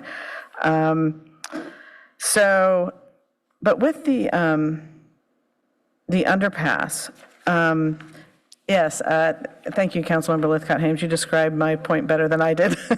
That that if it were good enough, could we get away with one and have cost savings and just do one of Meadow or Charleston? I don't know which, probably Charleston, but that discussion. Now, I understand from what you said a few moments ago that we have to look at all three intersections apparently somehow under this grant. Is that correct? Is that what I heard? Yes, we'll have to complete preliminary engineering and environmental for all three crossings. Because what I would really, really, really like to help us get I think the information we need to go further, what I would really like out of this next round would be, even if we look at all three intersections, is to somehow know what would the cost, what would the traffic modeling be, what would the implications be if we just did one of those South 2 intersections. Because y'all have made, such a good case for some of these. I mean, even under the overall network delay, there's still a 3x and 5x difference between the hybrid and the underpass. So if we can get, as much bang for our buck, potentially, you'd have to do that analysis by just doing one of those two intersections with respect to traffic improvement. It saves a lot of money, a lot of time, a lot of construction, some people's homes. And I don't know how we can responsibly not look at that. So I'm struggling with how to fit that into this federal grant framework. Because, if I could say it and make it so, we'd look at the hybrid, we could look at the hybrid and the underpass at one intersection, although I would strike the roundabout, but that's just me. So I don't know, is there any way that you can look, even maybe look at the hybrid at one intersection, the underpass at another, but somehow then also give us, if you just did that one thing, what would the traffic impact be as opposed to the traffic from both? I think you know what I'm trying to ask. So council member, just want to state that that would be some additional costs and timings for that additional analysis that would be required. And so that additional cost needs to be analyzed and also scoped and added to the agreement. And we have limited costs, funding availability for this project at this time. So just want to note that, and we'd like to see if there is any way we can do within our existing contracts, but there is a likelihood of some additional need for funding. But we do have funding to proceed forward with 2 alternatives at this time to the 15%, if that helps in the cost of the 2 alternatives, say hybrid and underpass. The only thing we would like to narrow some of those alternatives, so that at least there are not multiple iterations like direct access ramp and or roundabout. So we need to at least narrow down to some of those alternatives. Yeah, so I mean, I would be happy to strike the roundabout. That just has always struck me as strange. And I think it had, I'm glad to see an alternative to that, but there are others that may have put more thought into that particular aspect than I, but. Can I just clarify what you said? I think what you said is we could do like a hybrid at Charleston and an underpass at Meadow, and that would be 15% for each of those, but then we would learn about that. And if we wanted to end up doing the hybrid in 2 places, when we get to 80% engineering, then we could still do that. So I think that's what I heard. I'm just asking a clarification point. Yes, we can look at these independently, and we can look at to see how they would match up, in other words, in terms of the puzzle pieces. We could also look at the implementation strategy if one is an underpass and the other one is hybrid, and the potential sequencing of that. So we can look at that as part of the 15%. And the reason why we would recommend to do so, if both options or both alternatives are advanced at either or both locations, is that it will have a material impact on the cost estimating process, so that we are very clear for the estimator the likely sequencing of the work, so that they're able to understand then how to price it.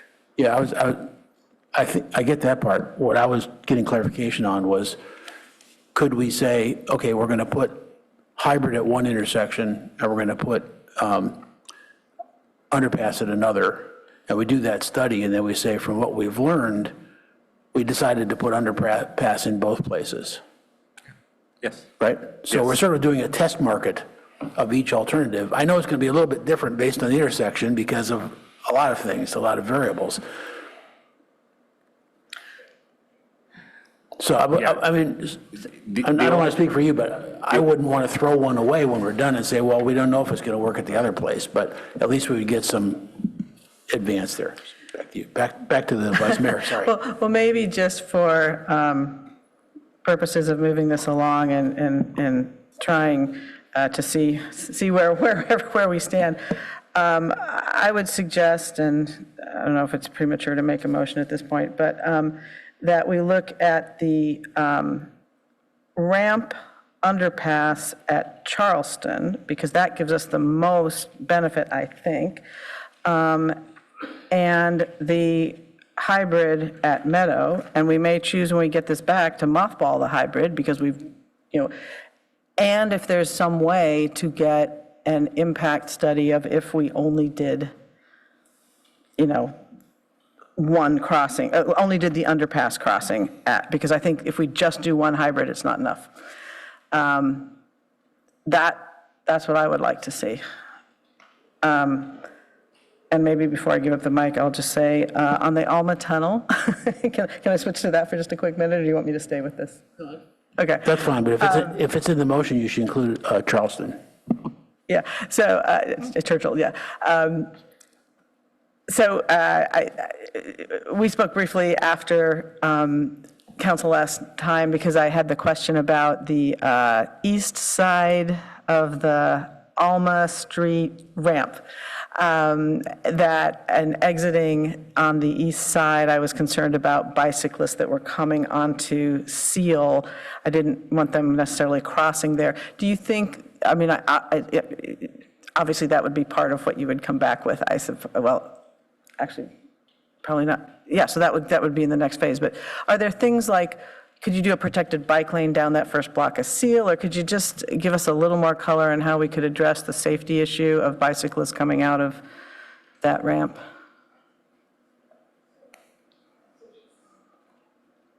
So my understanding is that what you're asking for is, what you're suggesting is a preference for the Alma Street ramp, but addressing the connection to Seal to make sure that it's somehow protected or safe for the bicyclists coming out of the ramp and then go out Seal and vice versa. Yes, exactly.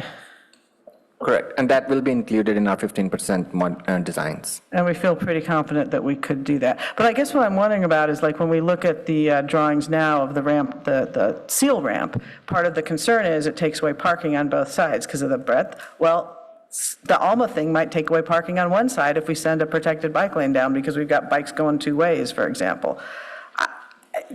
I don't know how else one would do that, but so I just don't know if my colleagues want to, if there's more you can say about that my colleagues should consider at this point. Yeah, the trade-off of having surface improvements is in some cases easier than doing full utility relocations and construction in between the homes. So there's ways to be able to explore how to provide those safe connections, whether it's a protected lane or other safety features that can be explored. So at least in principle, the concept itself can be advanced, and then as part of the direction from the council is to explore how to make the connections safer or provide safe connections between that ramp and the surrounding community. Okay, and it's fine. We can wait for that to come back. I just wanted to point out that whereas it may not have utilities or other implications, it could have parking implications, right? And so, but it seems like that's something we need to wait on. Is that right? That's okay. So, yeah, why don't I go ahead and make a motion just so that we can discuss it, that we advance the underpass at Charleston, the roundabout version, and the hybrid at Meadow, and the Alma Tunnel at Churchill. Does that cover what you need? The roundabout version? Oh, so I'm sorry, thank you. The ramp version. I did say that, and I did not mean it. Okay. The opposite, thank you, thank you. I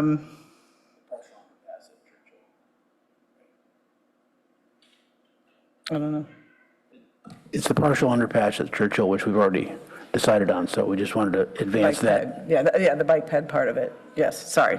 Yes, not as opposed to the whole grade SEP thing. Yes. No, we have to have the grade SEP thing because we have to authorize 15% engineering stage of that as well. For that too, okay, yes, okay, so that addition to it then, yes. I know, there's one other question I had, but now I've forgotten it. Okay, well, we'll go with that. I'll second the motion. Oh, and I don't know how much we have to put this into the motion, but getting the information about if we just did Charleston. Okay. Councilmember Burt?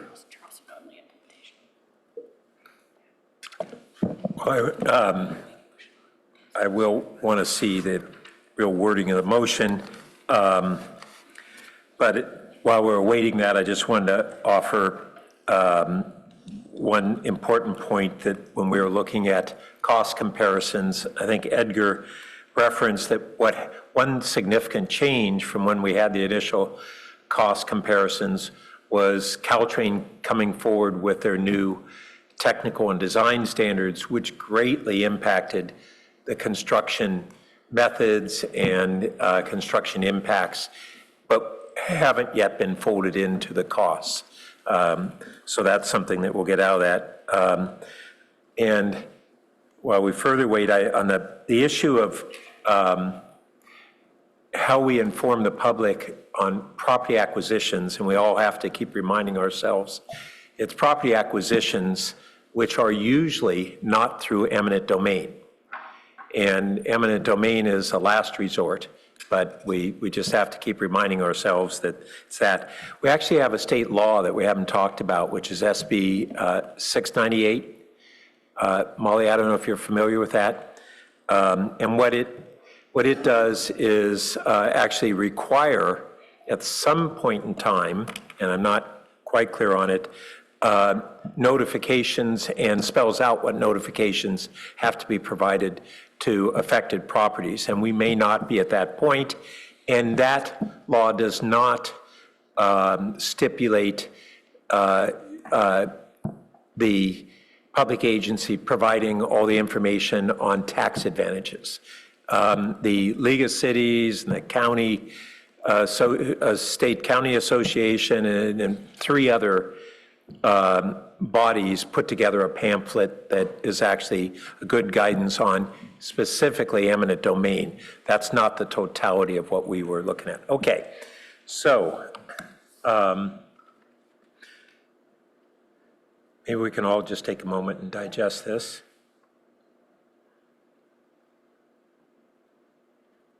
I think that under the first bullet, the first 2 are kind of put together. I think you want the Alma Street ramp is with the Churchill, and then the underpass at Charleston, or you could just say the direct access ramp. Maybe that's what you're trying to do there. Okay, so instead of the Alma Street ramp, do you call it, is it the direct access ramp? Is that the right phrasing? Yes. Thank you. Yeah, so Madam Clerk, in that advance, yeah, Alma Street should be direct access. And it's not a preference, is it? One moment. Staff just sent me a better language. Does this look better? You might want to put each of the crossings in a separate bullet point for clarity. Yes.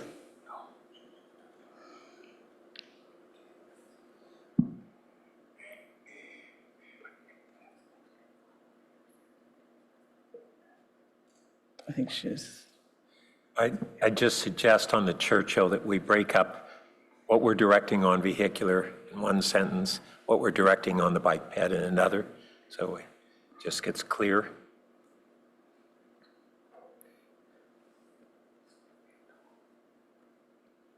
I'm not sure what the second bullet is saying. Oh, I see.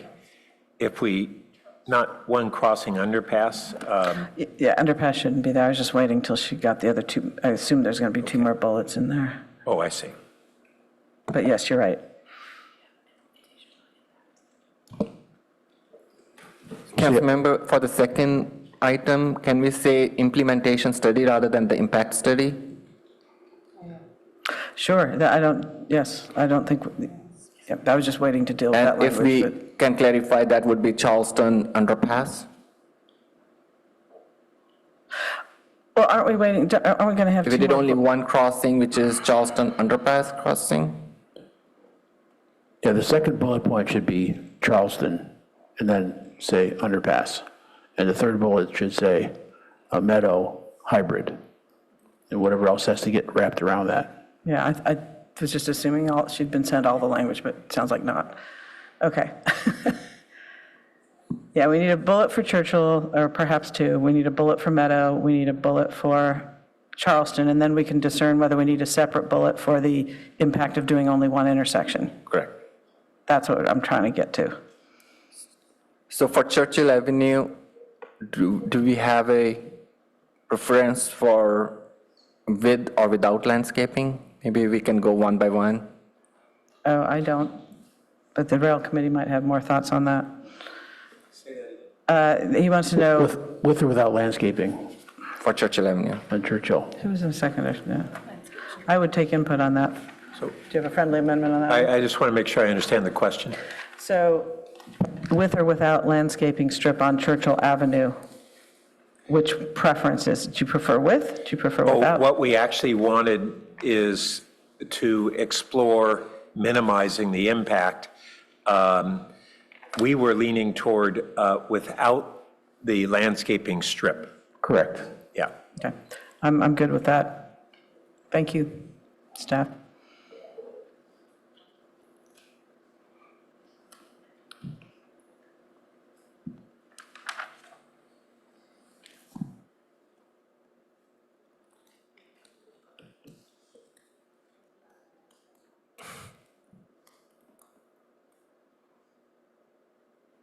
Yeah.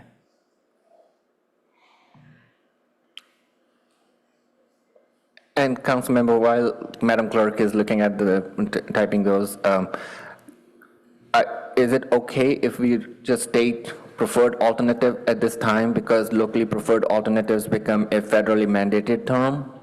So if at 15% we want to use that term, that would be preferred Yeah, I by don't, staff. this isn't necessarily my language here, so you just tell me what, so you're suggesting that instead of select the locally preferred alternative, it should say preferred alternative? It's fine with me. So Madam Clerk, if we can remove the locally word from the first line. And the parentheses LPA can be removed, please. All right, so select preferred. So Churchill partial underpass. Churchill partial underpass at Just like safety between. So on on the item number 1, Churchill Avenue, I think partial underpass at Churchill Avenue without landscaping strip with Alma Street ramp at. Yeah, so it should, so Madam Clerk, I think it should say partial underpass at Churchill without landscaping strip?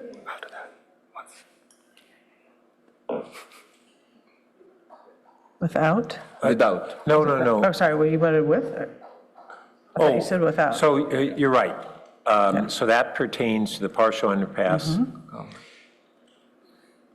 as opposed to the bike. With Alma Street ramp for bicycle and pedestrian crossing at Seal Avenue. Yeah. After ramp, if we can include. With Alma Street.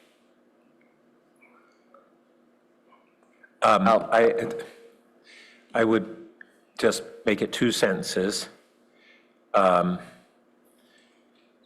Second, bike and ped underpass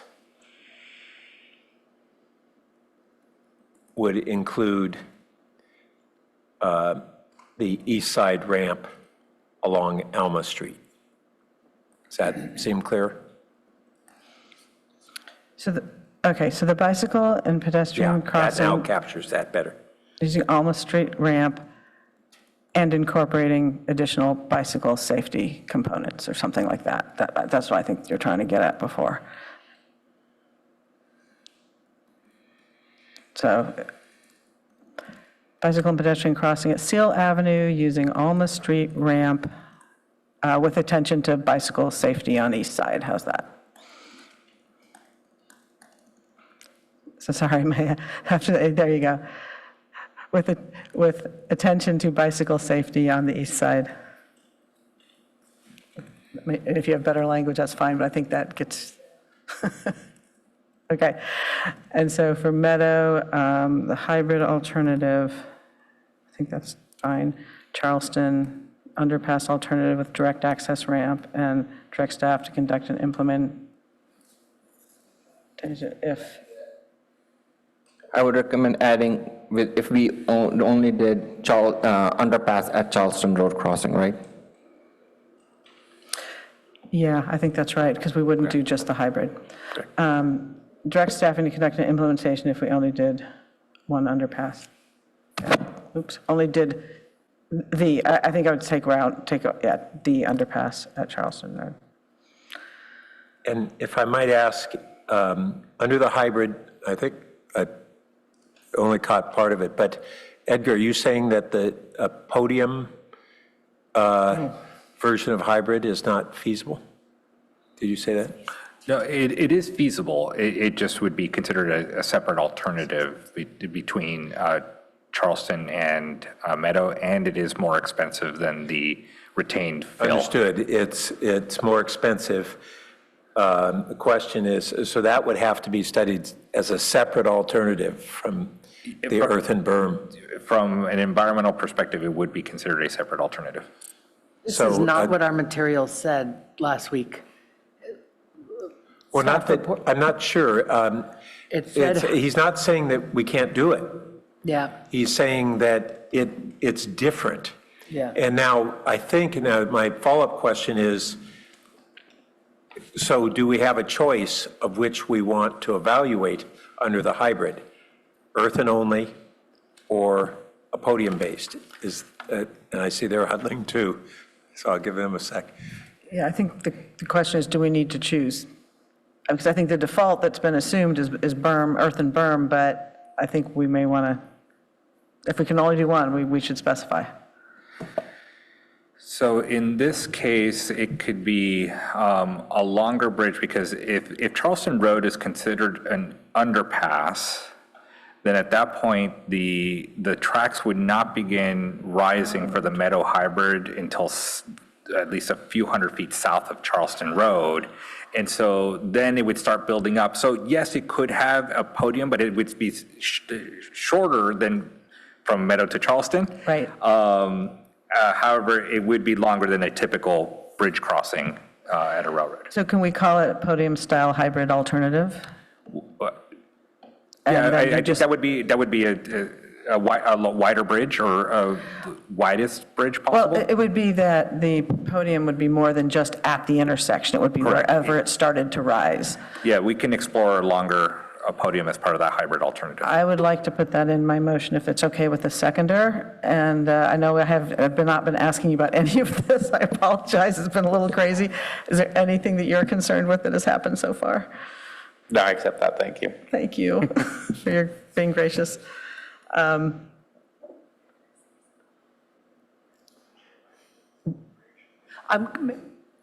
I say something? Yeah, Councilman.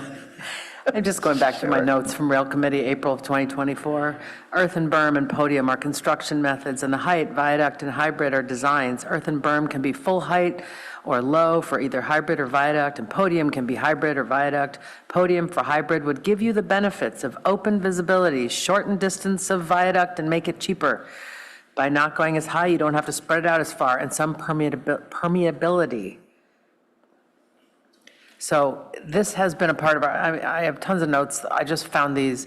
We have been carrying this idea through for a long time. And even at a rail committee meeting in November, I think I mentioned, we were told we were going to get the option of hybrid with columns. Why aren't we seeing that?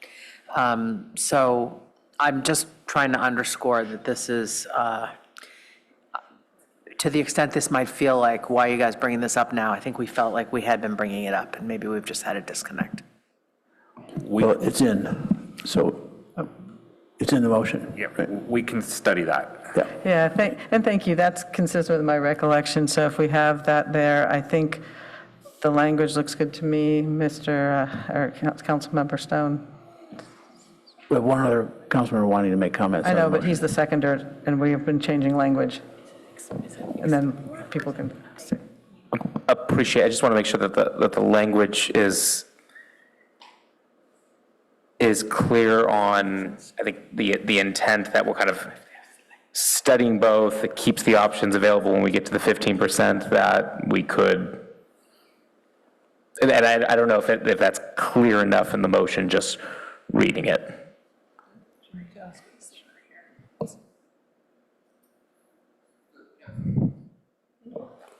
Can you please clarify if it is the selected alternative or is it explore podium style hybrid alternative? Because if it is the selected alternative, then that's the only review we will be doing for podium style, which is wider bridge or all the columns all the way down. Whatever gets us the podium-style hybrid alternative, 15% drawing. If we have to select it as the only one, then I would go with that in my motion. If we can get both, I don't have any objection, although I don't think you're seeing a lot of support for the berm. If I have to pick one, I would pick the podium.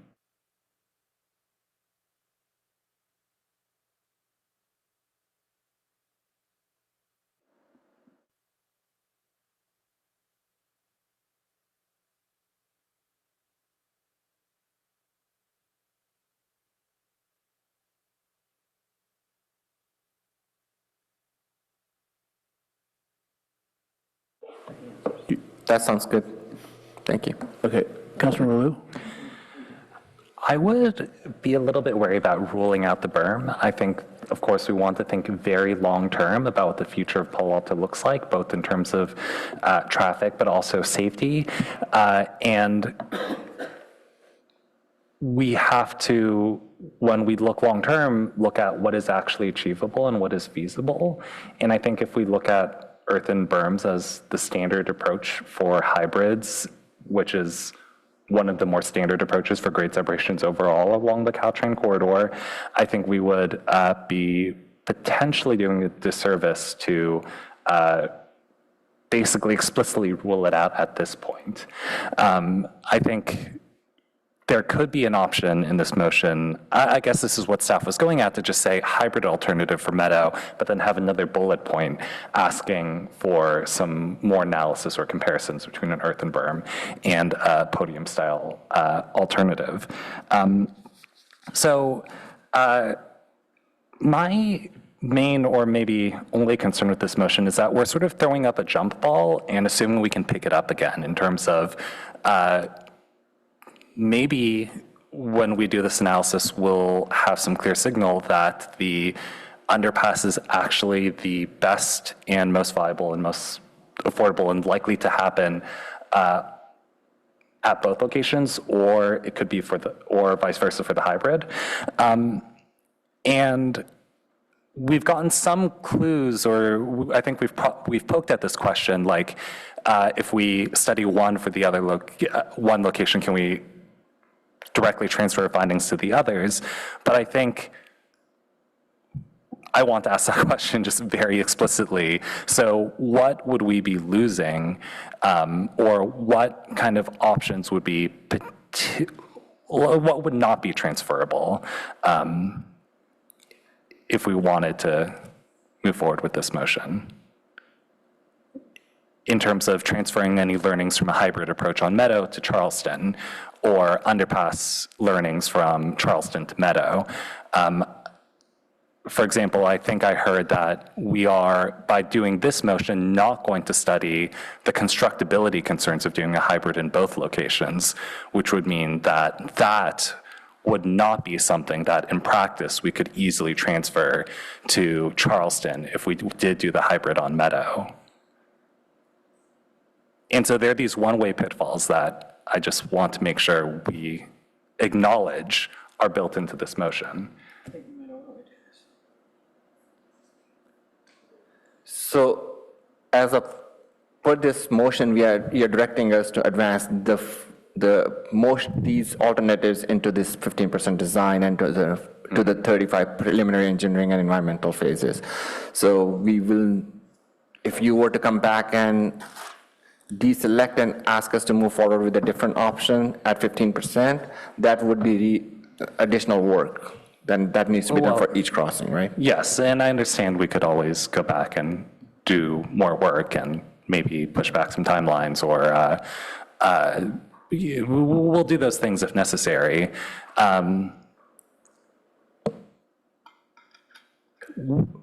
So what I'm hearing is that what we learn about hybrid costs and engineering on Meadow will not necessarily transfer to Charleston, because that would involve doing hybrid on both, which would be much more complicated in terms of actual constructability and therefore cost and feasibility. That would be accurate. There would be some portable lessons between the alternatives. However, if you are exploring one, then the other, in other words, a time difference, in other words, not being constructed at the same time. We could sequentially then look at it. But substantially different timeframes in terms of, say, 10 or 15 years apart, then yes, the two hybrids would be substantially more complicated. Okay. And then do we lose anything by looking at the underpass for Charleston but not Meadow? Like, are utilities wildly more complicated on one or the other, where if we don't study one, if we only study one, we're having a wildly incomplete picture of the other? Or is there anything like that we need to think about for how we study the underpass? Yes, the utilities are more complicated at Charleston versus Meadow. And so that would be the one crossing that would have more complexity as it relates to utilities. So studying it there would show you the greatest constraints. Got it. Associated with an undercrossing. So the Meadow underpass would just be less expensive and less technically complicated, and obviously no guarantees, but we would expect things to move in that direction. I think this is ultimately likely a pretty reasonable and good outcome, hybrid and underpass, but where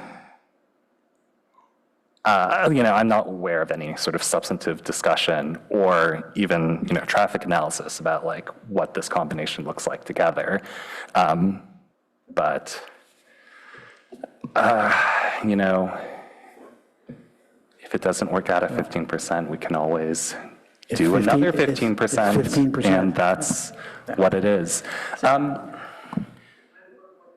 I'm guessing I'm not going to get any support for this, but I'm just curious whether the maker or seconder would be open to exploring both a berm and viaduct podium-style hybrid at this phase.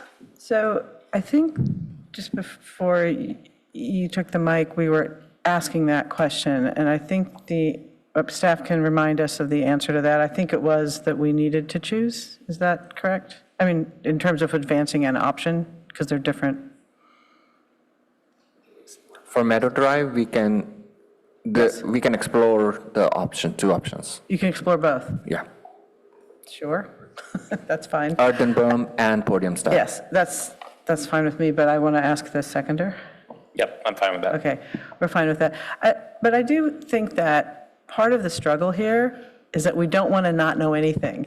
And the whole point of this exercise was to narrow down, and we're going to not know some things. And if we find out we've gotten ourselves into a heap load of trouble, we'll just have to back up and redo it a bit. And that's, no one wants to, so we're trying to make the smartest decisions we can, but we can't know.